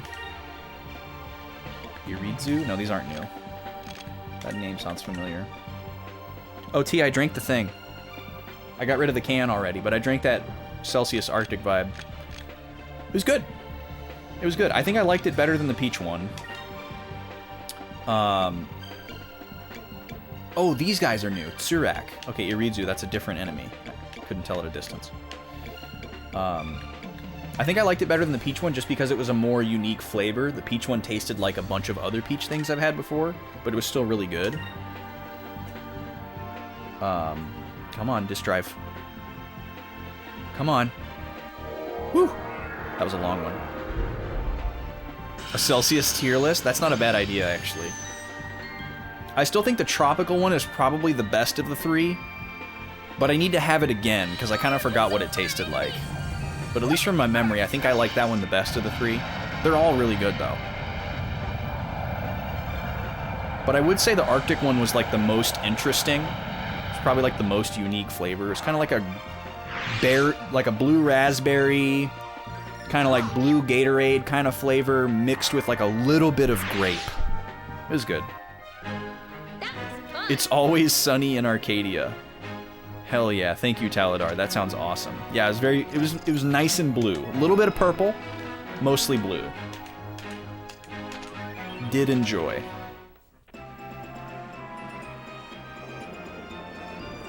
Oh yeah, that's definitely a thing. And then this is a thing. Oh wait, we're inside it. We're in it. We made it. No, we didn't.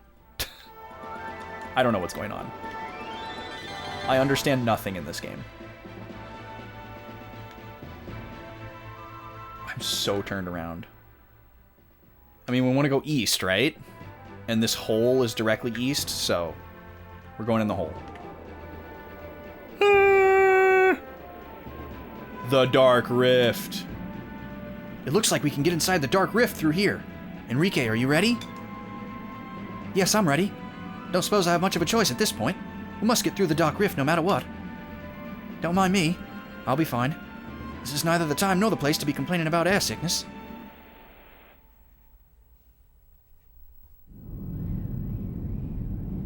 Hello? What is that?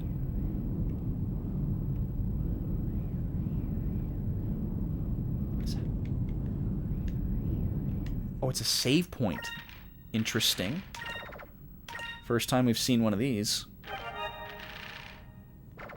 I wanted to, like, pop that bubble and restore my HP or something. Enrique, do you have your bucket? Okay, let's see here. Where are we at? So is this going to be like a dungeon, but as a ship?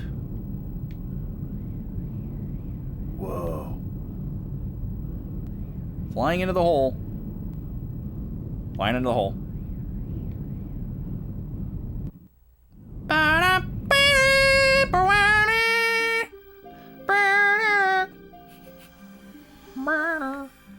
Hello?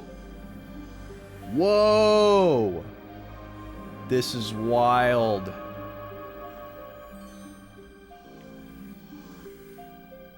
This is wild. This is really cool. This is really cool.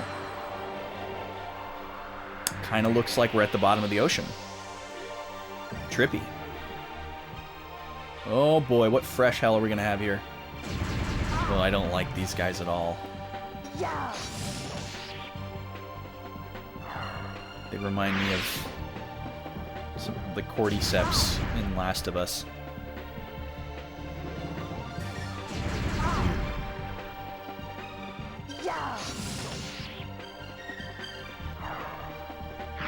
All the, like, really spindly, like, underwater plants, like bottom of the ocean plants, or like spacey plants, freak me out. I don't like them.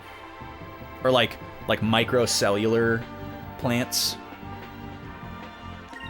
Yeah, we did start watching it, T. We've seen 4 episodes.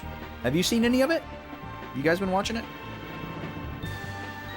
I know MNRG has seen all of it.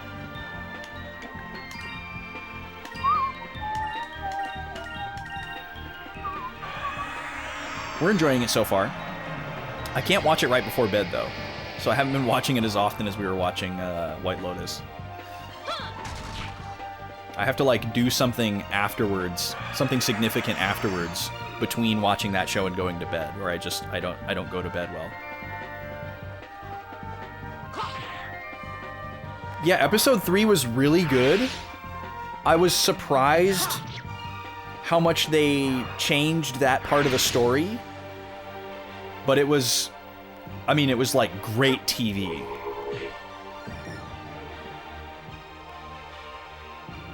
Same watching. Okay, I'm glad I'm not alone here. Yeah, I just, like, I get messed up real easily by, like, really troubling content in, like, TV or film. Like, if a lot of people die, or if there's just, like, violence, or, like, really perilous situations like that, it really messes with me. It really sticks with me. Especially if I'm, like, immediately, like, turning off all of my senses except for my brain right afterwards. Like, my brain just has no choice to just, like, fixate on everything that it's just seen. Need a Kleenex for my eyeball.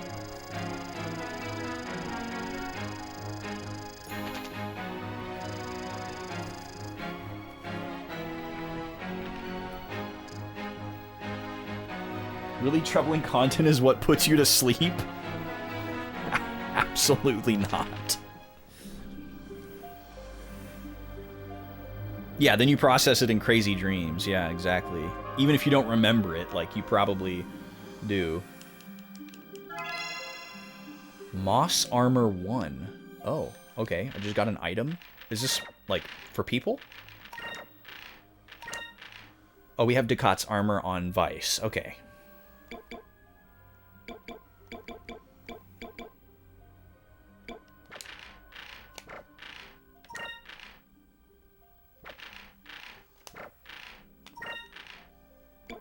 Oh, Fina can wear it. Interesting. It lowers her magic defense, but increases everything else. Yeah, seems like it's definitely worth it. Can Enrique wear it? He can. Interesting. Okay, maybe we should give it to him instead. Because it's an empirical upgrade for him. Cool. That's fun. It's a good find.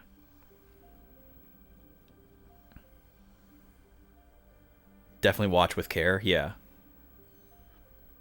Have you seen all of it, T?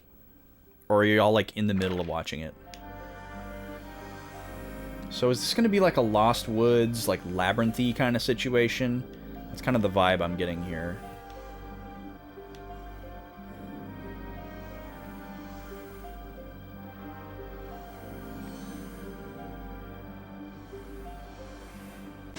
Maybe not. You watched it all. Okay. Yeah, we've only seen 4 episodes. It's a nice blend of, like, sticking to the primary story and switching it up.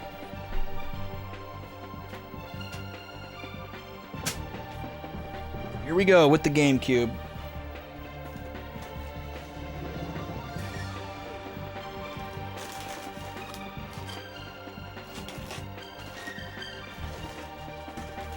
See if we can get it.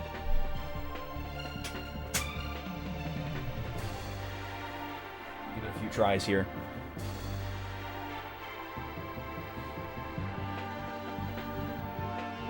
You liked what they did with it? Yeah. I mean, it's obvious that they studied the hell out of the source material.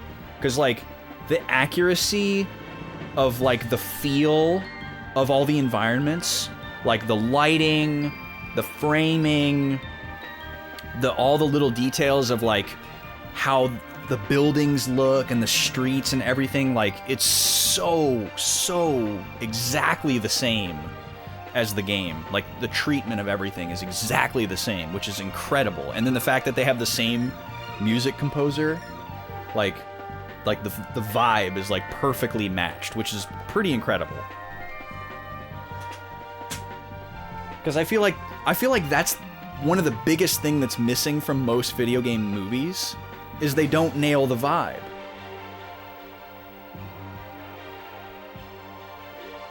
You try not to watch anything before bed, you read something. Oh, it makes sense, Flozex. The only time I read is before bed, which is kind of sad. Because it means that I pretty much have to read, like, stuff that's not super challenging, because I'll, like, get sleepy. It's kind of a bad habit.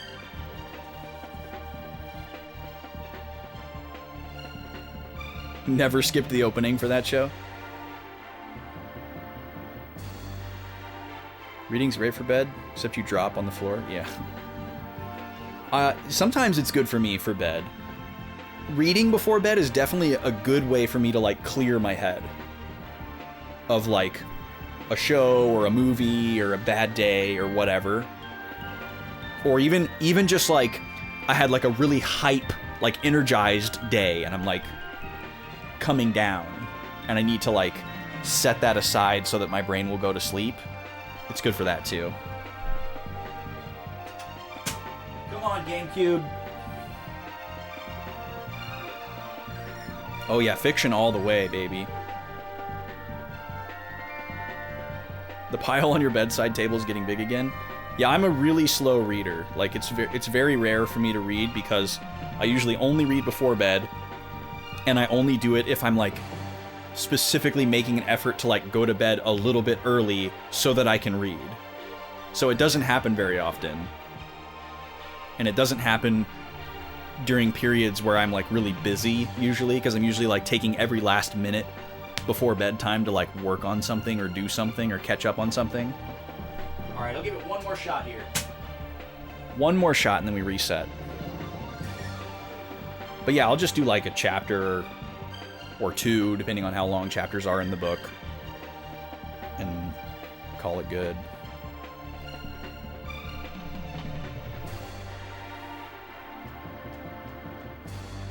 All right. Too bad. Now it goes. That's the first time we've ever had it happen right at the beginning of a battle.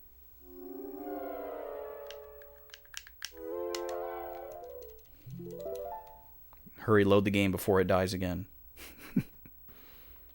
It's more likely to load if we're already in the game than if we're just on the boot menu, I've noticed. Yep, that's why we save often, because this laser is going out. Gotta love original hardware.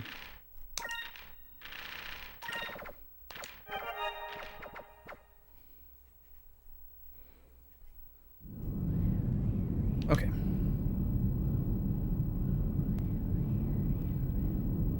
But yeah, someday... It looks just like that thing, come on. Someday I will digitize all of my my games and, you know, just put them on the shelf forever and turn all of my systems into, you know, modded non-optical drive flash cart only systems. So I guess I'll just do the GameCube first. Obviously I could play this game on my Wii and it would be fine. I just wouldn't have as good of picture quality, and I'm such a nerd that matters me. No, I haven't dialed up the laser. I could definitely dial up the laser and open it up, which would make it work for a while longer, but it also shortens the lifespan of the laser overall. But I need to just put in a Pico boot and, you know, digitize all of my games. Yeah, it's really easy to turn up the laser. I feel like, wasn't I the one that showed you that, MN? Because weren't you having trouble with your GameCube? And I sent you the tutorial for how to crank it up? I seem to remember that. More ugly plant dudes that I don't like. Oh, I think I forgot to go get that armor.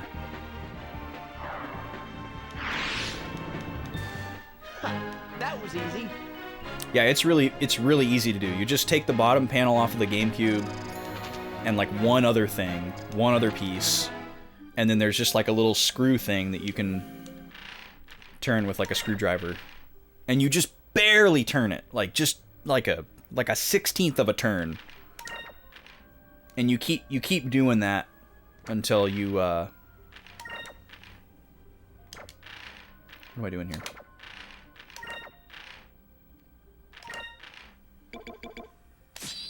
Oh wait, no. Miracle Robe on you, Moss Armor on Enrique. Yeah, there's a lot of tutorial videos for it out there if it's something that you're thinking about doing.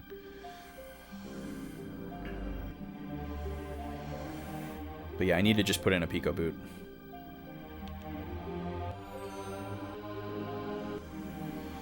Oh yeah, Lobster, absolutely. It will be that way. Within our lifetime, most likely. Whoa. Whoa, look at this place. Are we going towards this? Don't go into the light.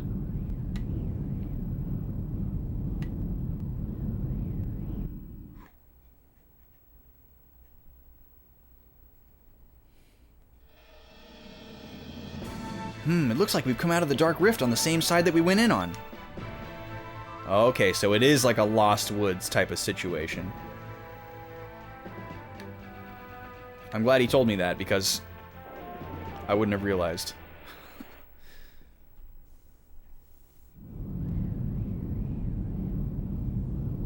Yeah, I think so, MN. I mean, I think at that point, I would want to keep the disc for several reasons. One, I want to be able to like look at it and reminisce about it and like remember that it's in my collection. And then also, until like disc rot happens, it's still going to continue to accumulate value. So I'm not gonna like digitize my whole collection and then sell my collection. I would never do that. That wouldn't feel right at all.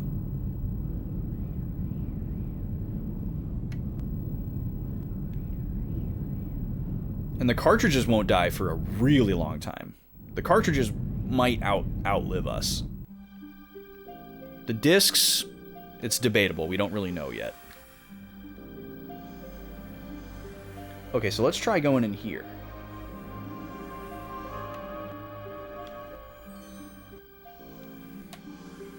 Aha! I couldn't tell if this was an actual path or not. Can't go that way, but we can go this way.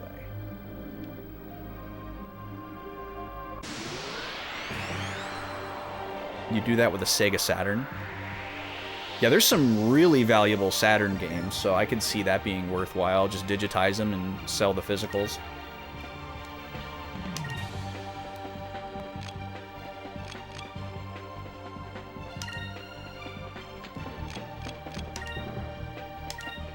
But yeah, there's a guy I know on Twitch, Rem. He raids in every once in a while. We raid into him every once in a while. He's a friend of B. He has all of his games digitized. And he probably has 3 or 4 times as many games as I have. I have no idea exactly how many, but he's got a lot. But he doesn't actually play any of the discs. And he does it as like a preservationist thing. Like, he wants the disc to be in like the best condition possible. Like, fewer times of it coming in and out of the case, going in and out of the system, getting read by the system, all that stuff, like, technically, incrementally degrades the disc. So he buys the disc, rips the ISO to his computer, and then it goes back into the case and it goes on the shelf forever. And then he plays the digital copy. And he's got a modded PS3 that has all of his... Yeah, he has the modded fat PS3 with the cooling, and then it's got all of his PS1, PS2, and PS3 stuff on a external hard drive. So he's got like no load times and all his PS1, 2, 3 stuff on there. Yeah, I mean, that'll even like no matter... Oh, we just learned the most amazing raise spell. Oh, thank God. We needed that so bad. That's a big moment. But yeah, that'll absolutely increase the lifespan of the disc. But I feel like even more so than increasing the lifespan of the disc, it's going to greatly increase the value of the disc. Because that's like where we're at now. Where games are getting really expensive, old games are getting really expensive. They're going to kind of like slow down and plateau, because people are going to stop paying those really high prices, or less people are going to pay the high prices. Somebody will always pay it, but less people are going to pay the high prices. More and more people are going to get priced out of the secondhand market, and then things are going to start to plateau. I don't think they'll drop in value, but then the difference between a like mint copy of a game and like a acceptable copy of a game, I think the disparity is going to continue to widen. The price gap is going to keep widening. You know, so like everybody's gonna have a copy of Final Fantasy VII on PS1. So the green label with like a crack in the front case and the discs look like normal with like average scuffing or whatever. That one's gonna go for like less than half of the price than like the black label mint. You know, where the discs are like immaculate and all that kind of stuff. Does that make me think about changing how I play my games for streams? No.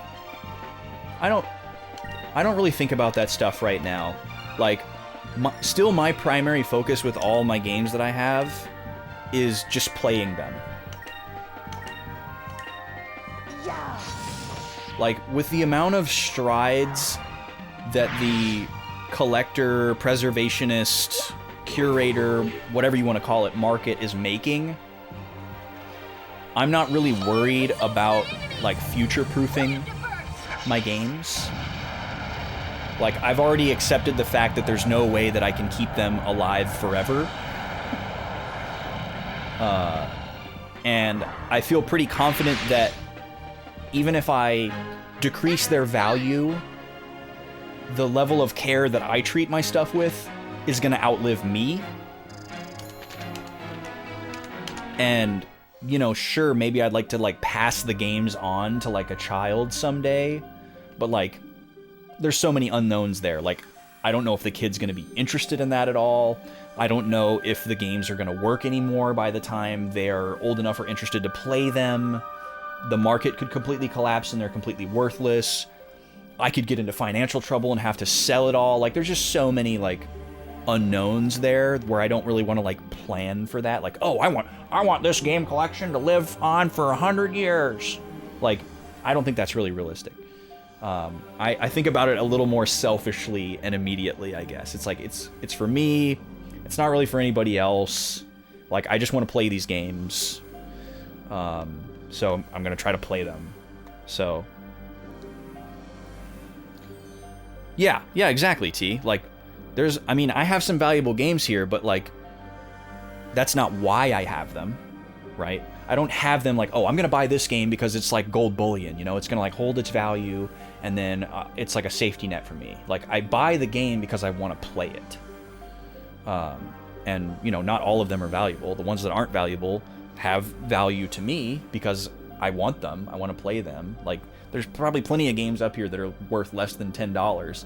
But if somebody was like, hey, I'll give you $20 for that, I might be like, I haven't played that one yet, you know? Like, I don't really want to give that up. I bought it because I want to have it. Okay, what do we got going on here? We got a bunch of portals leading to the same place. Is there something down here at the bottom?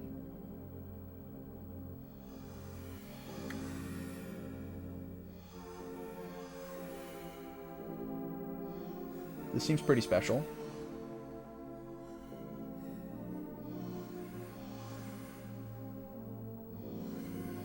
I can't tell if I'm still going down anymore. I don't think I am.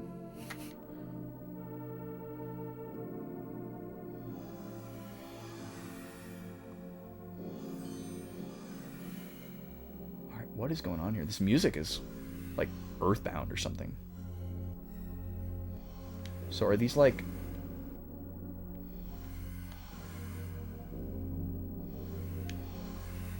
This is a solid object. Oh! We found the Black Moonstone. Okay.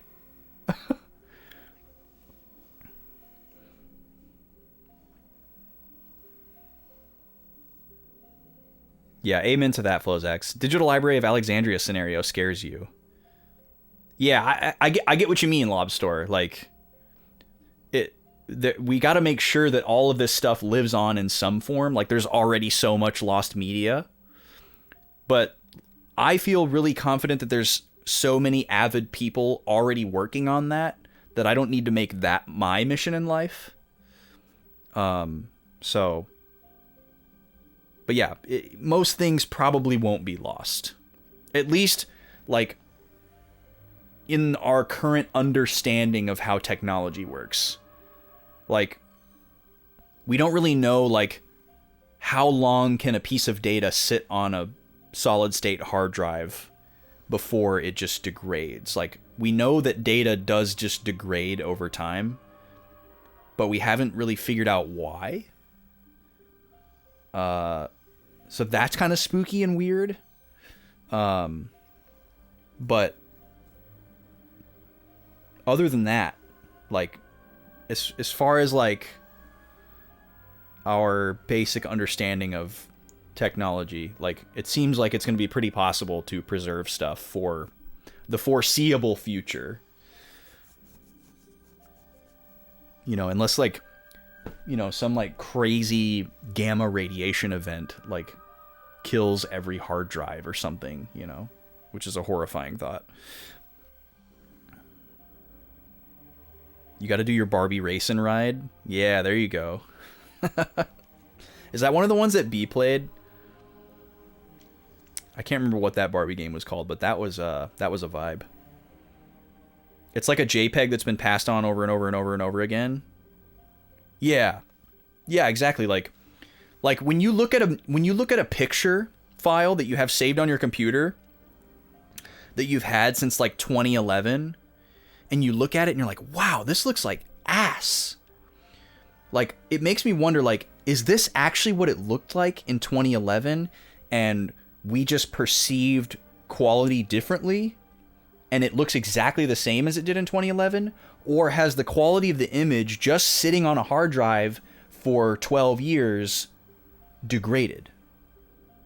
Is there an answer to that question? Or is that a philosophical question? But I feel like at some point that will probably start to happen with this stuff, but probably not in our or our children's lifetimes.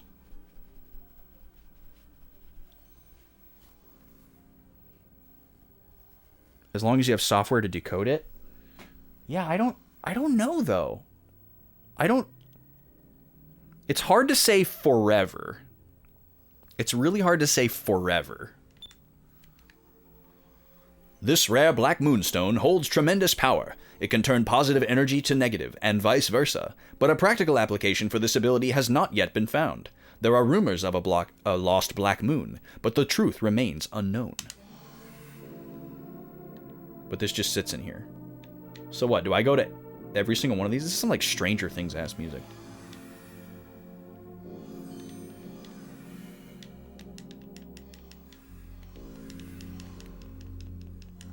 Oh, they're all like little black moonstones. So I guess I'm supposed to go in one of these other little holes and just guess which one is the right one. There's 4 of them. We came through that one. They all look exactly the same. We'll just try this one, I guess.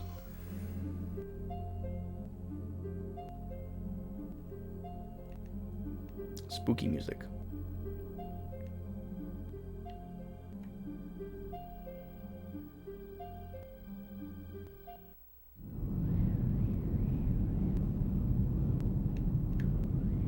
Nope, I think we picked wrong.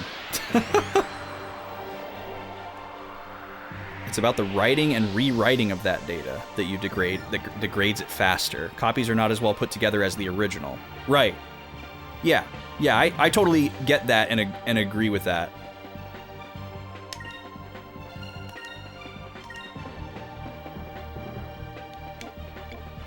It starts to become philosophical though, because it's like, okay, if we realize that like the ripped ISO of Skies of Arcadia sitting on a hard drive will eventually degrade over time, and no matter how many copies of it we make, it still continues to degrade at the same rate or more the more we copy it. So if you break it down to its source code somehow, and then like recompile the source code into like a new copy, like a replica of Skies of Arcadia, like, is it still the same thing? Your home storage server runs a process monthly called a data scrub, which reads every byte of data to verify nothing has changed.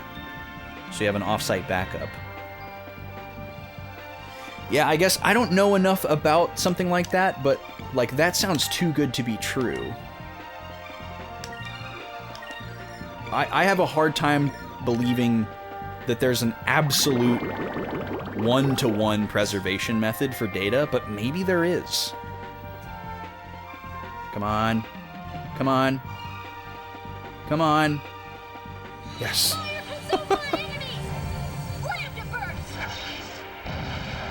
Okay, well, I guess maybe I'll have to do some more research and take your word for it.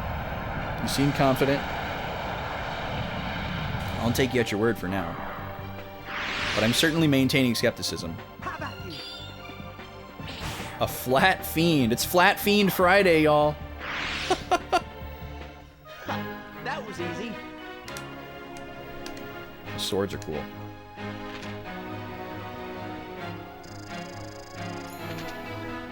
Yeah, that's mostly true. That's a good way to think about it. But see, the thing about us that's interesting is that, like, all the cells that we're born with are all replaced by the time we're, like, 12 or 15 or something like that. Like our whole body has been replaced by that point.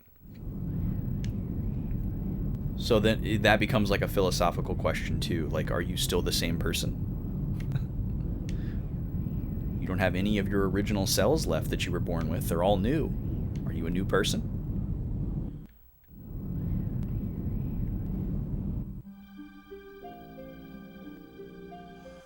Oh man, are you doing sound for a wedding tomorrow, Emin?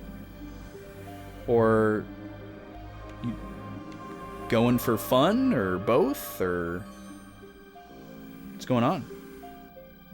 Ship of Theseus. Yeah, that's a good topic. Good example. Oh, you're doing sound for Blue Water Kings. Cool. Hope it's fun. Hope the weather's good. What's your weather like right now, actually? Look at this mob. This is insane. Okay, these guys are purple. I believe that means they're weak against red. Yep. So hopefully this fire move counts as red. This is a crazy mob. Weather's great. Good to hear. About freaking time. You guys deserve it.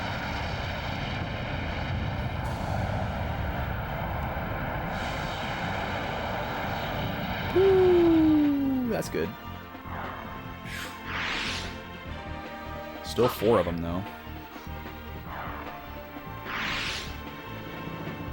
18-inch subs? Boy, those are going to be booming.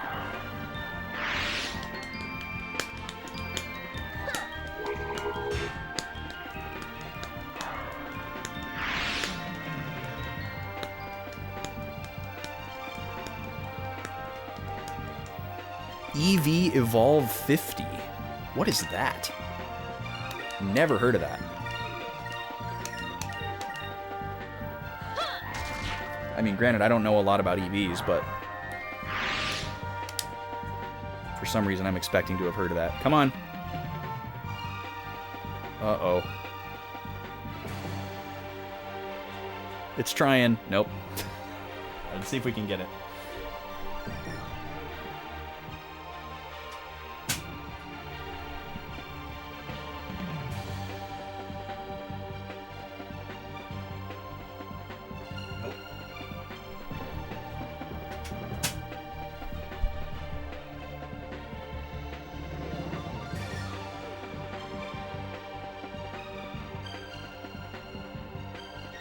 Oh, you mean EV as in the speaker brand. I got it. I was thinking electric vehicle.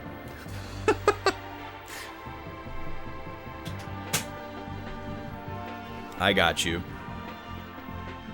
It's probably a 50-watt sub. That explains why I haven't heard of that car. It's not a car. Come on, disk drive.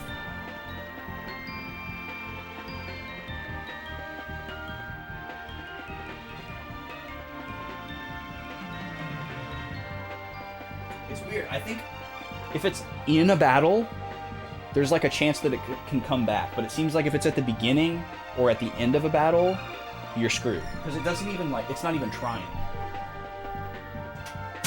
When I was doing it in the middle of a battle, it would like spin up. And then it would either go or fail. You can hear it. There's 2 different sounds that it makes. For like passive. But it's not even spinning up. Also, I don't know what happened to my follower goal. It's just gone. We just have 2 bars now. I'll have to figure that out. Alright, we're resetting again. Dang it. I wonder if there's something special about this area. I wonder if it's like the ghost ship in Legend of Dragoon. Because it went first time there again. Which is very surprising. Yeah, poor old Gamecube. Little purple guy's old enough to drink now. And 1 to grow on.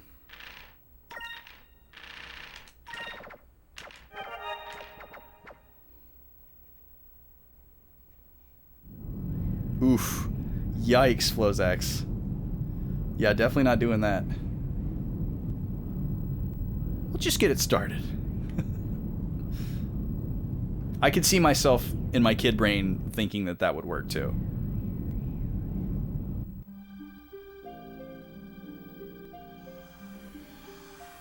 Alright, let me make sure I still have the moss armor, because I'm so turned around now. Okay.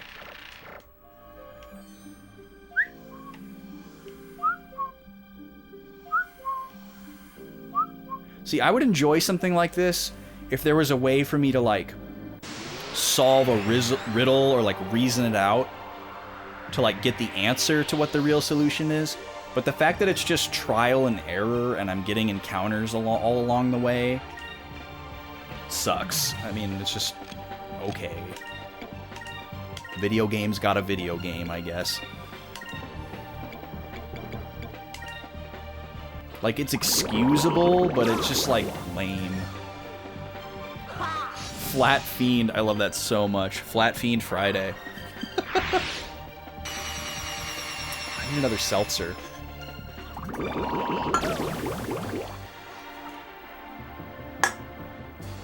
I was hoping we'd make it to the other side and be back on the world map and I could take my midstream break, because we're kind of right at that point.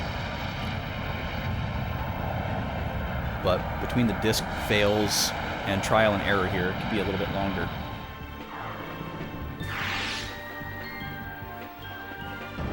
And that's another thing that sucks about this. That's the other layer, is the more encounters we get into, the more chances we have for the disk drive to fail.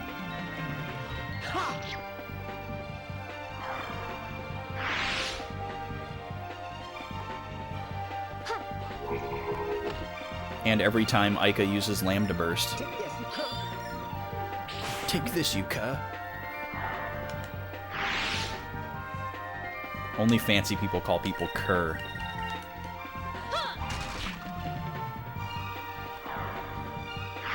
Double the encounters on Dreamcast, yeah. So bad. But what's the laser lifespan like on a Dreamcast? Would it offset? Would we save time, ultimately? There's Rizalim again. Amazing.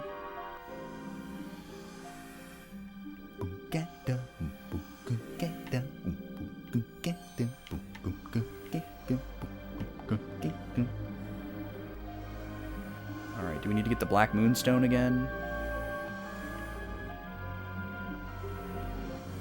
Yep.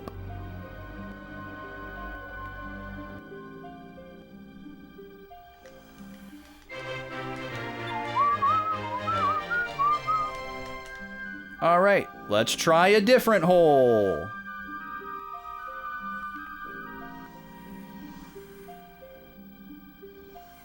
Arbitrarily. Another 007 movie. Please let us get through this encounter.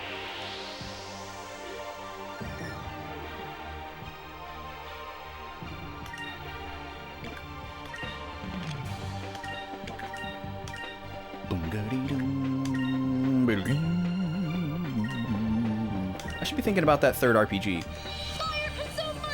that's going to go on the poll. I want to make a habit of announcing the 3 poll games like a little bit in advance, because I feel like that's super helpful to people who are thinking about adding a game to the poll, because they know what they're going to be up against. That was easy.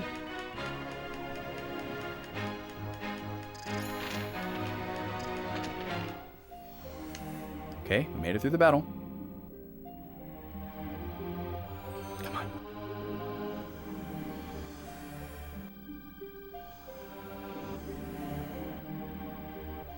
We made it! Yay! Okay. But it looks like we're not out of the woods yet. This looks like a thing. Yep, there's another boat here.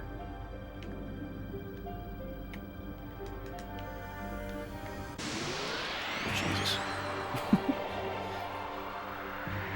Well, at least we know the next move now in our Lost Woods situation here. We got some pudding! Delzul.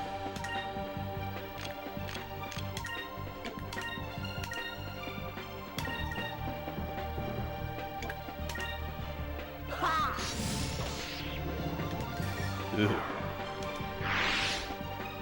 They look like they would make Gleep and Glorp noises.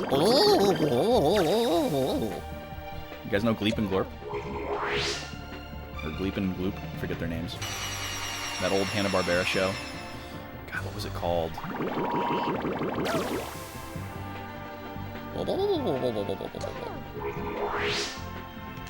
Flat Fiend Friday! So good. What would this third RPG be?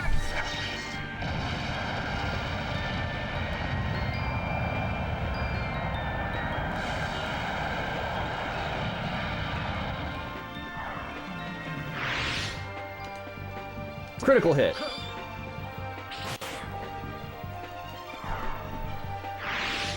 Maybe like a newer one? That was easy.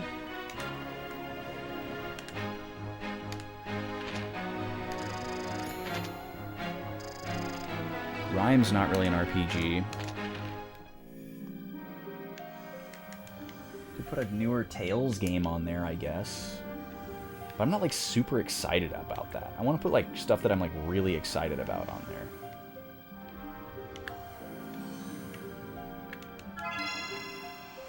Ooh, a Moonberry. Nice. Alright, hopefully there's only one way out of this area.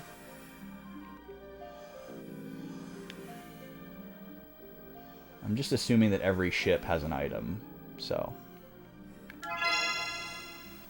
An Aura of Valor? What the heck is that? That sounds like an accessory.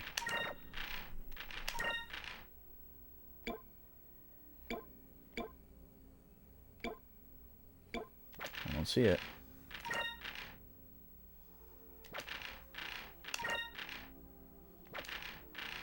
Alright, we're going in the items menu.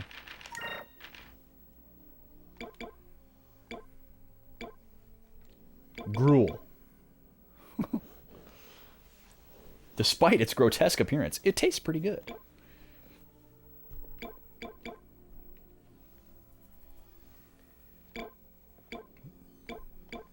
The Rainbow Gruel.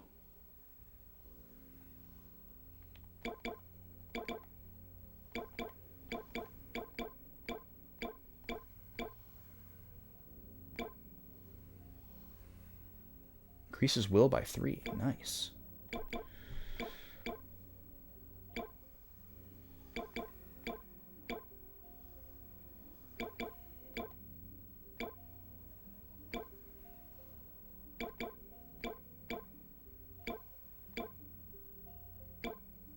The heck is it?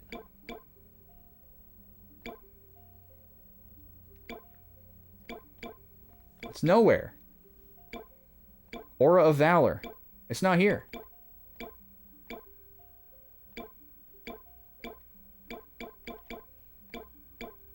It's literally not here.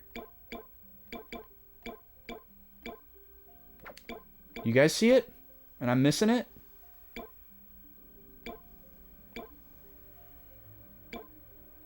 Oh, here it is. Sorry. Boost the spirit of the entire party to heroic levels. Whoa. That seems like a pretty good item. That seems like a final boss type of item.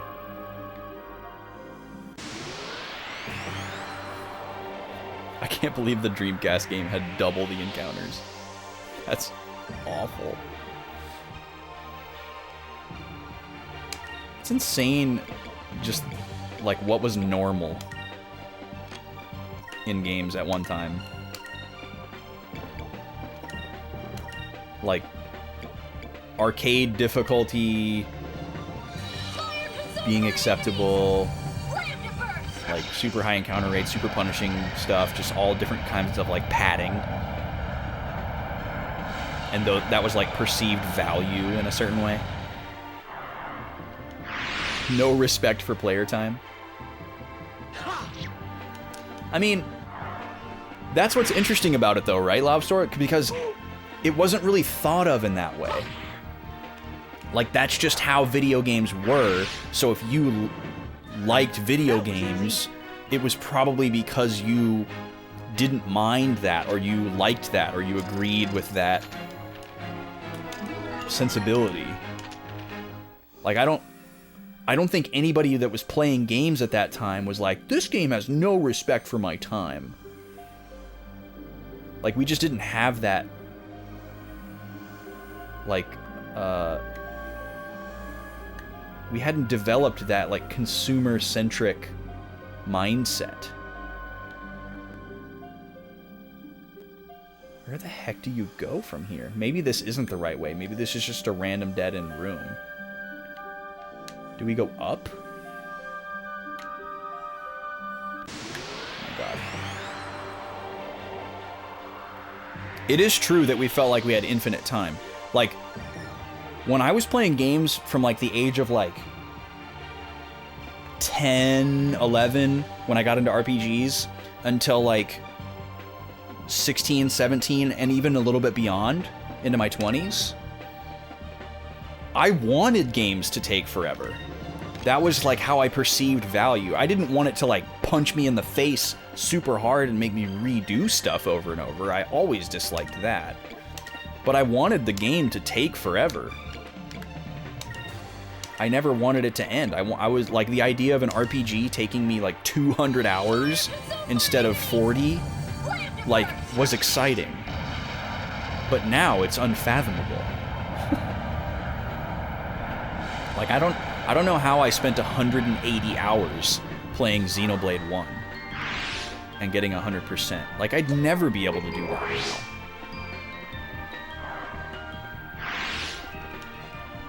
I would have to, like, quit my job and destroy my relationships to do that.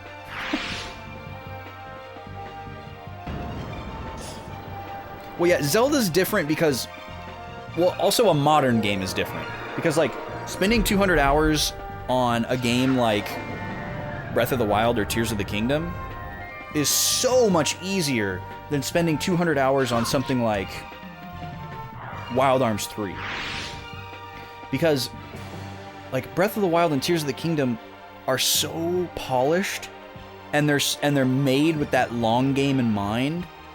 Like, it keeps track of all these little things for you. Like, being able to go in and look at all your different quests, and there's like a little reminder for each one about where it was and who it was from, and you can set like a little beacon to like go to the next part of it, and it keeps track of all that stuff for you. But if you're playing like a game from like when we were teenagers, or like, you know, the early to mid 2000s, like, you don't have any of that quality of life stuff. So if you put a game down for a while and you come back to it, you could spend 20 hours just trying to get reacclimated and remember what you were doing and like finding all that stuff, unless you take notes or something in like a journal. So I think it's way different. Maybe people don't agree, but like, I think it's way easier to spend 200 hours on something like Breath of the Wild or Tears of the Kingdom, because you could put it down for a year and a half, you know, and you could pick it back up after like a year and a half, 5 years, and you wouldn't really miss a beat. You'd have to get reacclimated with the controls, but after that, you could just pick up right where you left off. You can't do that with a 15, 20-year-old game. No way. Oh, we can go up. Whoa. Very cool. And there's a hole. And another boat.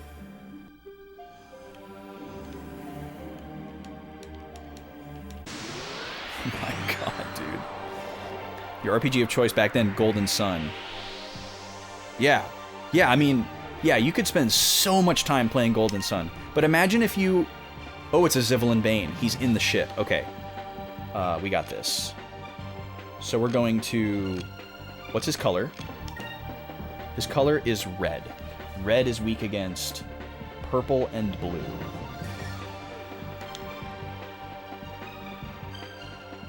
We don't have either of those weapon colors equipped. So let's change that. Let's go purple.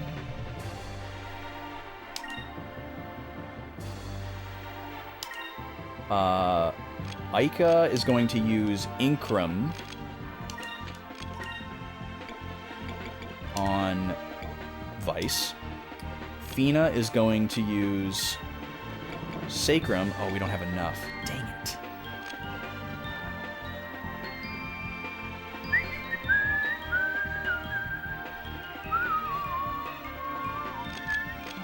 Well, Sacrum is more important because this guy does a ton of damage and he has an AoE.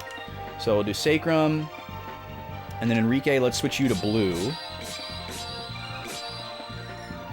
And you can also attack.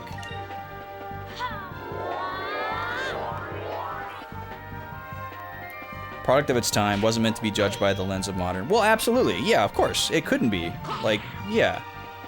I'm not trying to say that old games are worse than new games. I'm not trying to say that at all. In many ways, they're better.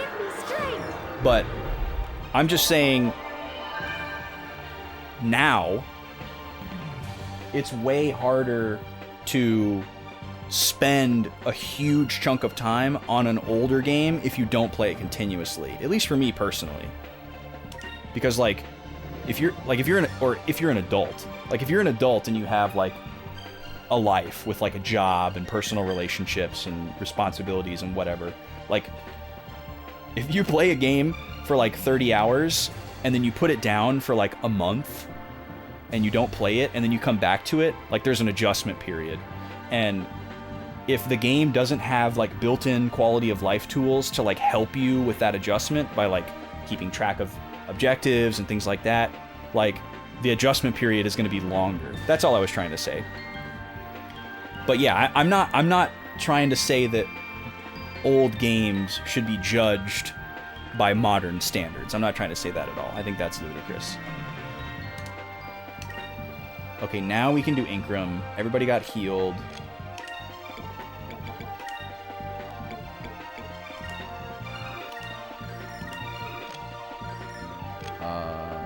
And Enrique, do you have enough to do something? Oh, he doesn't know any S moves. We need to use a Moonberry on him. Holy crap. Let's try... Maybe we'll try one of these spells. Let's try this Crystallis spell. That's a good value. Only 2 SP.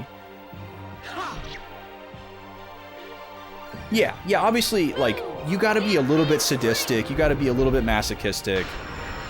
Enjoy the grind to really be, like, a hardcore RPG player. And I'm totally there. I'm totally there. I just don't have the... Like, I have the will. I have the will to grind. And the propensity. I just don't have... There's the super powerful attack. Of course, he uses it on the one character that has the guaranteed revive spell. I just don't have the time, right? I don't have the time anymore. I wish I had the time, because I still have the desire. I would love nothing more than to just, like, sit on my butt and grind 400 hours playing through the Xenoblade series to 100%, you know, and get caught up. I haven't even played Xenoblade 2 yet. I would love to do that. I could easily do that.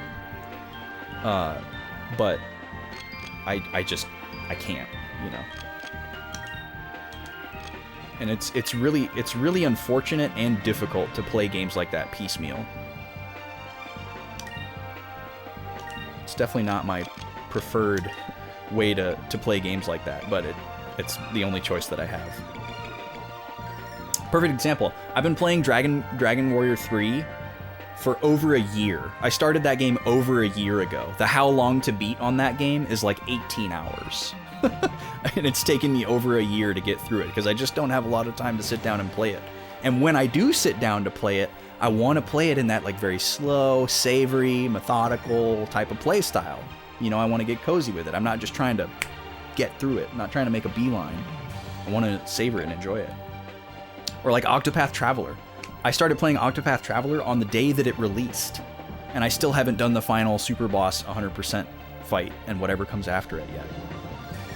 Still. Because I just haven't been able to make time for it. But I want to like make the appropriate time for it. So thus is my curse. Okay, we need to try to bring back Fina here. It's a coin flip. I didn't pay attention to how much that ice spell did, so I'm gonna do it again.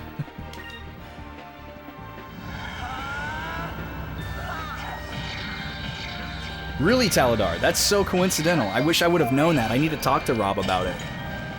Dragon Warrior 3 is great. I'm currently playing through the series in numerical order, only skipping the ones that I've already played. So I played 1 and 2 back in 2020. Okay, good. We got a first try. Excellent. Hopefully he doesn't immediately kill her again. Okay, good. Different character.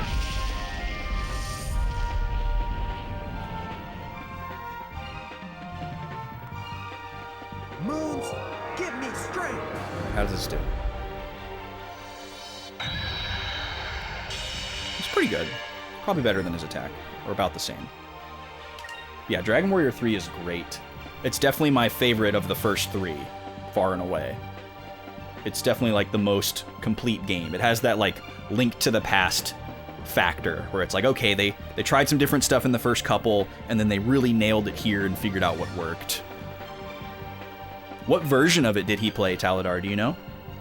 Curious about that. Let's do Cutlass Fury again. That was great. Let's do regular attack, I guess. Or maybe let's double down on the Incrum. Oh, we don't have enough with the Cutlass Fury. That's fine. Regular attack. Fina, you can heal yourself. Enrique, you can heal yourself.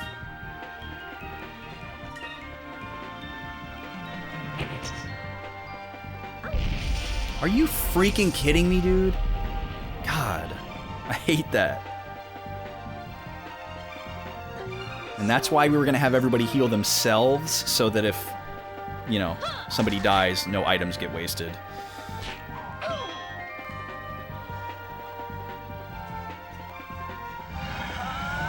Alright, hopefully he doesn't die here. We want Fina to get the experience. I'm playing the Game Boy Color version of Dragon Warrior 3. This should work. I've been going back and forth between playing it on my GameCube with my GBI setup and playing it on my Analog Pocket. Sometimes I play it on one, sometimes I play it on the other. It's nice to be able to go back and forth. Okay. We can kill him on this turn, but I want Fina to be alive. So, foolishly, I'm going to guard with everybody until I can revive her. Hopefully we get turn 1 again. At least he did a regular attack. He is a Fina hater, absolutely. These guys always seem to be Fina haters, actually. Maybe they have aggro against Sylvites. It was about a month ago. Oh, it was the original NES cartridge. Wow.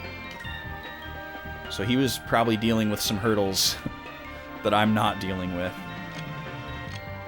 I pretty much can't do most NES games. There's just like a barrier there. Like I could play like the OG version of Mario 3 and like Mario Bros. And you know, I could do like Zelda 1, Zelda 2, Guardian Legend. But like, unless it's like a really, really polished NES game, Kirby's Adventure, unless it's like super, super polished NES game, I can't do it. Or not and enjoy it. Okay, regarding the raising. This is why we need as many people as possible to know Rizalem. So that this doesn't happen. This 50-50 revive crap is BS. Which is a thing in Dragon Warrior 3, by the way. I'm sure Rob knows it very well. Not on Fina. Not on Fina. Oh, thank God. She lived. Okay, get this guy out of here.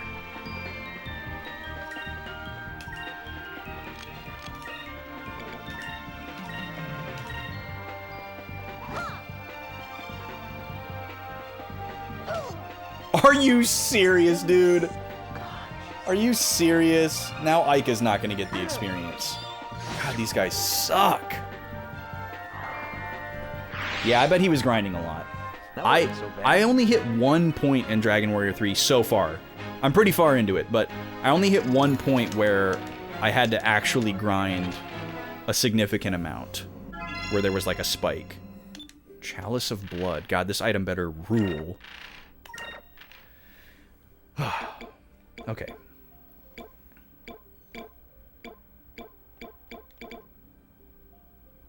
Oh, it's just something that we can sell. That's right. Everything that we get from them, we just sell. Okay, we need to give a super move to Enrique. Now that we know he's sticking around.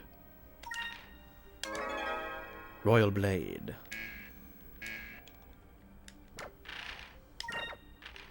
Why can't we see his next one? Usually we get to see the next one. Weird.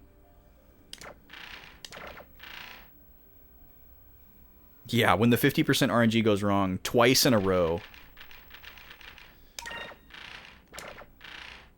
Okay, let's do... it's definitely worth doing a Sacrum. I think it's so funny that this spell is called Sacrum. All I can think of is like a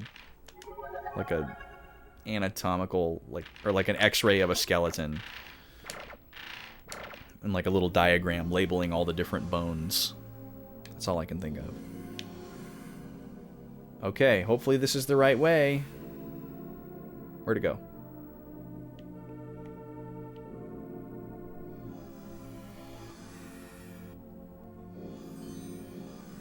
This music is wild. It's like, sometimes it's peaceful, sometimes it's spooky. Oh, what is that? Okay, we're still alive here. Ooh, a save point. Beautiful. Oh my god. Please.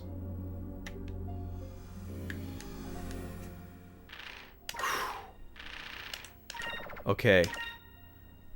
Actual progress. We don't have to do any of that again.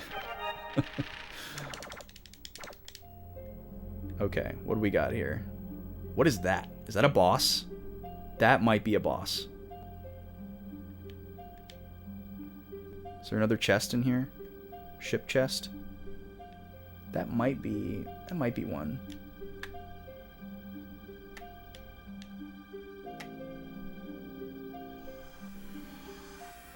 No, I don't think so. Oh.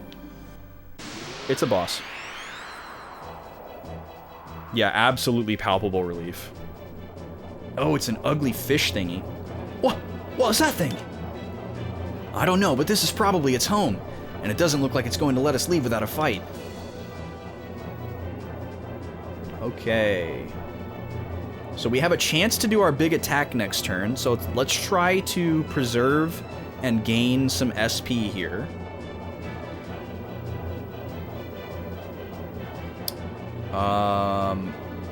We'll do 2 focuses, and then we'll do 1 evasive and 1 quicka, based on what we learned in the last battle. So, let's have... Let's do quicka.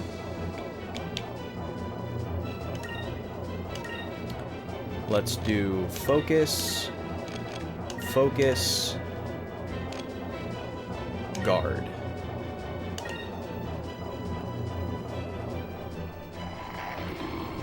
God, this thing is ugly. He do bitey. Okay, you can live with that. Wait, did he do damage to himself? I think that might have damaged him too.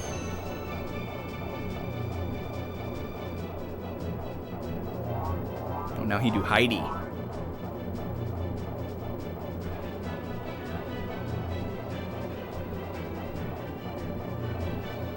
Wonder if he's like unhittable when he's in his hole.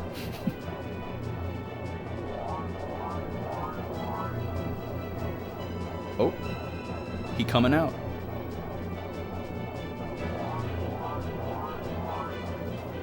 Preparing attack. Oh boy. I like how we're just sitting here. Alright, let's see if evasive action does anything.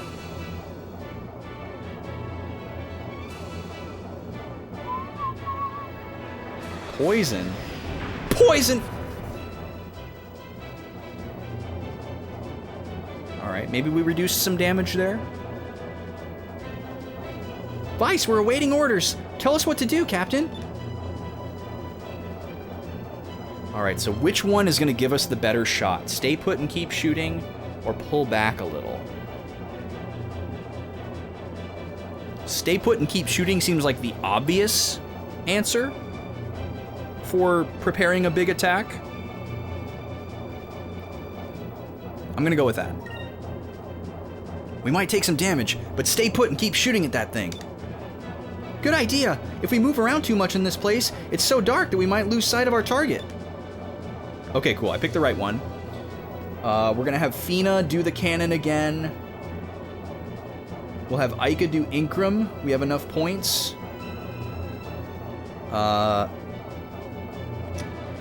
And then afterwards, we're only going to have enough points for Torpedo, I think. So let's put the Torpedo right here. Like that. Okay, Ica's going to use Incrum. Fina is going to do the big gun. And then Enrique, just have you guard, I guess, since he might attack there. Alright, we boost our attributes. Here comes the big attack. Maybe we'll just Oko him.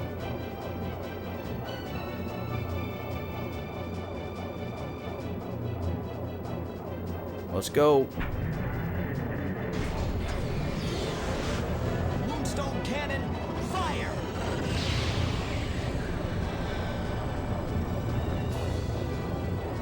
Jesus. Just obliterated.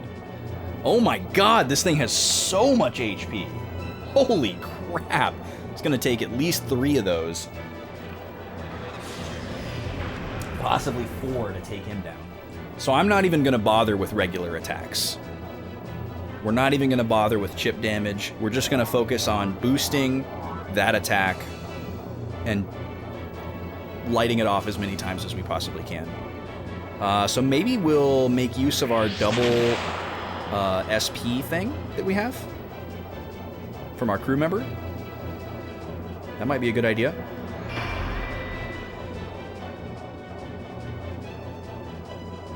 Here you come.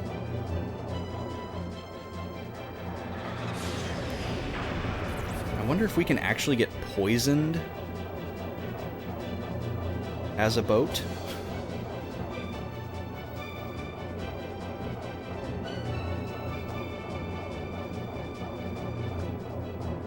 Oh, he's coming out.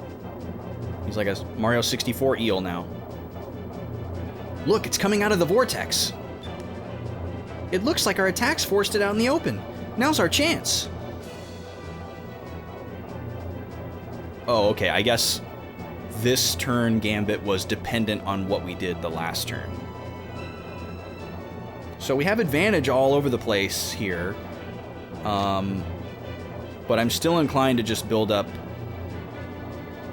Well, but we can't do it. There's no chance that we're going to get to do it on the next turn. So we should do some attacks here.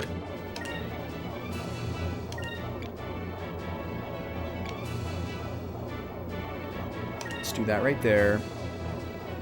We're still boosted this turn, which is great.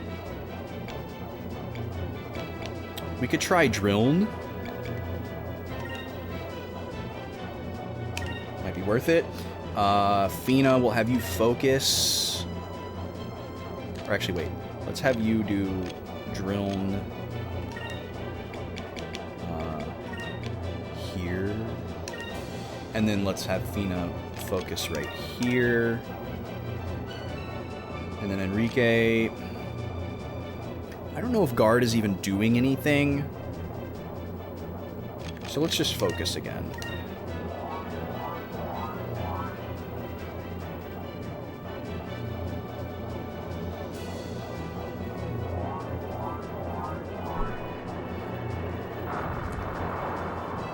Oh, actually, that was pretty good damage. 6,100. Okay. And then maybe we can get Drilln to land here. Nice, got him. So we can get some good damage next turn. Oh, here comes the bitey.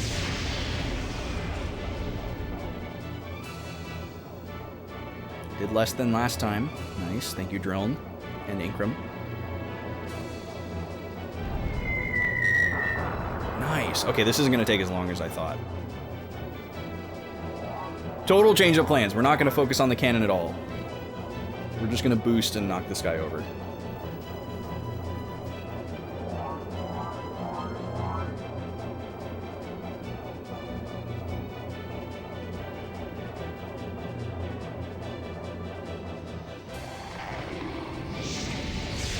Lady.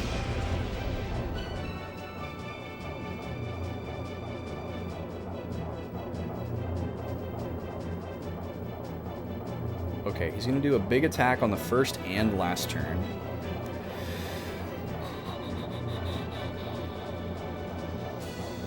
But we might be able to kill him this turn if we play our cards right. So let's see, we'll do... This thing did a lot, so let's do that again. Aika will have you guard. And let's have Fina guard. And then Enrique... do this, I guess.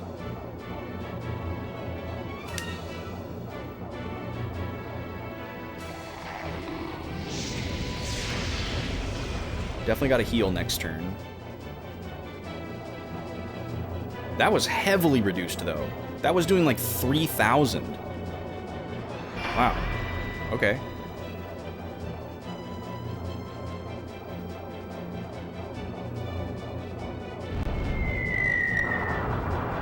Beautiful.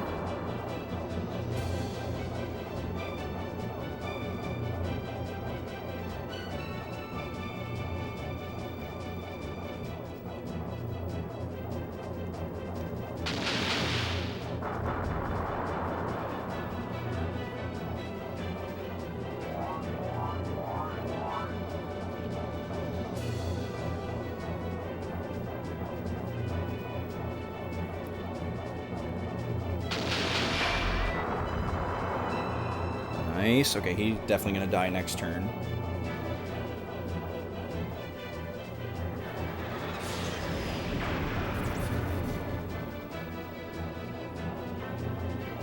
No, I never would have imagined that in him. Well, I mean, obviously, like, even 20 years ago, it was hard for me to just kind of fathom, like, the basic functions of the internet. Like, 20 years ago was 2003. In 2003, I didn't even have the internet at home. Well, actually, we probably had dial-up by that point, but we had dial-up until 2008.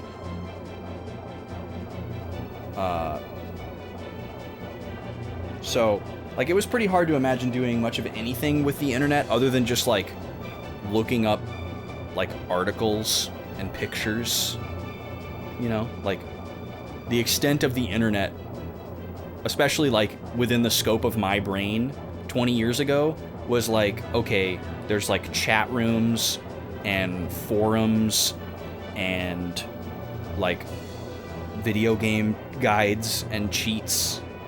Like, there was no, like, you didn't like go online to, like, watch a video or, like, learn how to do something or, like, interact with people other than, like, instant messenger. So yeah, there's no way I could have imagined that I could have, like,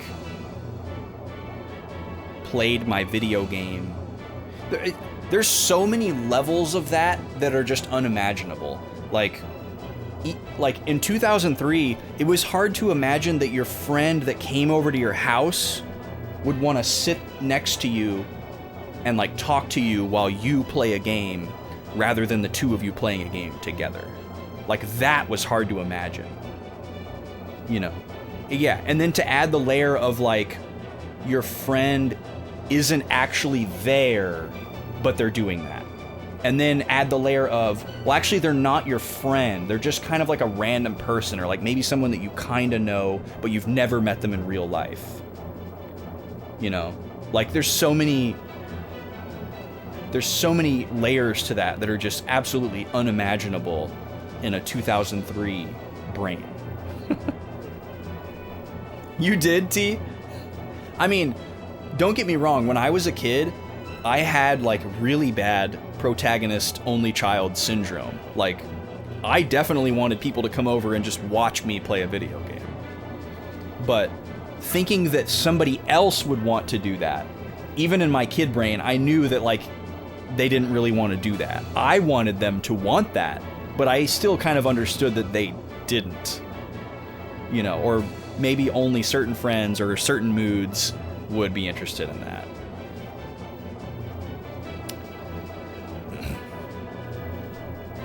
You would voice act it together? See, that's awesome. That's super fun.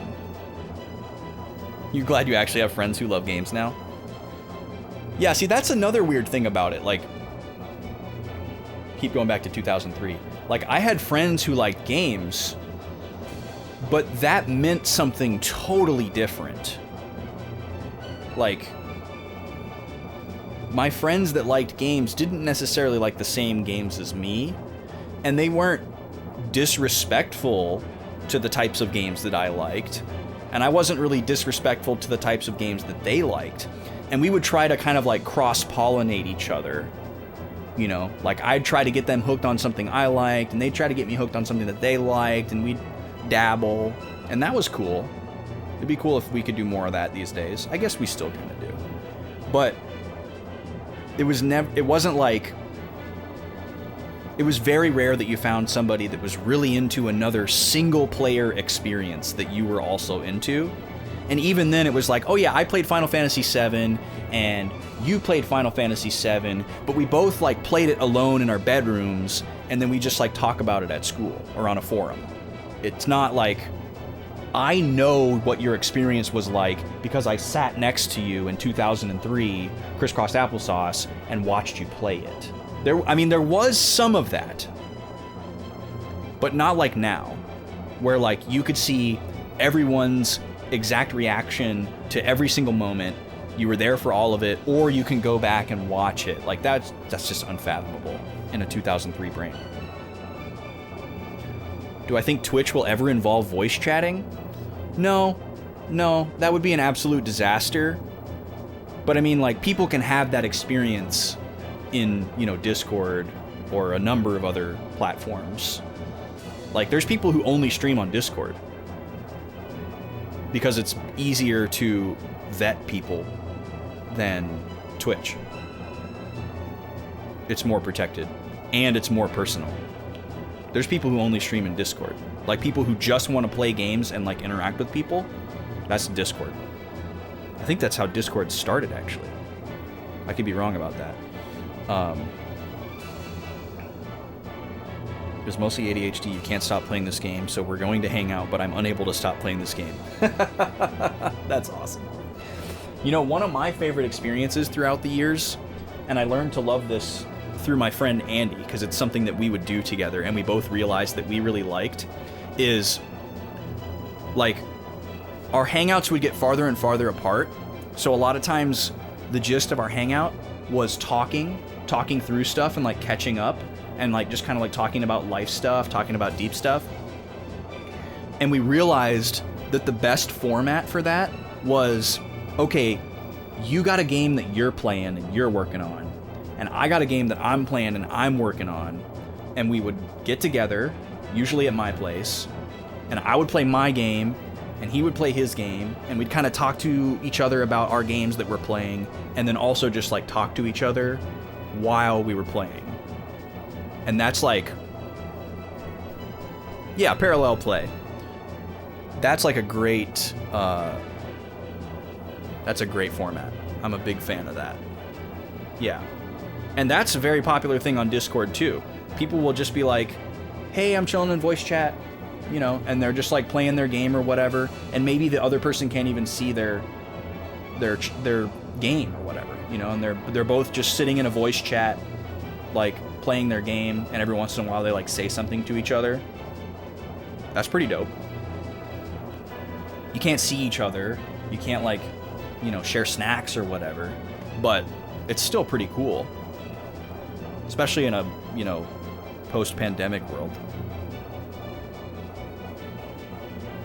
It would need better than good moderation tools. It would need like insane moderation tools. But yeah, I mean, obviously people have like, you know, there's the guest star feature. People will pull people in on Discord for sure. When MN said that, I thought more of like everybody in the chat can talk, which obviously is completely unimaginable. That could never happen. Even like this stream with like 6 people would still be kind of like crazy, but like imagining a stream with like 40 people and people can like push to talk or something, like no way. No way.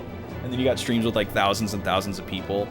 Or even if it was like a Discord stage where like people can like raise their hand and get pulled in, like that still just sounds awful. And just like from Twitch's standpoint, from like a business standpoint, like I would not even want to touch that, especially if nobody was asking for it. I wouldn't even want to go near that because that just sounds like a can of worms that's going to lead to disaster. But yes, obviously having like multiple people talking during a stream is a thing, and it can be really cool. But sometimes it's not good. Sometimes people will do that where they like co-stream, and if it's not set up right, it can actually be like really unpleasant to watch or listen to. And it can also, it's also a very different experience for chat, because a lot of people like to watch and chat because they feel like they're having a one-to-one interaction with the streamer. But then for some people that's not there anymore. There's like that barrier up, so it's like they're just viewing. And some people don't want that from Twitch. They're like, oh, well, I will just go watch a Let's Play if I want to just watch. I want to interact. Anything people are already doing with streams, Twitch is looking for how to cut out the third parties. Yeah, I mean, probably. That's actually a good question. I find it hard to believe that they want to monopolize absolutely everything. You would think that they would want to foster some of the, like, external creativity.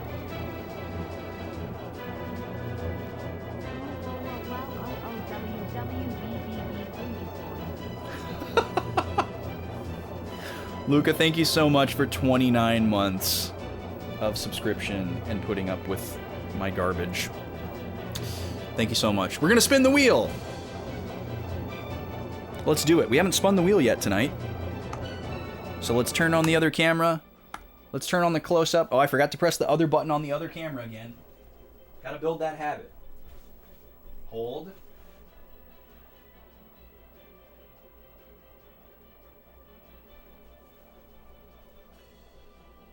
Oh, and the lens cap is on. Ta-da! There we go. Okay, let's spin it. Wheel's wide open. We can land on anything here. What's it gonna be? Lazy Luca. How you doing tonight, Luca?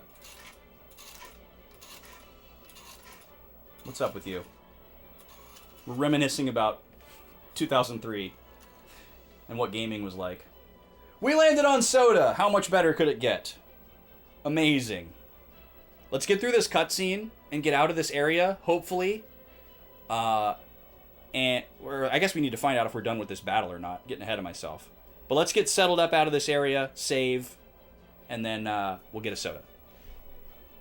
I'm actually worried. I'm actually worried about how long we've been on this screen with the history of the disk drive tonight. Hopefully I didn't just jinx myself. Alright.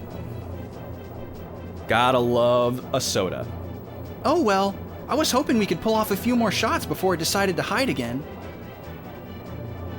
Vice, we're awaiting orders. Tell us what to do, Captain. Okay, we haven't won yet. Let's see here. Stay put and keep shooting. Pull back a little. Yeah, we're gonna keep pressing because he's almost dead. We might take some damage, but stay put and keep shooting at that thing.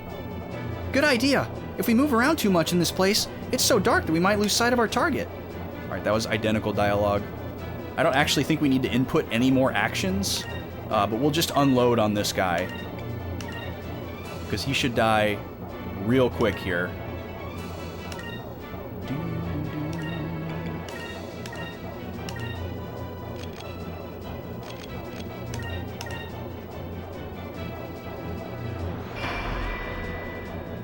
Taking evasive action.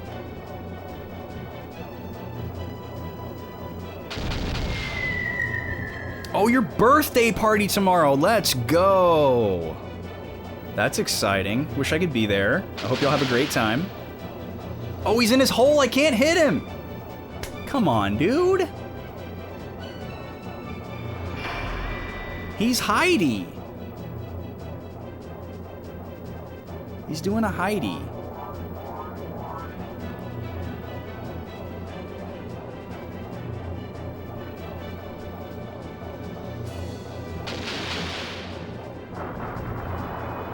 He's not quite going to be dead here, unfortunately.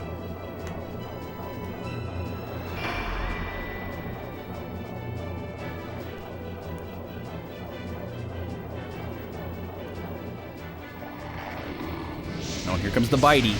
First you do the Heidi, then you do the bitey. Do, do, do.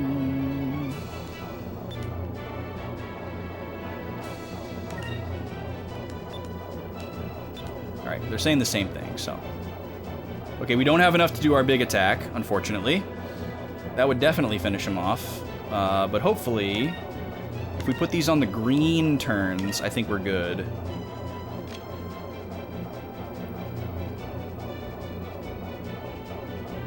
I don't really want to waste an Incrum.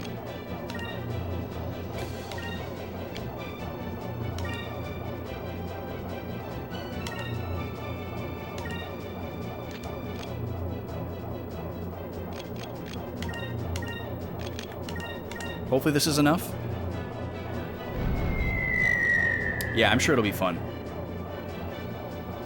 We already missed once? What the heck?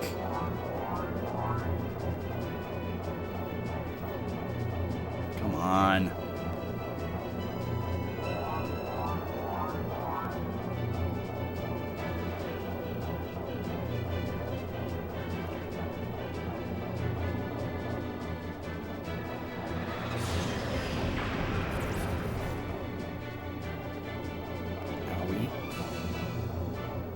Oh, did we get poisoned that time?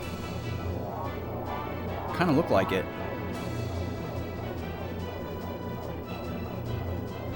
Is the capture really dark for you guys? Looks really dark all of a sudden. Another miss? Come on. Is this like a low health thing that he does, or are we just getting bad luck here? I feel like if it was a gimmick, the game would be making that glaringly obvious. Alright, well now we're gonna have to heal.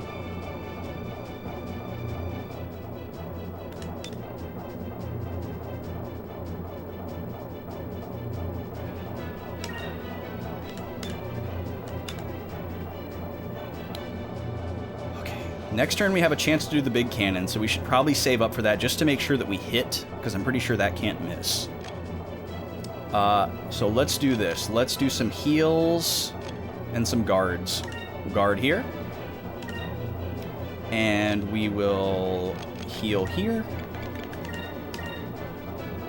And we will heal here. And we will guard here. Not even going to worry about attacks.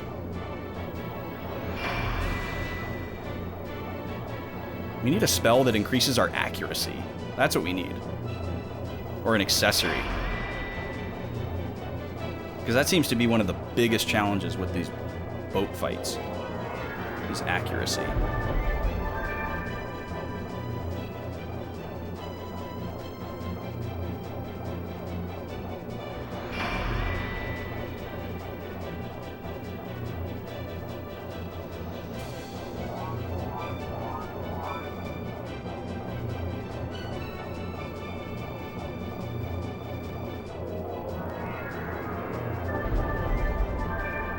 heal.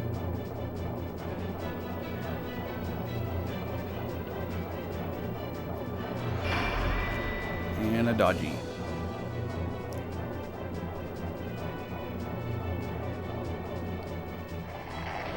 Okay, he give us the bitey.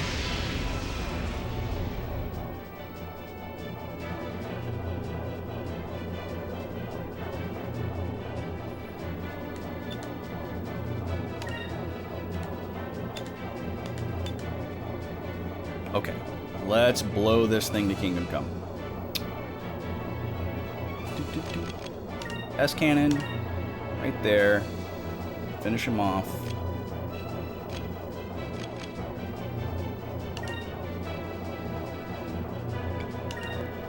A couple attacks for good measure.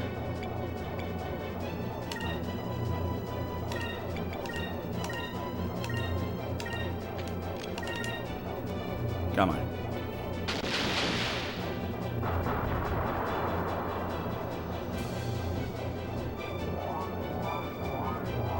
Do not go in the hole.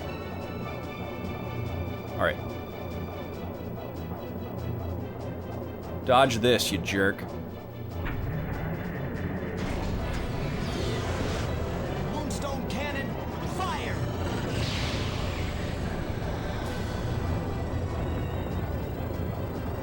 God, that is the most brutal looking attack. Get out of here. Get out of here. Float on, brother.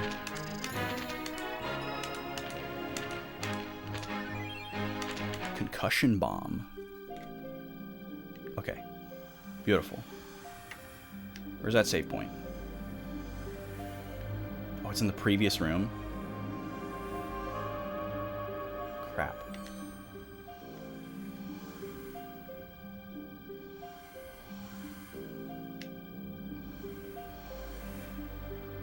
I'm so afraid to go backwards.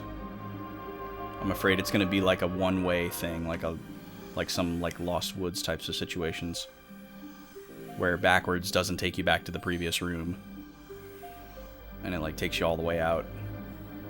Which I guess we could still save in that scenario.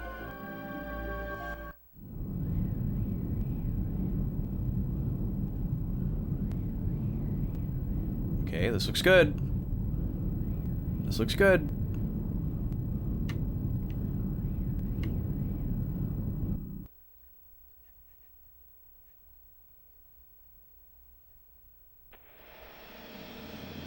We did it! We actually made it through the Dark Rift! Well, can't believe we're actually going to be able to see what lies east of the Dark Rift. We're making history as we speak. And save. Woo! That extra layer of anxiety from the disk drive. Hasn't been that big of a problem this playthrough. It's only like flared up a few times.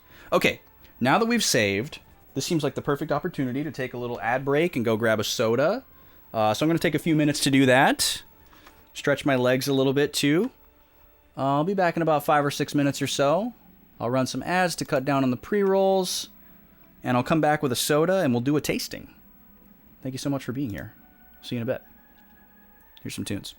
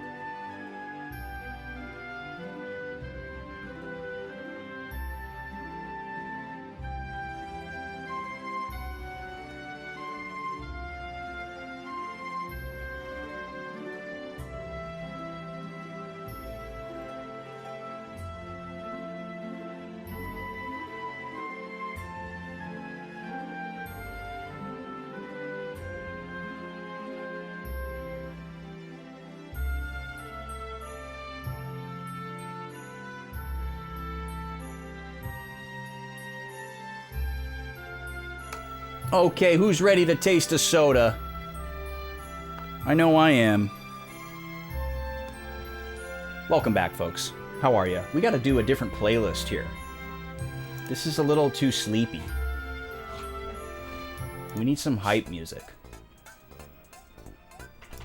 Or just some peppier music.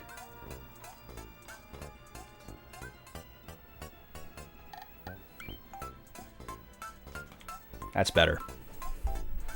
Okay. We're going to dip into one of my favorite categories here, ginger beer. But this one is a brand I've never seen before, a flavor of theirs I've never seen before, since I've never seen the brand before. I guess that goes without saying. And from the looks of it, I'm guessing this one is not for the faint of heart. This is Betty Jane's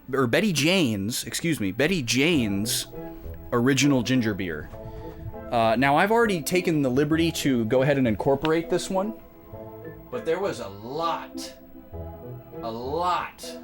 of sediment and ginger mass in this one. It's very cloudy, so I think it's going to be very spicy. This came from Blue Sun, where almost all of my craft sodas come from. And when you go to Blue Sun, they have a ginger beer aisle, and it's actually ranked from least spicy to most spicy. So like from left to right, it's like weakest to strongest. And I think this one was pretty far over to the right on the spicy side. So I'm looking forward to a charged up, spicy, dirty ginger beer. That's the colloquial slang. When it's a real spicy one and it's got that real strong, bitter, earthy flavor, that's a dirty ginger beer. Let's see what we got here. Handcrafted in California, small batch. A bold and balanced ginger beer. All natural ingredients. Oh, it blends lemon. There's a little bit of lemon in here too. That sounds really nice. That should really lift it up. A full flavored ginger beer that is spicy and not too sweet. Enjoy with your favorite spirit or as a soft drink on its own. Named in honor of the creator's mother, Betty Jane Pearson, who lost her battle with breast cancer in 1985. Rest in peace, Betty Jane. Proceeds from every bottle sold will be donated to breast cancer research and families affected by breast cancer. Let's go! All right. Pretty simple here. Water, ginger juice, cane sugar, lemon concentrate, and ginger flavor. Sounds good to me. All right. Let's get in there. That's not a twist off. We're going to need Hector. Where are you at, Hector? Come on out. If you've never met him before, this is Headlock Hector. He's a luchador. He's very strong. And he rips soda caps right off. Headlock Hector has been with the Backlog boys since day one. He's been by our side. He's lived in the snack log. This guy's been with us longer than we've been craft soda drinkers. Very important guy. His head almost broke off one time, and it was very scary. But his arms never missed a beat. And I set him on the edge of the snack log, and he looks like he's like at the edge of the pool, you know? Like, come on in. Because he's kind of in that pose. So he just sits on the edge of the box. Here, I'll show you.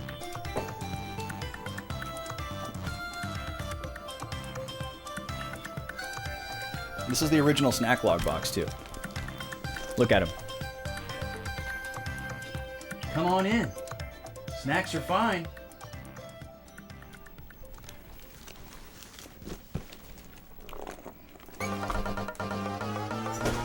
Little bonus boys lore for you there. All right, Betty Jane's ginger beer. Let's check it out. Ooh, okay, this smells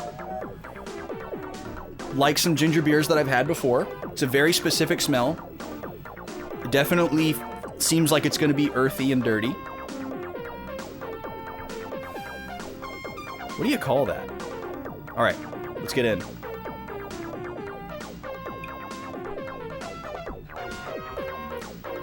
Ooh. The lemon is more prominent than I thought it was going to be. That's great. Wow.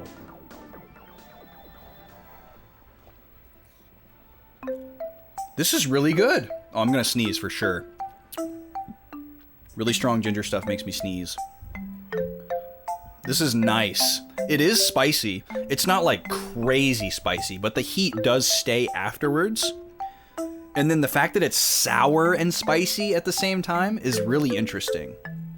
This is good. This is really good.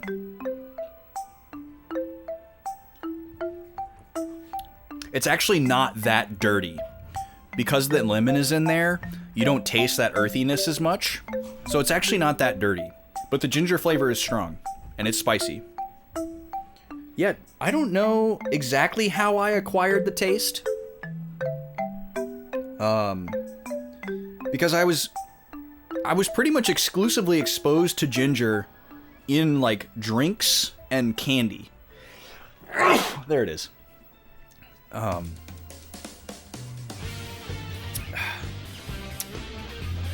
This is really nice. I've never tasted a ginger beer quite like this before, and I've tasted a lot of ginger beers. So that is saying something. That's a really good one. Speaking of ginger candy, actually, went to H Mart yesterday. Little H Mart date with the lady. We had some Korean fried chicken from their food court, which was absolutely bomb. And then we just kind of walked through and shopped, and, you know, like typical foreigners, I guess, we looked at all the snacks and candies and stuff instead of buying actual food. And I got some exciting new stuff for the snack log here.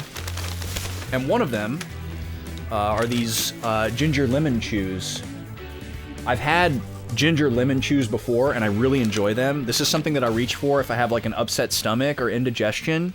Goes away immediately. And it just gives you this like nice, like warm feeling in your stomach. But it's also just nice as like a snack. But if I ever like have a meal and I feel like a little, like I overate a little bit, or if I just have like a stomach ache for some reason, which is pretty rare for me, luckily, this is like the perfect remedy. Ginger lemon chew. A little bit of sugar, a little bit of ginger, a little bit of citrus. So good. So I'm excited to try these. These look pretty fancy. And then we also got another snack that I've had before. The classic. It's the green tea Kit Kat. You can get these at World Market if you have a World Market near you, which is also a great craft soda spot if you don't have a proper soda shop near you, which most people don't. But they got some good sodas at World Market. They actually have some good sodas at H Mart too. They had a little soda section. They had some like dumb joke sodas or whatever, and then they had some like staple craft sodas. You know, they had like some Dublins, and they had some couple others. But two shocking surprises. They had McFuddy Pepper Elixir, which is amazing. Now I have a local spot where I can get McFuddy. I hope they never stop carrying them. And they had Dragon Tail, a brand that I have not seen in probably 2 or 3 years, and I didn't think even existed anymore. They only had one of the flavors, but they did have Dragon Tail. So I bought 2 of those, and people were definitely catching on to those, because it was like way back. Like, they were super shopped compared to the other sodas. So people know about Dragon Tail over there. Maybe I can find out who their salesperson is and see if I can convince them to get more flavors. Dragon Tail is a craft soda energy drink. It's like caffeine and ginseng and guarana, I think. Which is probably why they're carrying it. Like, it's a Korean grocery store. There's so much ginseng. It's crazy. It's like their pride and joy. Ginseng and corn.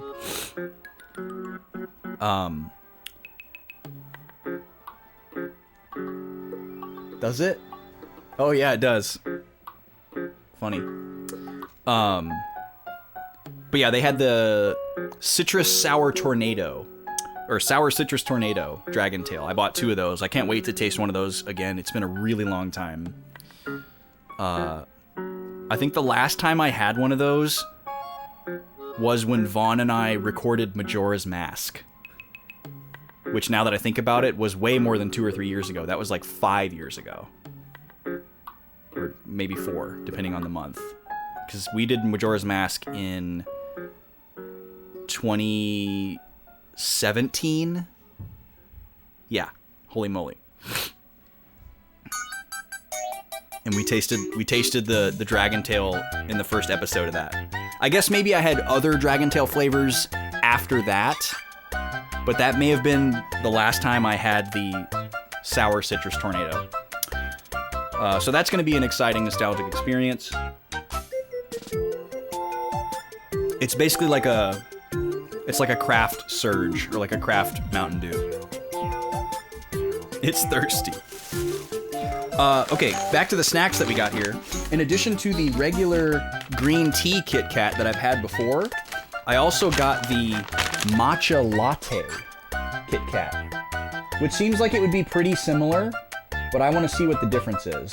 I want to see if it's like creamier or milkier. Is it less bitter, sweeter?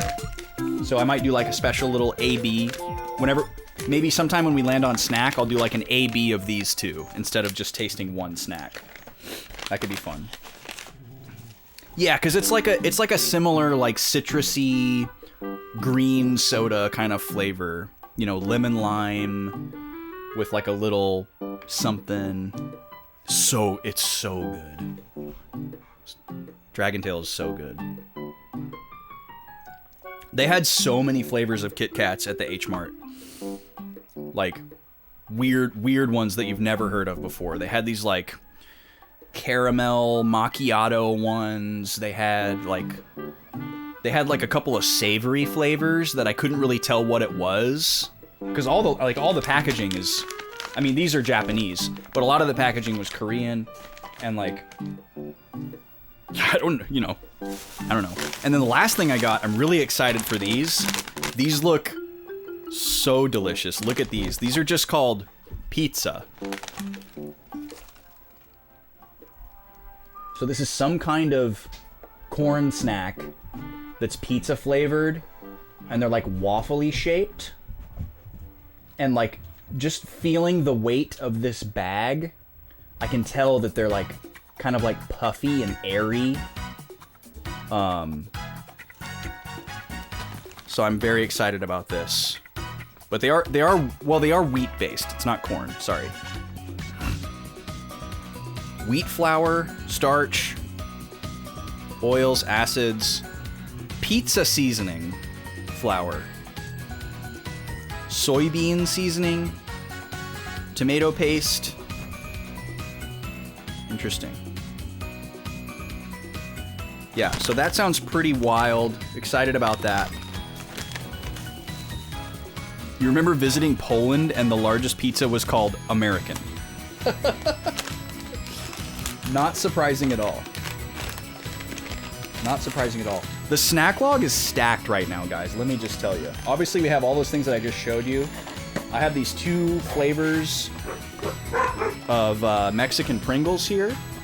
We've got an adobada, and we've got a Las Meras Habaneras. Maybe we'll do an A-B of these as well, too. We got those in there right now. We've got... Oh, God. I hit a button on my keyboard.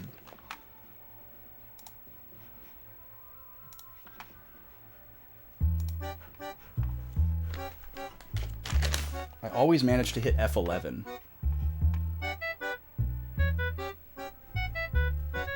What happened? Oh, I muted.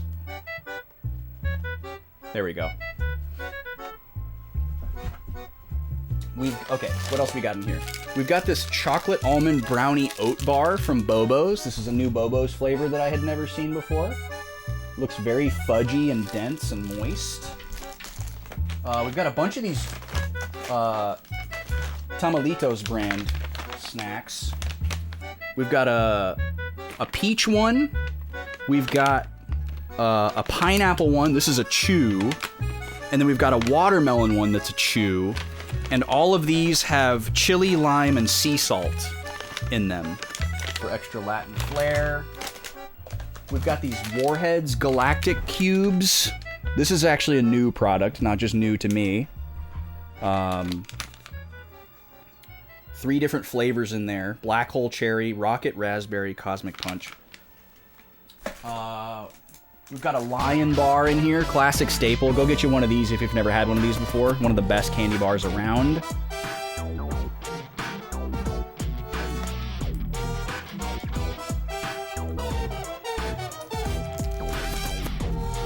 Oh yeah, that's the game capture, Luca. The game just went to sleep. The game capture's just kind of living there. We don't really need it right now, but that's what that is. We still have 2 of these really fancy chocolate bars. This is my favorite brand of chocolate bar that I've ever had. It's called Jelena. I think that's how you say it. This is my favorite that I've had. This is the bold espresso. I've actually had this one before, so it should be in the other box. And this is a coconut one. Never had that one before. Super, super good. I really, really love Endangered Species, but that's way higher quality chocolate, but it's also like triple the price. And then we have some alternative sugar, low-calorie sour gummies. These are also vegan gummies. They're made from soluble corn fiber, and they're sweetened with allulose and a little bit of cane sugar. I've had other stuff from this brand before, and it was pretty good, so that seems pretty interesting. And then we have some Sour Punch Bites Tropical. Those are showing in the snack log. Peachy Paradise, Citrus Surf, Kiwi Lagoon. Love the effort put into the flavor names. And the last new thing in here is this candy bar that I've never seen before called Australia's Violet Crumble. It's like chocolate on the outside, and they call it Delicious Shattering Candy Honeycomb on the inside. Not sure what to expect from that one. So, all that to illustrate to you that whenever we land on snack the next time, we can't go wrong. All kinds of fun stuff in there.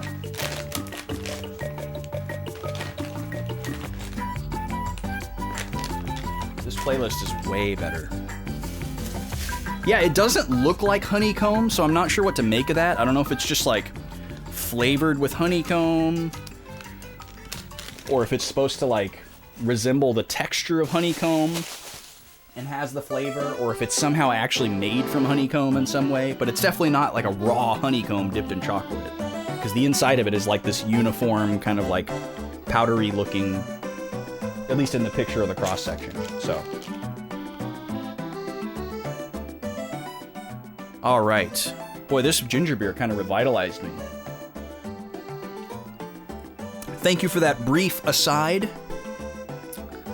Thank you for joining me for that soda journey.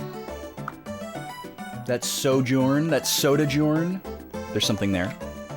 All right, let's get back to the game for a bit longer.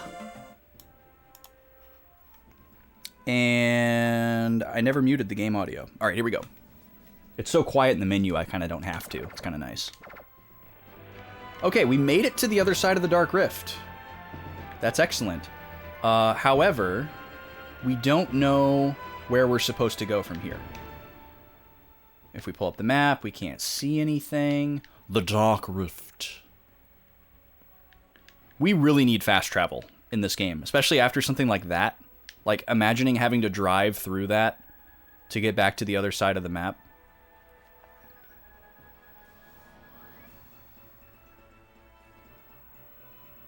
It's this crunch. Oh, wait, you've had this before, Luca? You've had that candy bar before? The Violet Crumble? You've actually had that? Exact one? Alright, I guess we'll just start going. Caramel and baking soda. Interesting. Yes, it's 10 out of 10. Oh, that's so cool that you've had it before. I'd never even seen it before. Awesome. I think what I'm going to start doing is, like, put a picture of all the snacks on deck in the Discord. And then when we land on snack, I'll let whoever's spin it was pick. If they want. If they want me to pick, I'll pick, but thought that might be kind of fun. Kind of like how we used to do, I guess, where people would like vote. But that puts a little, like, asking people to vote kind of puts a little more pressure on it. I'd rather just give one person the pick, the person that spun the wheel. It'd be a little more streamlined that way. That way the person who contributed gets the maximum value and has the best chance of seeing something that they want to see. I'd love to have a way for people to pick the sodas too, but that would be a lot more challenging. I've always wanted to have like a webcam like in the fridge, so I could just be like, press a button on the stream deck and people could like look at what sodas there are. But that's not feasible.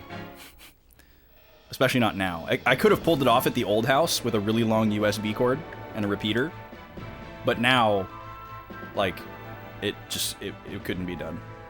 It would have to just be a photo. Which would be fine, but I don't know. I kind of like picking the soda because like it really depends on like how much time is left in stream, how I'm feeling. You know, like this was the right soda for right now. Like this feels good on my throat. The spicy ginger and the lemon feels good on my throat. Kind of revitalized me. It's late in the stream. I don't want to do something super heavy. I need something that's gonna lift. And I wouldn't want to put pressure on people to feel like they have to make those kinds of decisions.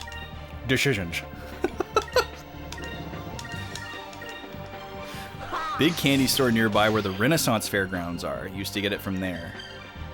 Nice. Is that the one out in Jordan? Is that the big yellow store?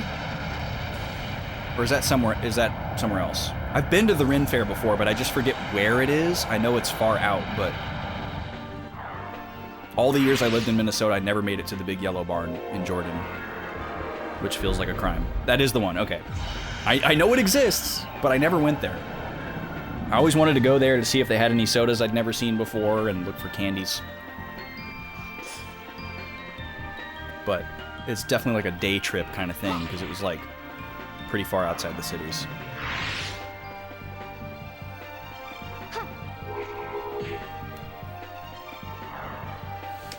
That's a good Ren Fair, too. That was easy. The one here is not bad. But it's not as good as the Minnesota one. It's not as big.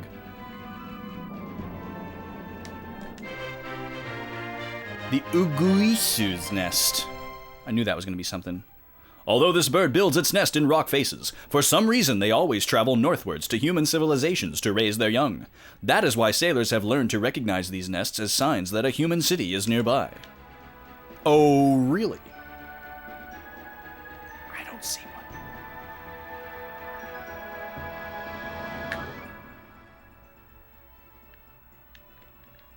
So, probably somewhere this way-ish? Oh, this is the Dark Rift over here, too. Keep going this way. Okay, that's a dead end, right? Oh, compass is getting wild.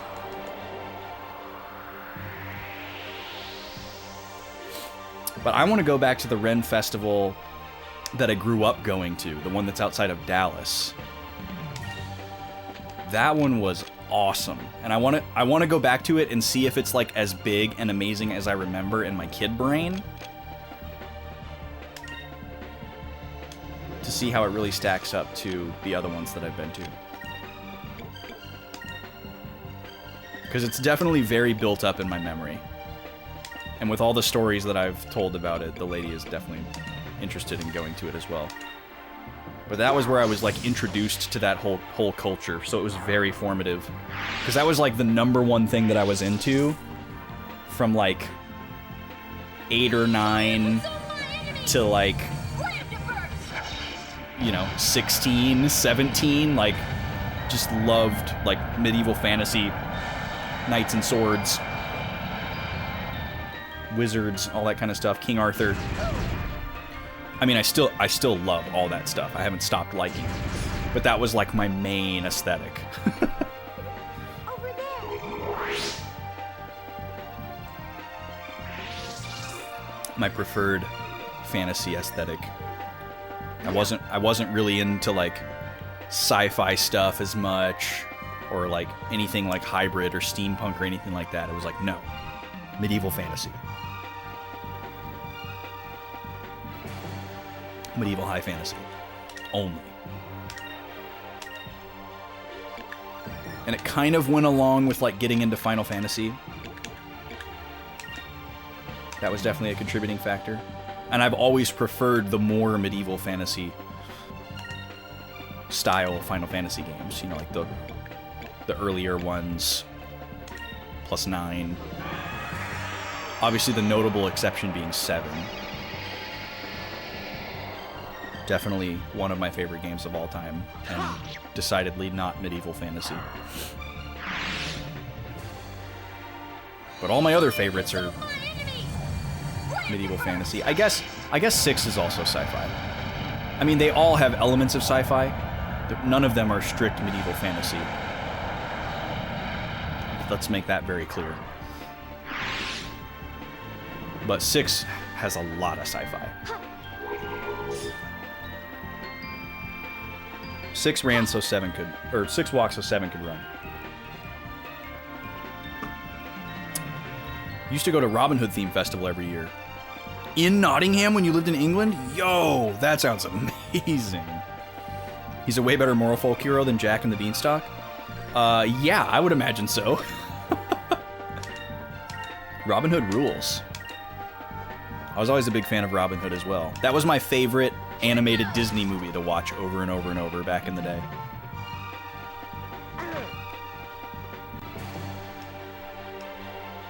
Over there. Watched a lot of them, but that one had the heaviest rotation. For sure. Not exactly sure why.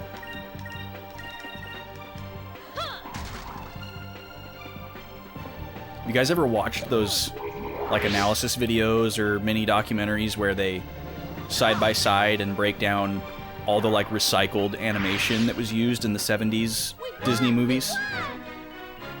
Oh yeah, Whistle Stop, baby. That's where we got Hamster Dance. Bob Denver. What a legendary song, Whistle Stop. Oh? Can we get there? We can. Yeah, gotta love Whistle Stop. Dom! A legend? Legend? You see a legend? Like Legend of Zelda? There's a couple legends back there. You're not talking about me, are you? How's it going, Dom? How are you, dude? Dude, we were thinking of you on Tuesday. We started a new Pokemon challenge run. We're playing Pokemon Platinum. And you're talking about me. Well, you're so sweet. You're a legend, too. Stop it. We're playing Pokemon Platinum, and people are chat's naming the Pokemon. And somebody put in to name our starter. It's a reference from Fast and the Furious, but it's also a pun on the Pokemon's name. So his name is Dom Torterra, but we're calling him Dom for short. So our starter is Dom.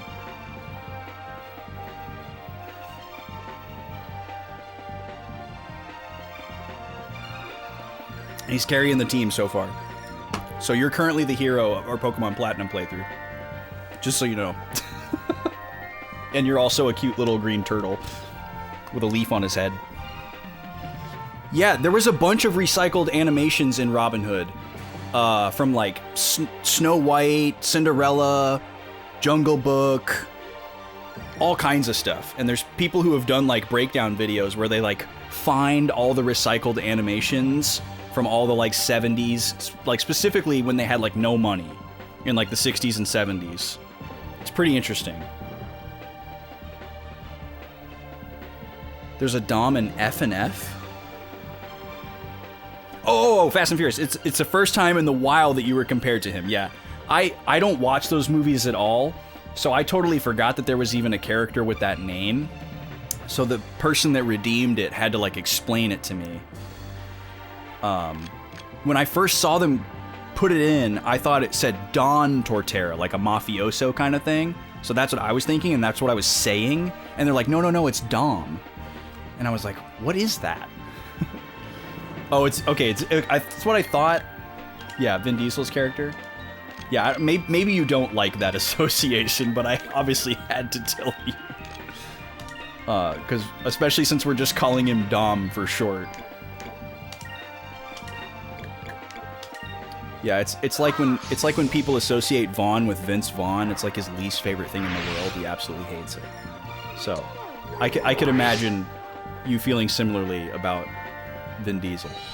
So I apologize if that's the case. Yeah, exactly.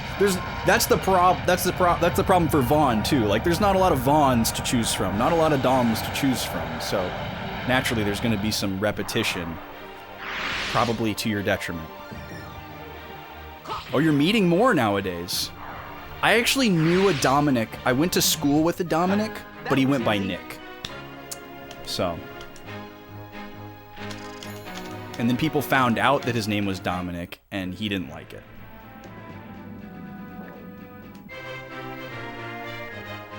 We have found the Guardian Walls.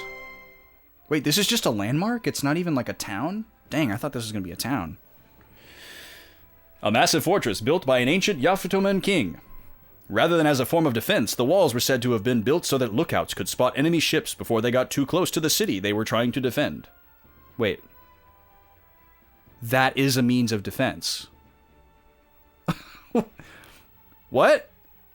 Rather than as a form of defense, the walls were said to have been built so that lookouts could spot enemy ships before they got too close to the city they were trying to defend. Who wrote this? You're fired. Go home, Sega, you're drunk. There was another Dominic in your same grade in middle school to high school. You'd always get confused when you heard each other's names over the intercom. Ugh, that sucks. Also, intercoms suck. So this is just here? Is this my clue that I'm getting closer? They said it was by Yafutoman Architects. We have no idea where we are, Dom. We're flying blind out here. We just got through this really annoying area. My Gamecube disk drive failed on me a couple times. We're in uncharted territory here. Truly a pirate's life for us. And we just, you can't see anything anywhere. There's nothing. And we keep getting these battles. But how are you doing, dude? What's going on? It wasn't always bad, but his name was spelled with the K and yours wasn't. Oh, okay. Well, at least you had some kind of differentiation. See, I grew up in Texas with the name Austin. So naturally, there were quite a few. So I was always Austin, the first letter of my last name. And all the other Austins were Austin, the first letter of their last name. Or just straight up their full name. Like, none of us went by anything else. None of us went by our last name. So it was always Austin Blank, Austin Blank, Austin Blank. You talking about Austin Blank? Oh, you and Austin Blank? Me and Austin Blank are going to go over here. And it's like, I was just so used to that for such a long time. It's amazing that none of us ever, like, switched to going by, like, 2 letters or, like, anything like that. Because, like, just to give you some perspective on how common of a name it is, my whole high school, all 4 grades, when I graduated, there was, like, 135 people or something like that. And 5 of us were named Austin. Something like 7 or something like that. So, it was a lot of us. Maybe that's not that high of a density, but it sure felt like it. Grossed. Jellycraw. Some of these enemy names are so phoned in. Yeah, something like that. 2 DPGN gigs this month. Nice. Jam session on Friday. Anime next.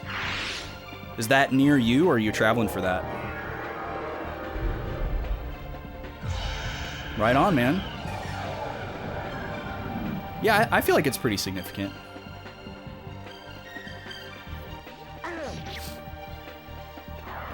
Get out of here.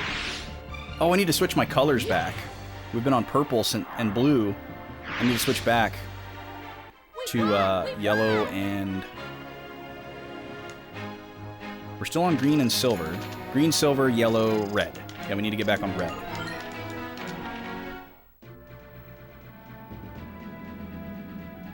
Flying into nothingness. We don't even know what we're looking for out here. We're looking for a town, but we don't know what it looks like. We don't know where it is. This is wild, man. There's so much map over here. Oh, archipelago. Archipelago. That's our clue. We do know that it's an archipelago. This could be it. Both are local. Sessions in NYC. Anime Next is New Jersey. Okay. So all in the... You call it the tri-state area? Is that something else? Nearby. Regional. Go-looper! That's right, the regular ones are called loopers, and these guys are go-looper, I guess. Sure. Oh, forgot to switch the colors. It's really annoying to do it in the menu, so I always try to save it for when I'm in battle, but then I forget. Because I want to get out of the battle. Tri-state area works. Okay. I'll take it.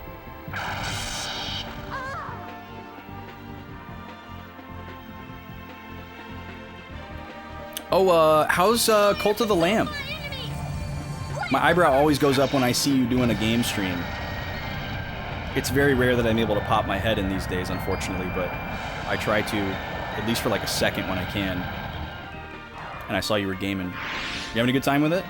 Nice. That's good to hear. Yeah, I haven't been able to watch like the same person play that game for like a long stretch to kind of like see how it arcs and ebbs and flows and stuff.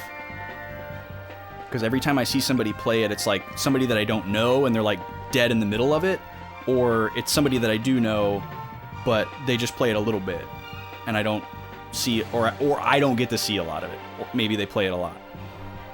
Okay, switch my colors. Yellow.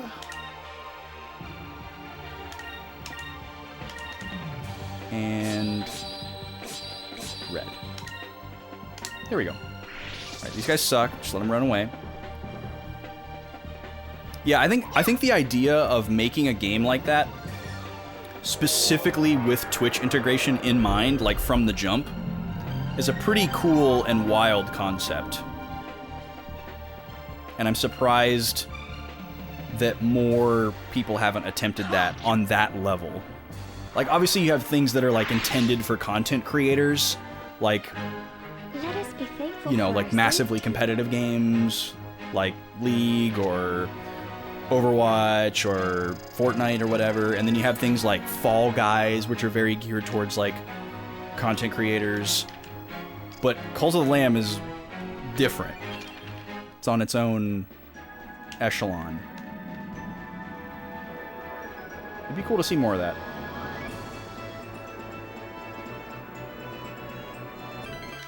I'm sure some people have some good ideas cooking. Oh, there's the blue moon! That's significant! Alright, that little island system is directly below us, so it must have just been this that I saw. Dang it. Okay, so is our clue... Is our clue that this wall is like a boundary around it and it's in the center of all this? Is that my clue? Minecraft X Dungeon Crawler X Roguelike. Yeah, that's a lot of cool mix of things.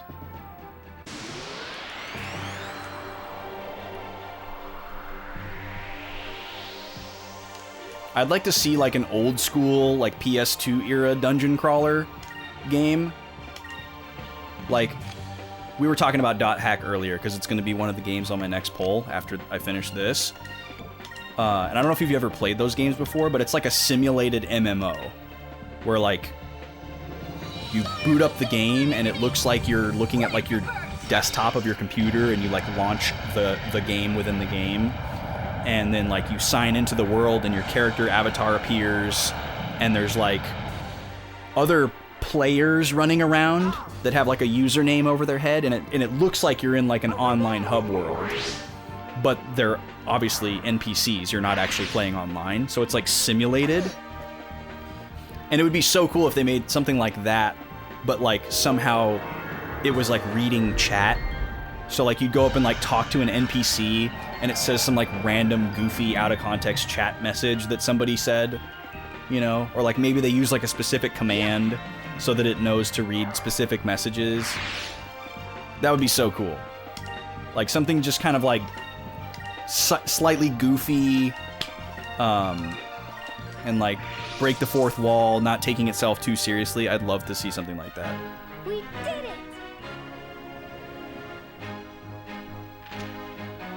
King's Field. That was an early PS1 game.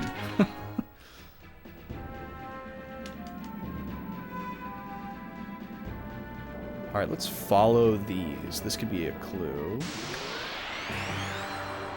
I couldn't tell you anything about King's Field, though.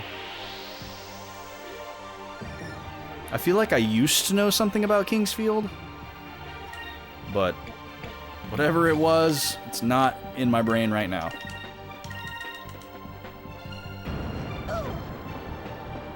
Here goes! I feel like I rented that game once because I thought it was going to be like a King Arthur hack and slash. Yeah, Taladar's hanging out in here. Slammed it first!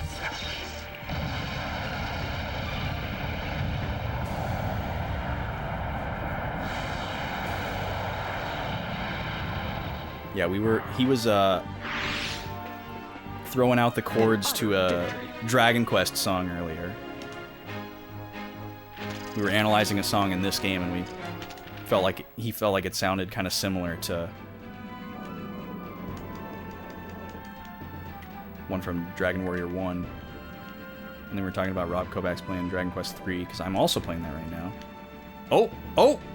I think we found it. Oh my god, I think we found it. First-person dungeon crawler. Ooh, that's intense. Hey, do you hear anything? I mean, besides the wind? Now that you mention it, I kinda hear something. Not sure what it is.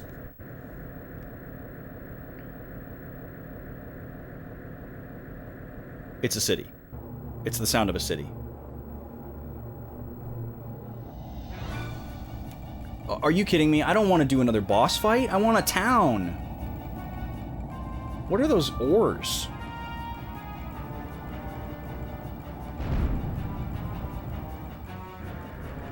What the? Oh, great. Not my brand new ship. They just came out of nowhere and attacked us. It looks like we're going to have to take them down. Battle stations, let's go! Wow, back-to-back boss battles? Really? Okay. Hopefully they're not super strong. Ha ha ha! Do you really think you can defeat us with a big block of steel you call a ship? Prepare yourselves, strangers! So they're really trying to push the, like, feudal China thing here. There's, like, a great wall surrounding it. Hostile to outsiders. Mythical history. They're in the Far East. Supposed to be a bountiful land. Like, yeah, they're really leaning into it here. Okay. I gotta try to keep my SP high here, because we're probably gonna get a chance to shoot the big gun. So let's not go too crazy. Let's do one attack on the opportune turn. We'll do a focus with Fina on turn 1. And we'll guard here. And we'll guard there. And we'll just see what they're made of. Yeah, I'm a big fan of the old school dungeon crawler. I go nuts for those. Dot Hack, Dark Cloud, Rogue Galaxy, which is basically Dark Cloud 3, or the closest we'll ever get, most likely. Etrian Odyssey is technically the same format, with a slightly different gimmick. I need to really dive into that series. I just love that gameplay loop. It's so much fun to me. It's so straightforward, but it's so addicting. Oh, and a recent game, Harvestella, which I need to actually buy and play through someday. I only played the demo. That game is really, really cool. Really cool mix of things. It's like an old school style dungeon crawler mixed with like an action RPG, mixed with like a farming life sim. It's a cool game. It appears that Yafataman ships can climb to great altitudes. Our cannons can't reach them. Vice, our cannons may not able to, but I'll bet that our torpedoes can. We should try firing those as often as possible. Okay. Sounds good. We'll have Vice do that. I think he has the highest hit percentage, so do that. And then everyone else can just keep charging up. Focus. Focus. Guard. How far did you get, T? Did you get far in it, or did you just kind of dabble, or you say finish up like you were close? You were close.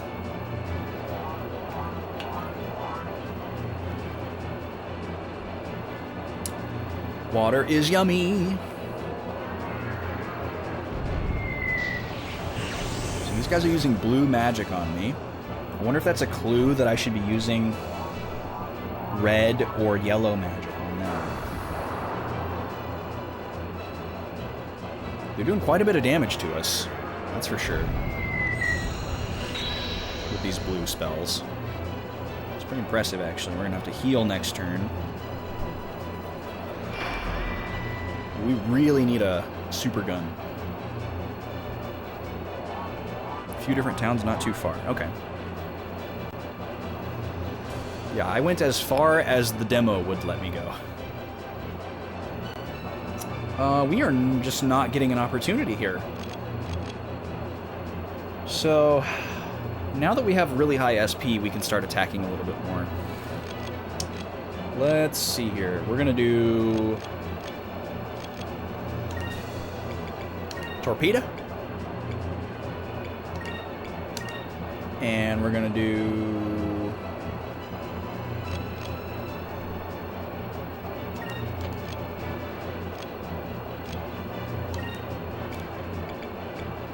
Ankrum.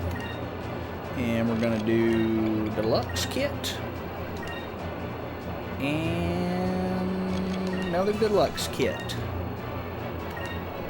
We have all these like single-use attack items that I should probably be using, but meh. You love the floating wall. It's an obstacle like the tiny stream in Men in Tights. Man, it's been a long time since I've seen that. I should watch that again.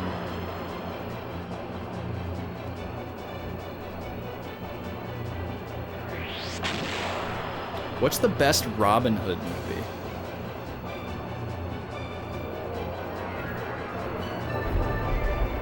Or I guess, let's make that harder.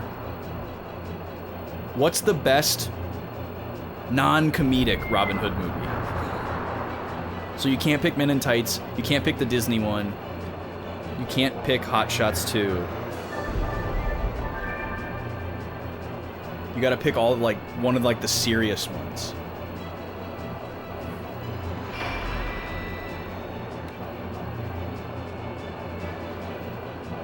Yeah, I switched it up on you, Lobster. The Russell Crowe one's not bad. That one's pretty alright. trying to think what other ones there are. I haven't seen any recently. Okay, let's see. We still need more heals. They are really laying it on thick here.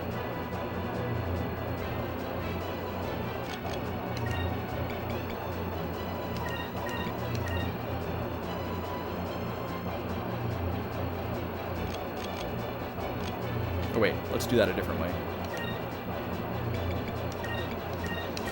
Yeah.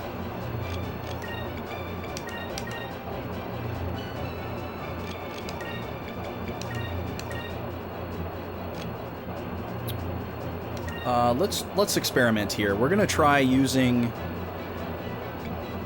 some red magic on here and see if this does like a bunch of damage. They're using blue spells on us. As far as we know, like, they don't have color associated with them, these ships. Or if they do, they don't show it in the same way as regular enemies. Costner Rickman, ooh. Ooh. That sounds really good. That's right, I forgot about the Kevin Costner one. I forgot Alan Rickman was in that too. I should watch that one. I love Alan Rickman so much. Okay, do we want to try red against blue or yellow? He is a yellow elemental guy, so maybe we should go yellow. And this is a more powerful spell. Is this the one that's the most powerful? I think it's the one after this. Yeah, Electrolem. All right, let's just see what happens here. Let's just see. Bryan Adams song. I'm pretty sure I only know one Bryan Adams song. There's a Bryan Adams song about Robin Hood?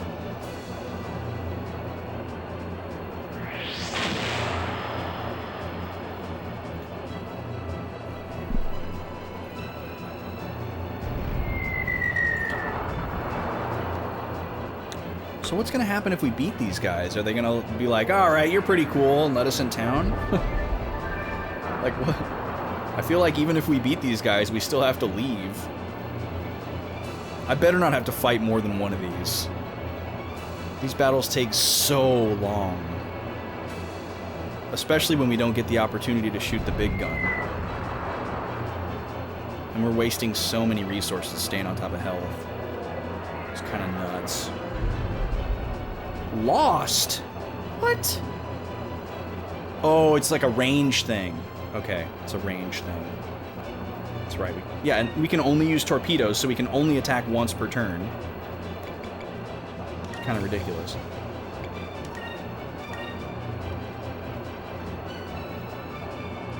Wait, let's not do that.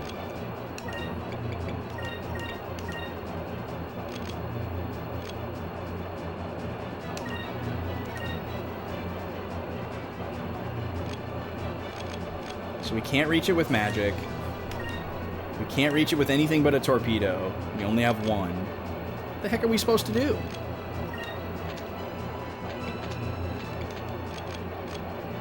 How are we supposed to beat this thing? I mean, we're chipping away at it. We're making progress, but... my God.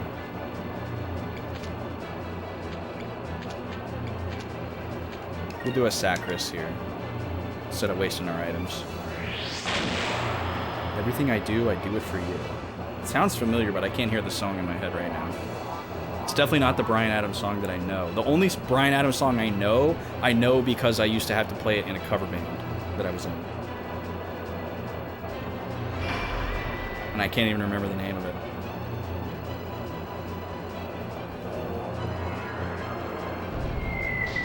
$1969? Is that the name of the song? Robin Hood is a better outlaw than Batman? Wow, that's a hot take. I guess I don't really think of Batman as an outlaw, though. Like, I guess in certain arcs of Batman, the cops are after him. Or, like, depending on, like, who's telling the story. So I guess that's valid. But like in some versions of Batman, he's not an outlaw and the cops like him and like work with him. Yes, I know that I can't reach them. That's why I'm only using torpedoes. That's why this is taking so long. Fina, Ica. We don't even have an advantage turn here, so...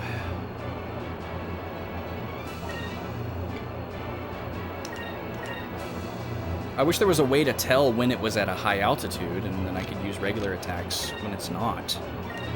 But we just can't even tell. But at this point, I've got so much SP, I might as well just try. This seems like a good strategy, actually. Spread out our damage over all these different possible turns, like we're bound to hit him at least once. Summer of 69, that's the song, yep. There we go! There we go, we got a hit on him. Okay, so he's low down now, boss guys. Yeah, I used to have to play Summer of 69 in a cover band. It was one of the most boring songs that we played.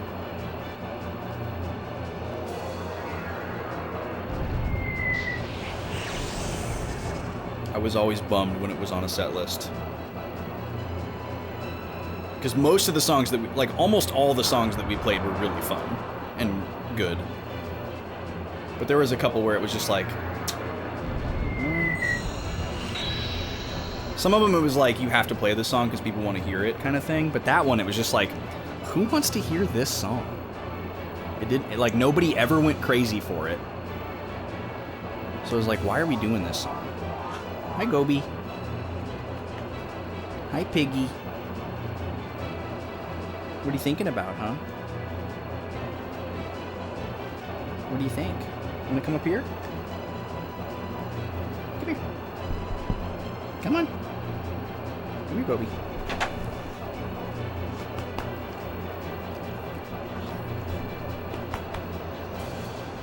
Alright, we should be able to take him out this turn. Doggo. What are you thinking about, huh? What's up? Just need some attention, some body contact. Yeah. Need to give some kisses. There we go. Good girl. We'll do a torpedo like that. We'll do a cannon like this. Do a cannon like this. Alright, we're bound to get him there. Just burn up all of our SP. Yeah, get out of here, dude.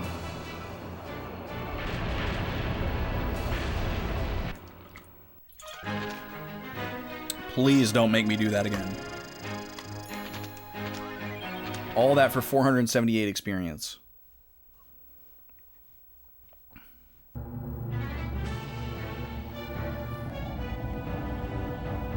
No.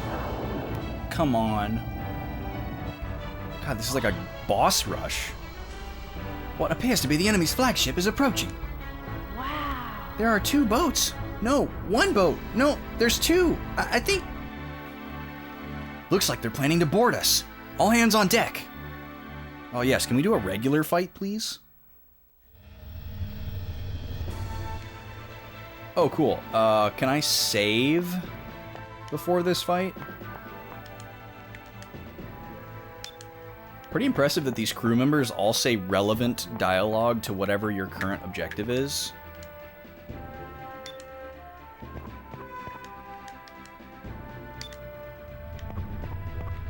Like, imagining having a full crew on here of like 10 or 12 people. Yeah, what a pretty lady. Yeah, they just got new collars. Their old ones were getting pretty nasty.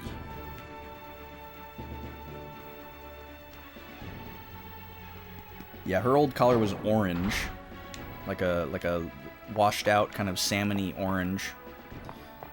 And Nima's old collar was like a bright lime green. And now Gobi has this like purpley lavender kind of color.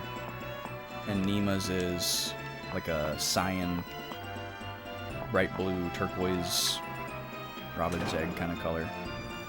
I'm intentionally going the wrong way to the deck. I'm trying to find a save point. I feel like there's a save point on my boat that I'd really like to hit so that I can avoid refights. But I don't remember where it is.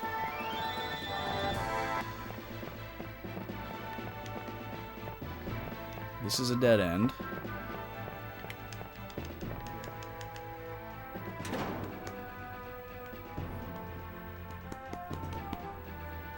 Nima's got a birthday coming up.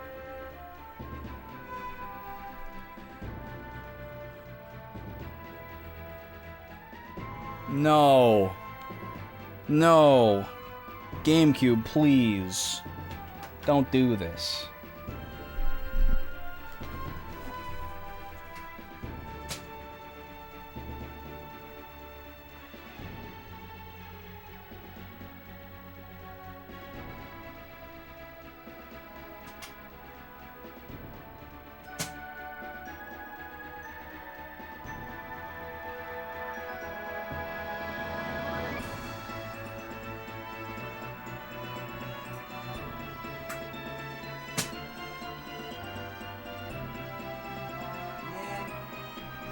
I wish it would at least spin up and try. But we're just screwed. So we have to do that whole fight again. We don't have to wander around in the sky again, I guess, because we know where to go, but otherwise we gotta do all that again. Ugh. That sucks, man.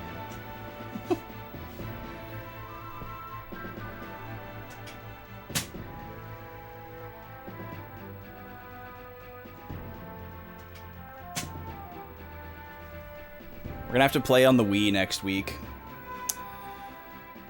It's a bummer. For all that's invested into the picture quality of this GameCube, it's a bummer to not be able to use it. I mean, the Wii image will still look great. It's just the principle, you know? It's the principle. And then it reads first try. I don't get it.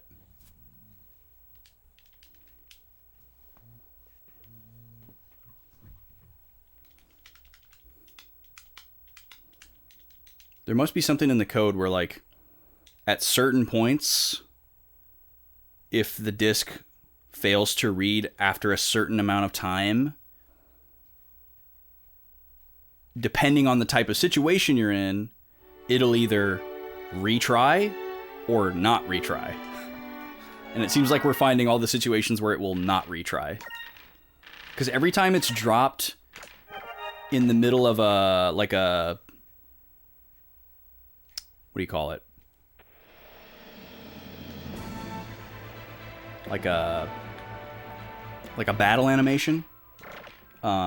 We've always been able to open and close the disc cover and get it to load. Oh wait, this isn't the way I want to go. I was going south.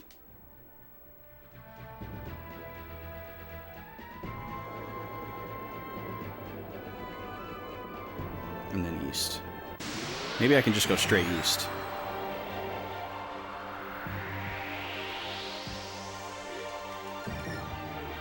The thing that sucks the most about this is actually, like, just kind of like losing track of, like, where I'm at with everything.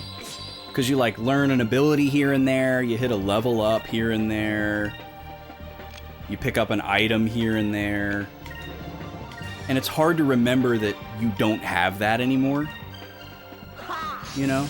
And then, like, way later, you're like, I could have sworn we picked up, or I could have sworn we already learned, you know, and you don't remember, like, oh, it's because we had a disc fail. That's what sucks the most about this. Obviously, redoing things really sucks. I hate redoing things.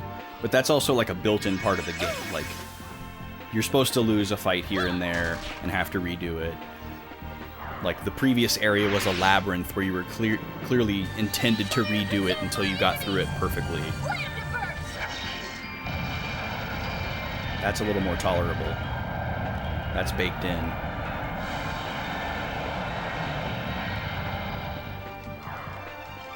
But like losing a random accessory that we got from like a rare drop on an encounter, you know, those are gone. There were a couple of those.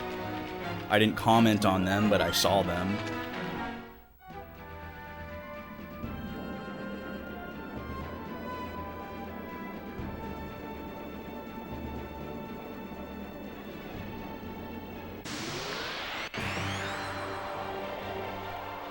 What's different about my Wii capture workflow versus GameCube?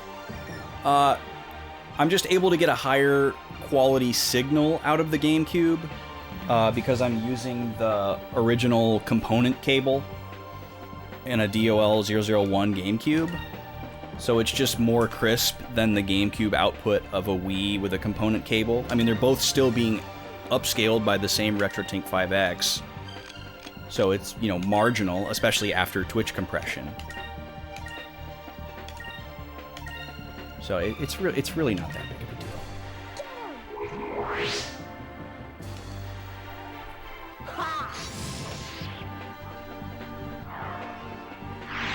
But the laser in my Wii will actually probably outlive all of my laser-based consoles. Well, except for maybe like the PS4.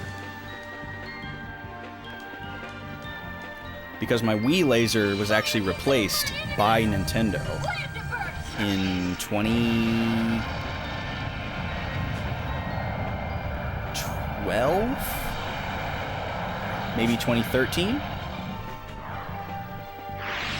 Because I remember That wasn't so bad. for a very long time, I had trouble getting Brawl to load on my Wii. Every time I'd get together with friends to play Brawl, I'd have to like take the disc out, put it back in, take the disc out, put it back in, take the disc out, put it back in, for minutes and minutes and minutes till it would finally go. And then once it went, it was fine. And I just thought it was like a weird quirk with my disc. Because no other game did it. But I didn't know about dual layer discs at the time. And then Xenoblade came out. I had been following Operation Rainfall and that whole project. I almost said movement. That makes it sound a little too serious and grave. But I guess it was technically a movement. Xenoblade came out and I wanted to play it right away, so I went and bought a copy of it. And I bought a used copy because I was like, oh, it's a little bit cheaper. I'm pretty cheap right now. Took it home. Popped it in, and it wouldn't load. I did it a bunch of times, and it wouldn't load. And I didn't think anything of it. I didn't think, oh, this is just like what happens with Brawl. Because I thought that was just my Brawl disc, because no other game did it. So when Xenoblade didn't work, I just assumed that because it was a used copy, there was something wrong with it. So I went right back to the store, returned it, and bought a brand new one in the plastic. Brought it home, opened it up, did the same thing. And I was like, what the heck is going on? And I like looked it up, started doing some research, and then I learned about dual layer discs. And it turns out my Wii was just, the laser was weak, and it was having trouble reading specifically dual layer disc games. And I come to find out that there's only like 4 of them on the Wii, and Xenoblade Chronicles and Smash Bros. Brawl are 2 of them. Yeah. But that's the thing. The brand new disc didn't work either. That was the troubleshoot that sparked the light bulb moment. So I called up Nintendo because that was the recommendation given to me. And at this time, you know, the Wii was... I had gotten my Wii at launch, so it was well out of warranty. But I called them up anyways. And they were super nice about it. It was like the best experience ever. And they were like, yeah, we're gonna email you a shipping label, print that out, you know, pack your Wii up all nice. You don't need the power supply or controller or anything, just the console. Pack it up, slap this label on it, drop it off at a UPS store. Cost me $0. So Nintendo replaced the the laser in my Wii, my like 6 or 7 year old Wii, for zero, for nothing. Sent it back to me so I could play Xenoblade. It was awesome. So hopefully that laser will last me a lot longer than some of my other lasers.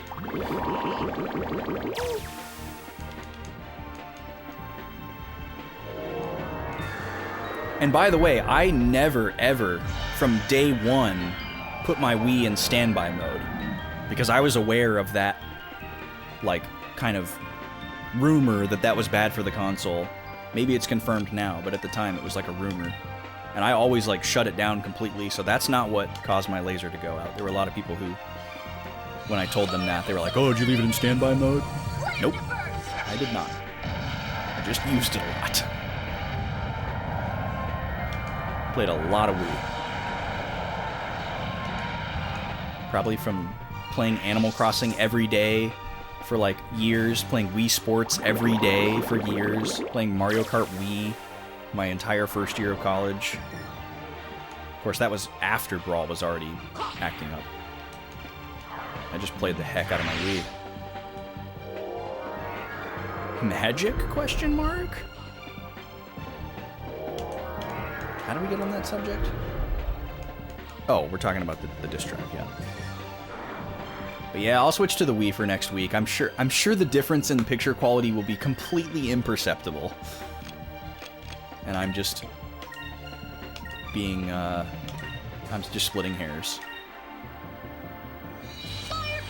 I'll still be able to play it on the CRT even. Same memory card, same controller. It's honestly like the easiest Switch it could possibly be. I just wanted to play it on the Gamecube. We did it! This is definitely the most trouble we've had with it, though. It seems to have, like, phases or, like, ebb and flow. Alright, we're getting really close. And we're gonna save before we get into that battle. So that we don't have to do all this navigating. The disk drive thing is also why we've been saving to 2 memory cards.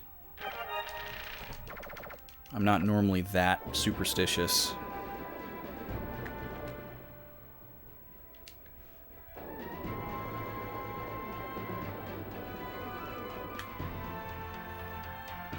Okay. I didn't even see the city gate that time, but here it is, I guess.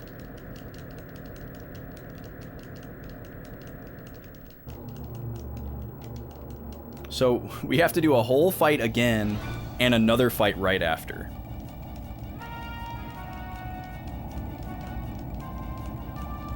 Yes. However, the GameCube guts that are in a Wii are not the DOL001 GameCube guts. That's the only difference. It's basically like it's like a one-chip SNES type of situation, if you're familiar with that.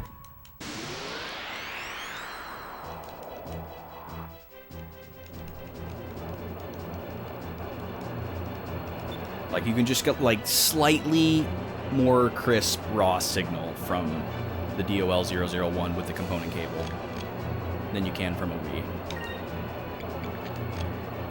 The Wii has a little bit of filtering that's added. Okay, we didn't really have a strategy here. At the beginning, we were able to use... Oh, there's a chance for the big gun next turn. Okay, we didn't get this last time, so let's try to get that. Let's try to make that happen. No attacks this turn. Only focus. Let's do 1 guard, I guess. I don't know.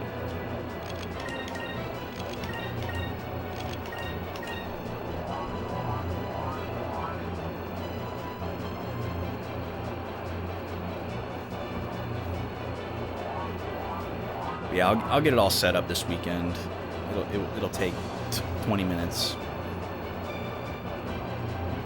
the aspect ratio and the cropping will be slightly different, so I'll have to fix that.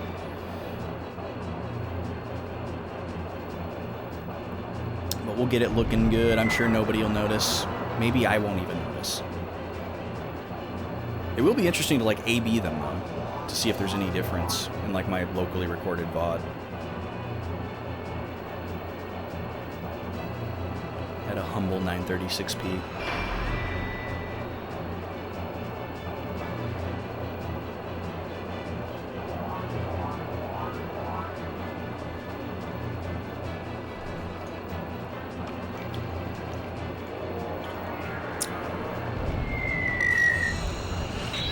Big damage, man.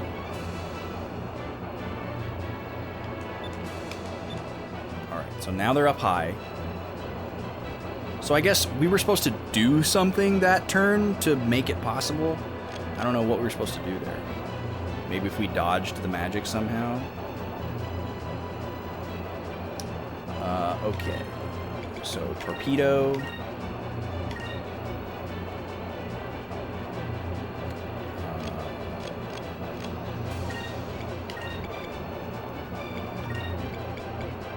Spread some damage out. Incrum. Spread some damage out. Hopefully this pays off.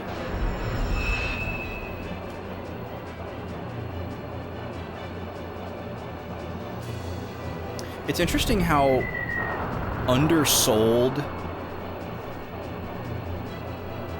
like, well, undersold isn't the right word, but it's really impressive to think about how authentic of a backwards compatibility experience GameCube on the Wii is. Like, you use the same disc, same memory cards, same controllers. Like, the PS2 is like the only other console where that has happened.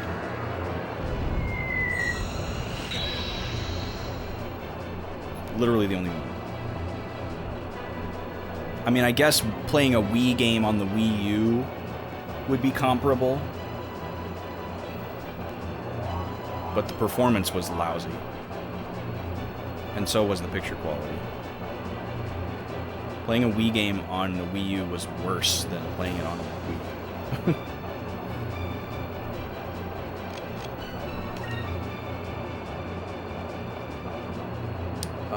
God, I wish I could tell that it was up high.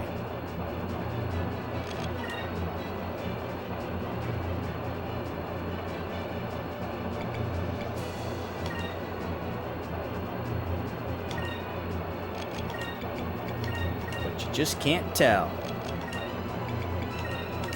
Do some healing here. Beautiful. I guess I have to just pay attention because you can visually see where he is.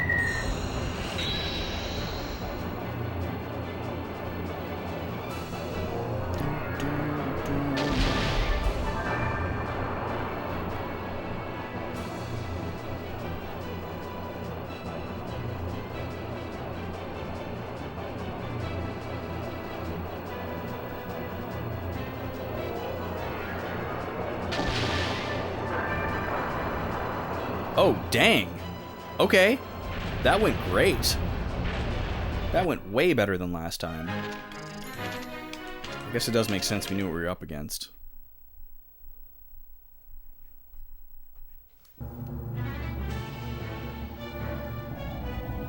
Now we fight the dueling dragon's boat, the Yin Yang.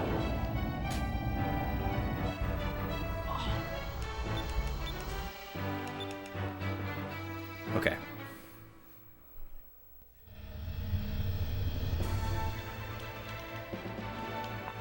So I was literally trying to walk around my own ship to find a save point, and the frickin' system crashed. Hopefully that doesn't happen again.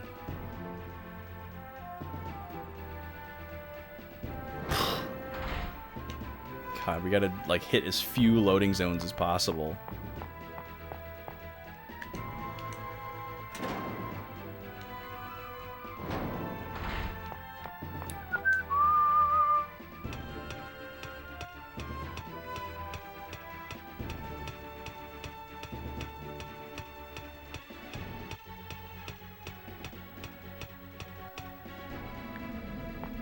this where I want to be?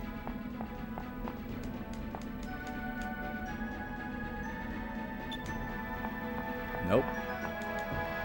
I don't remember where to go.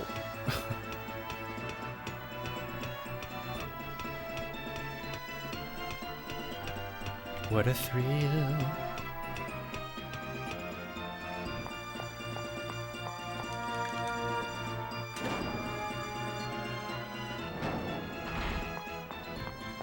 Is it from the cockpit? There's not another door in there, right? I think it... No, it's this way.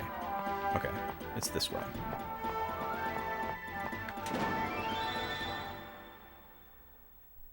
Fingers crossed. Okay, got it. I love Enrique's little purple hat.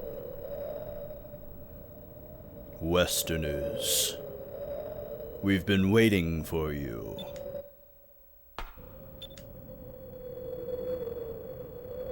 Whoa.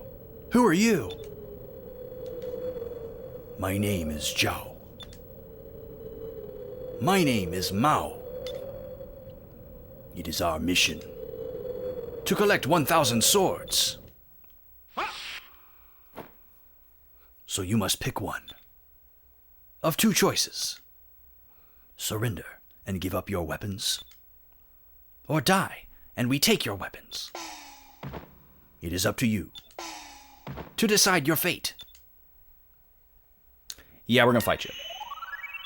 How about we kick your butts and toss you overboard? Besides, you guys are unarmed. What could you possibly do to us? If that is your decision, then we must kill you now. Alright, something tells me that these guys are going to be really strong. At least it's not a dang boat fight, though. We can do so much more in a fight like this. Okay. So, we like to start off with a little Incrum on Vice. These guys have a color. They are blue. Okay. Blue is weak against red and yellow. Perfect. I don't even need to change his weapon. They might have different gimmicks, but we don't know what they are yet. Okay, Aika, we're going to have you do Incrum on Vice. Fina. We kind of need a group heal to kick us off here. But we don't have enough for Sacrum. So that's going to have to wait one turn. What's the other weakness? Red?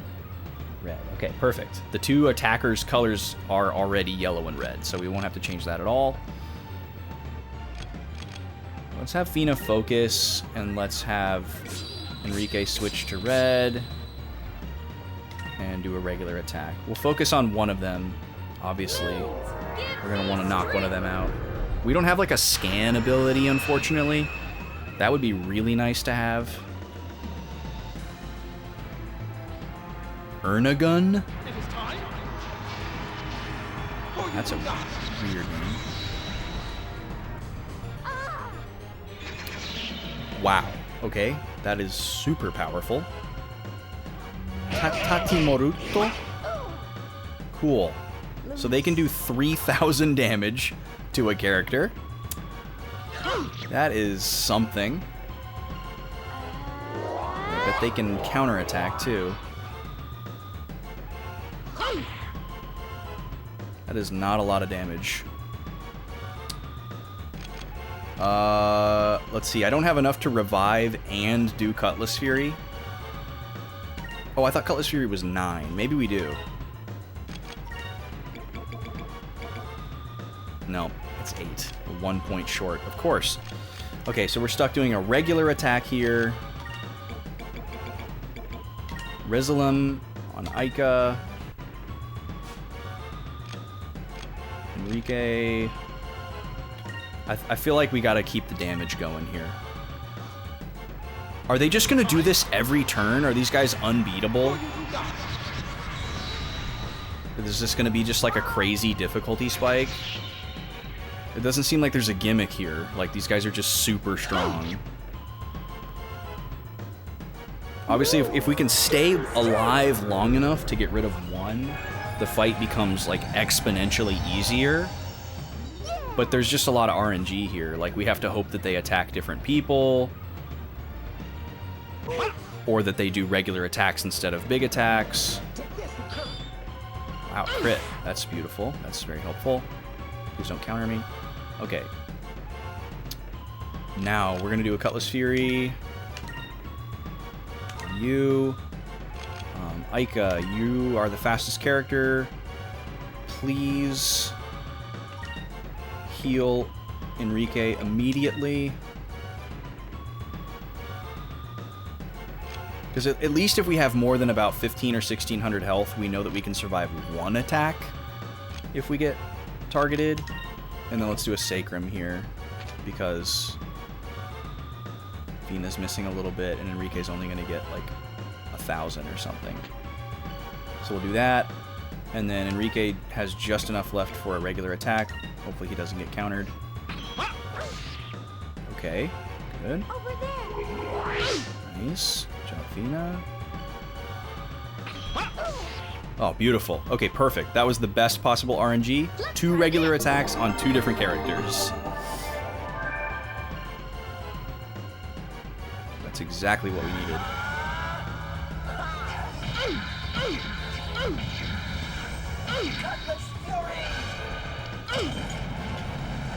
He's not quite dead, but he's almost gone. One more tap. Move! Give me strength! Gobi. Come here, sweetie. Come here. Come on. Come sit by me. Come on. Perfect. Okay. We got this. We got this. We got the big triumphant music coming in.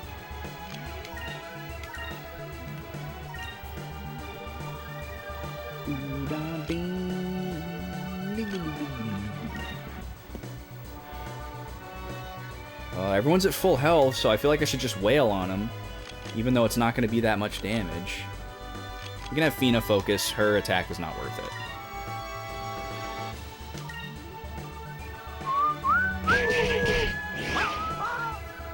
So yeah, he can do big, huge damage, but only once.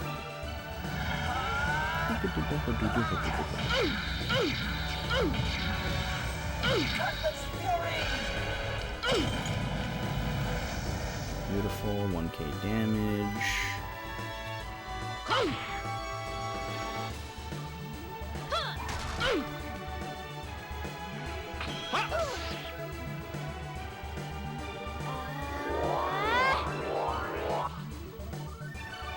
Can we get 2 points for that?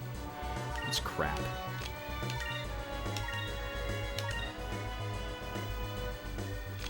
Okay, you attack. Have you heal.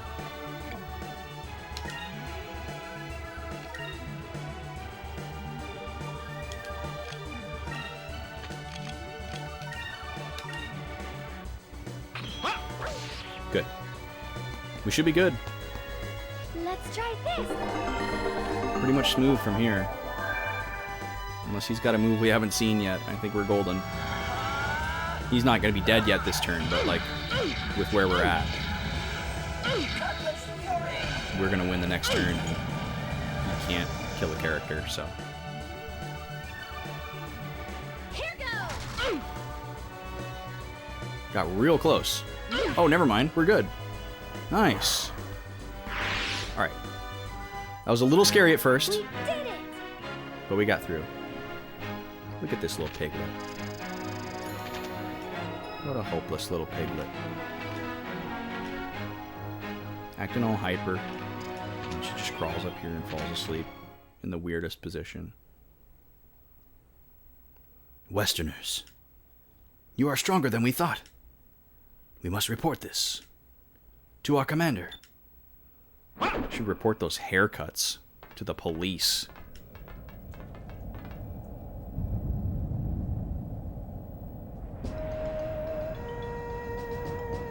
We rule the skies of Yafutoma, and we are known as Tinko. Westerners, we shall meet again.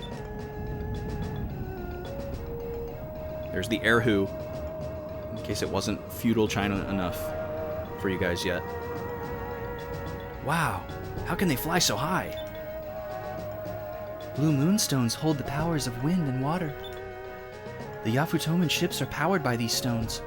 By harnessing the power of the wind, their ships can reach high altitudes that we can only imagine.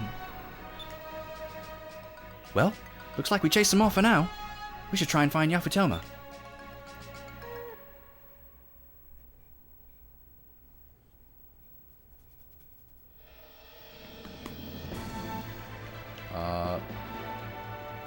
Wait, is it random where we encountered them? Because we could actually see the gates of the city when we encountered them last time. Weird. Alright, well, we're going to save. So we don't have to do that ever again.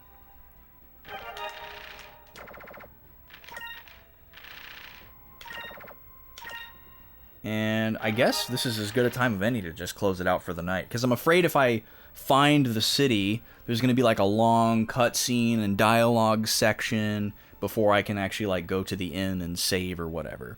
And I don't want that to happen. So, let's close it out here. Let me write some notes. Need to get some final notes here. So, when we last left off, we were getting attacked by Gregorio. So a lot has happened between now and then. We defeated Gregorio.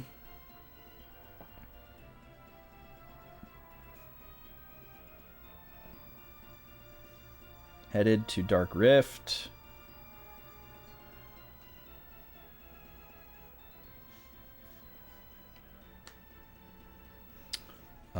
Lost Woods style maze.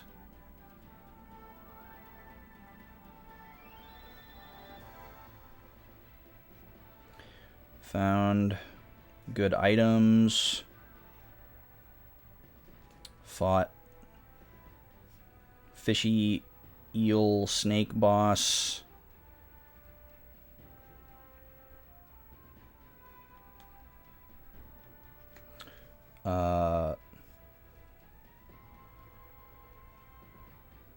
After leaving Dark Rift,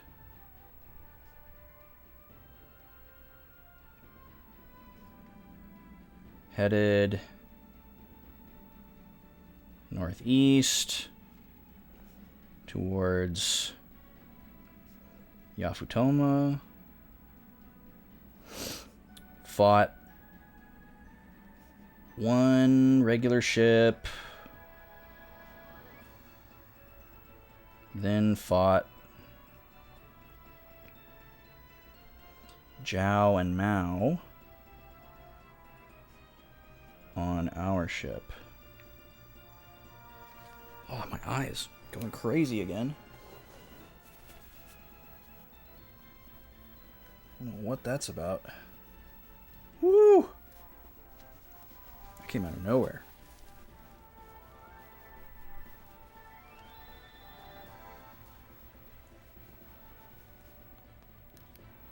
Don't worry, that's just the game. The game does like a screensaver mode. Okay, that gets us all caught up with where we're at now.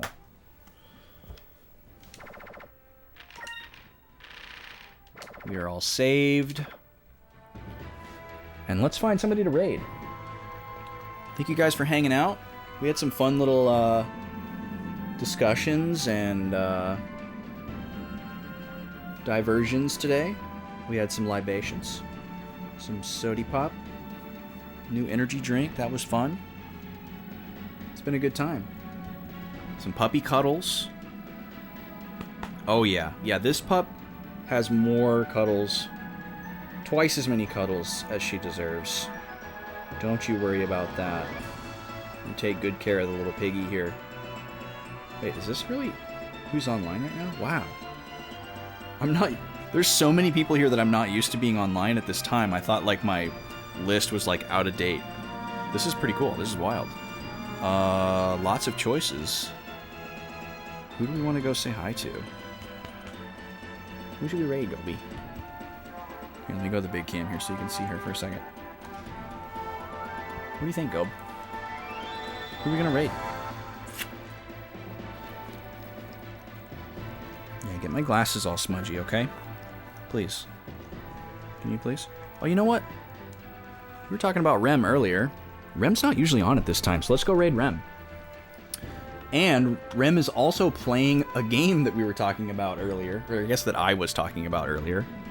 Rem is playing Etrian Odyssey, the new HD remake that came out. So let's go say hi to Rem.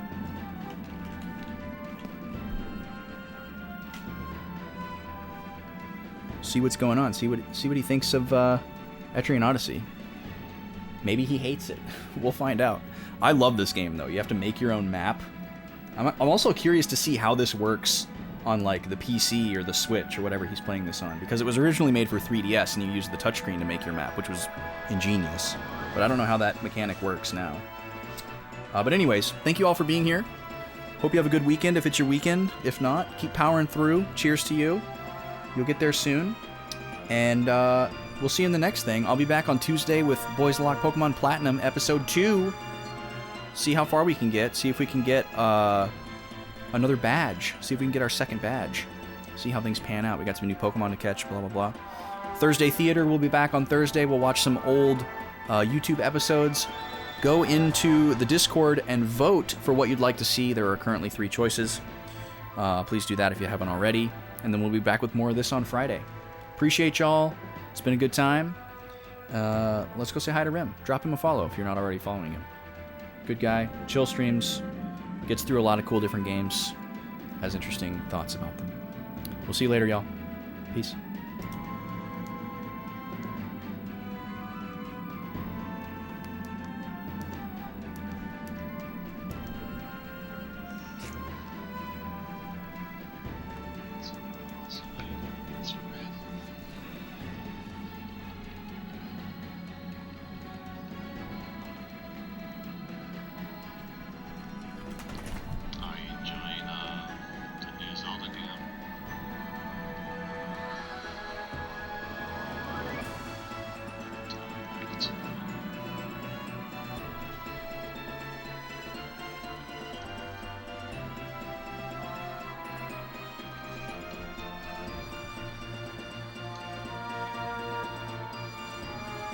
I'm enjoying that. It's been a lot of fun so far. And then Expert Mod's actually like a fun challenge. It's not like impossible to like kick your balls and it's like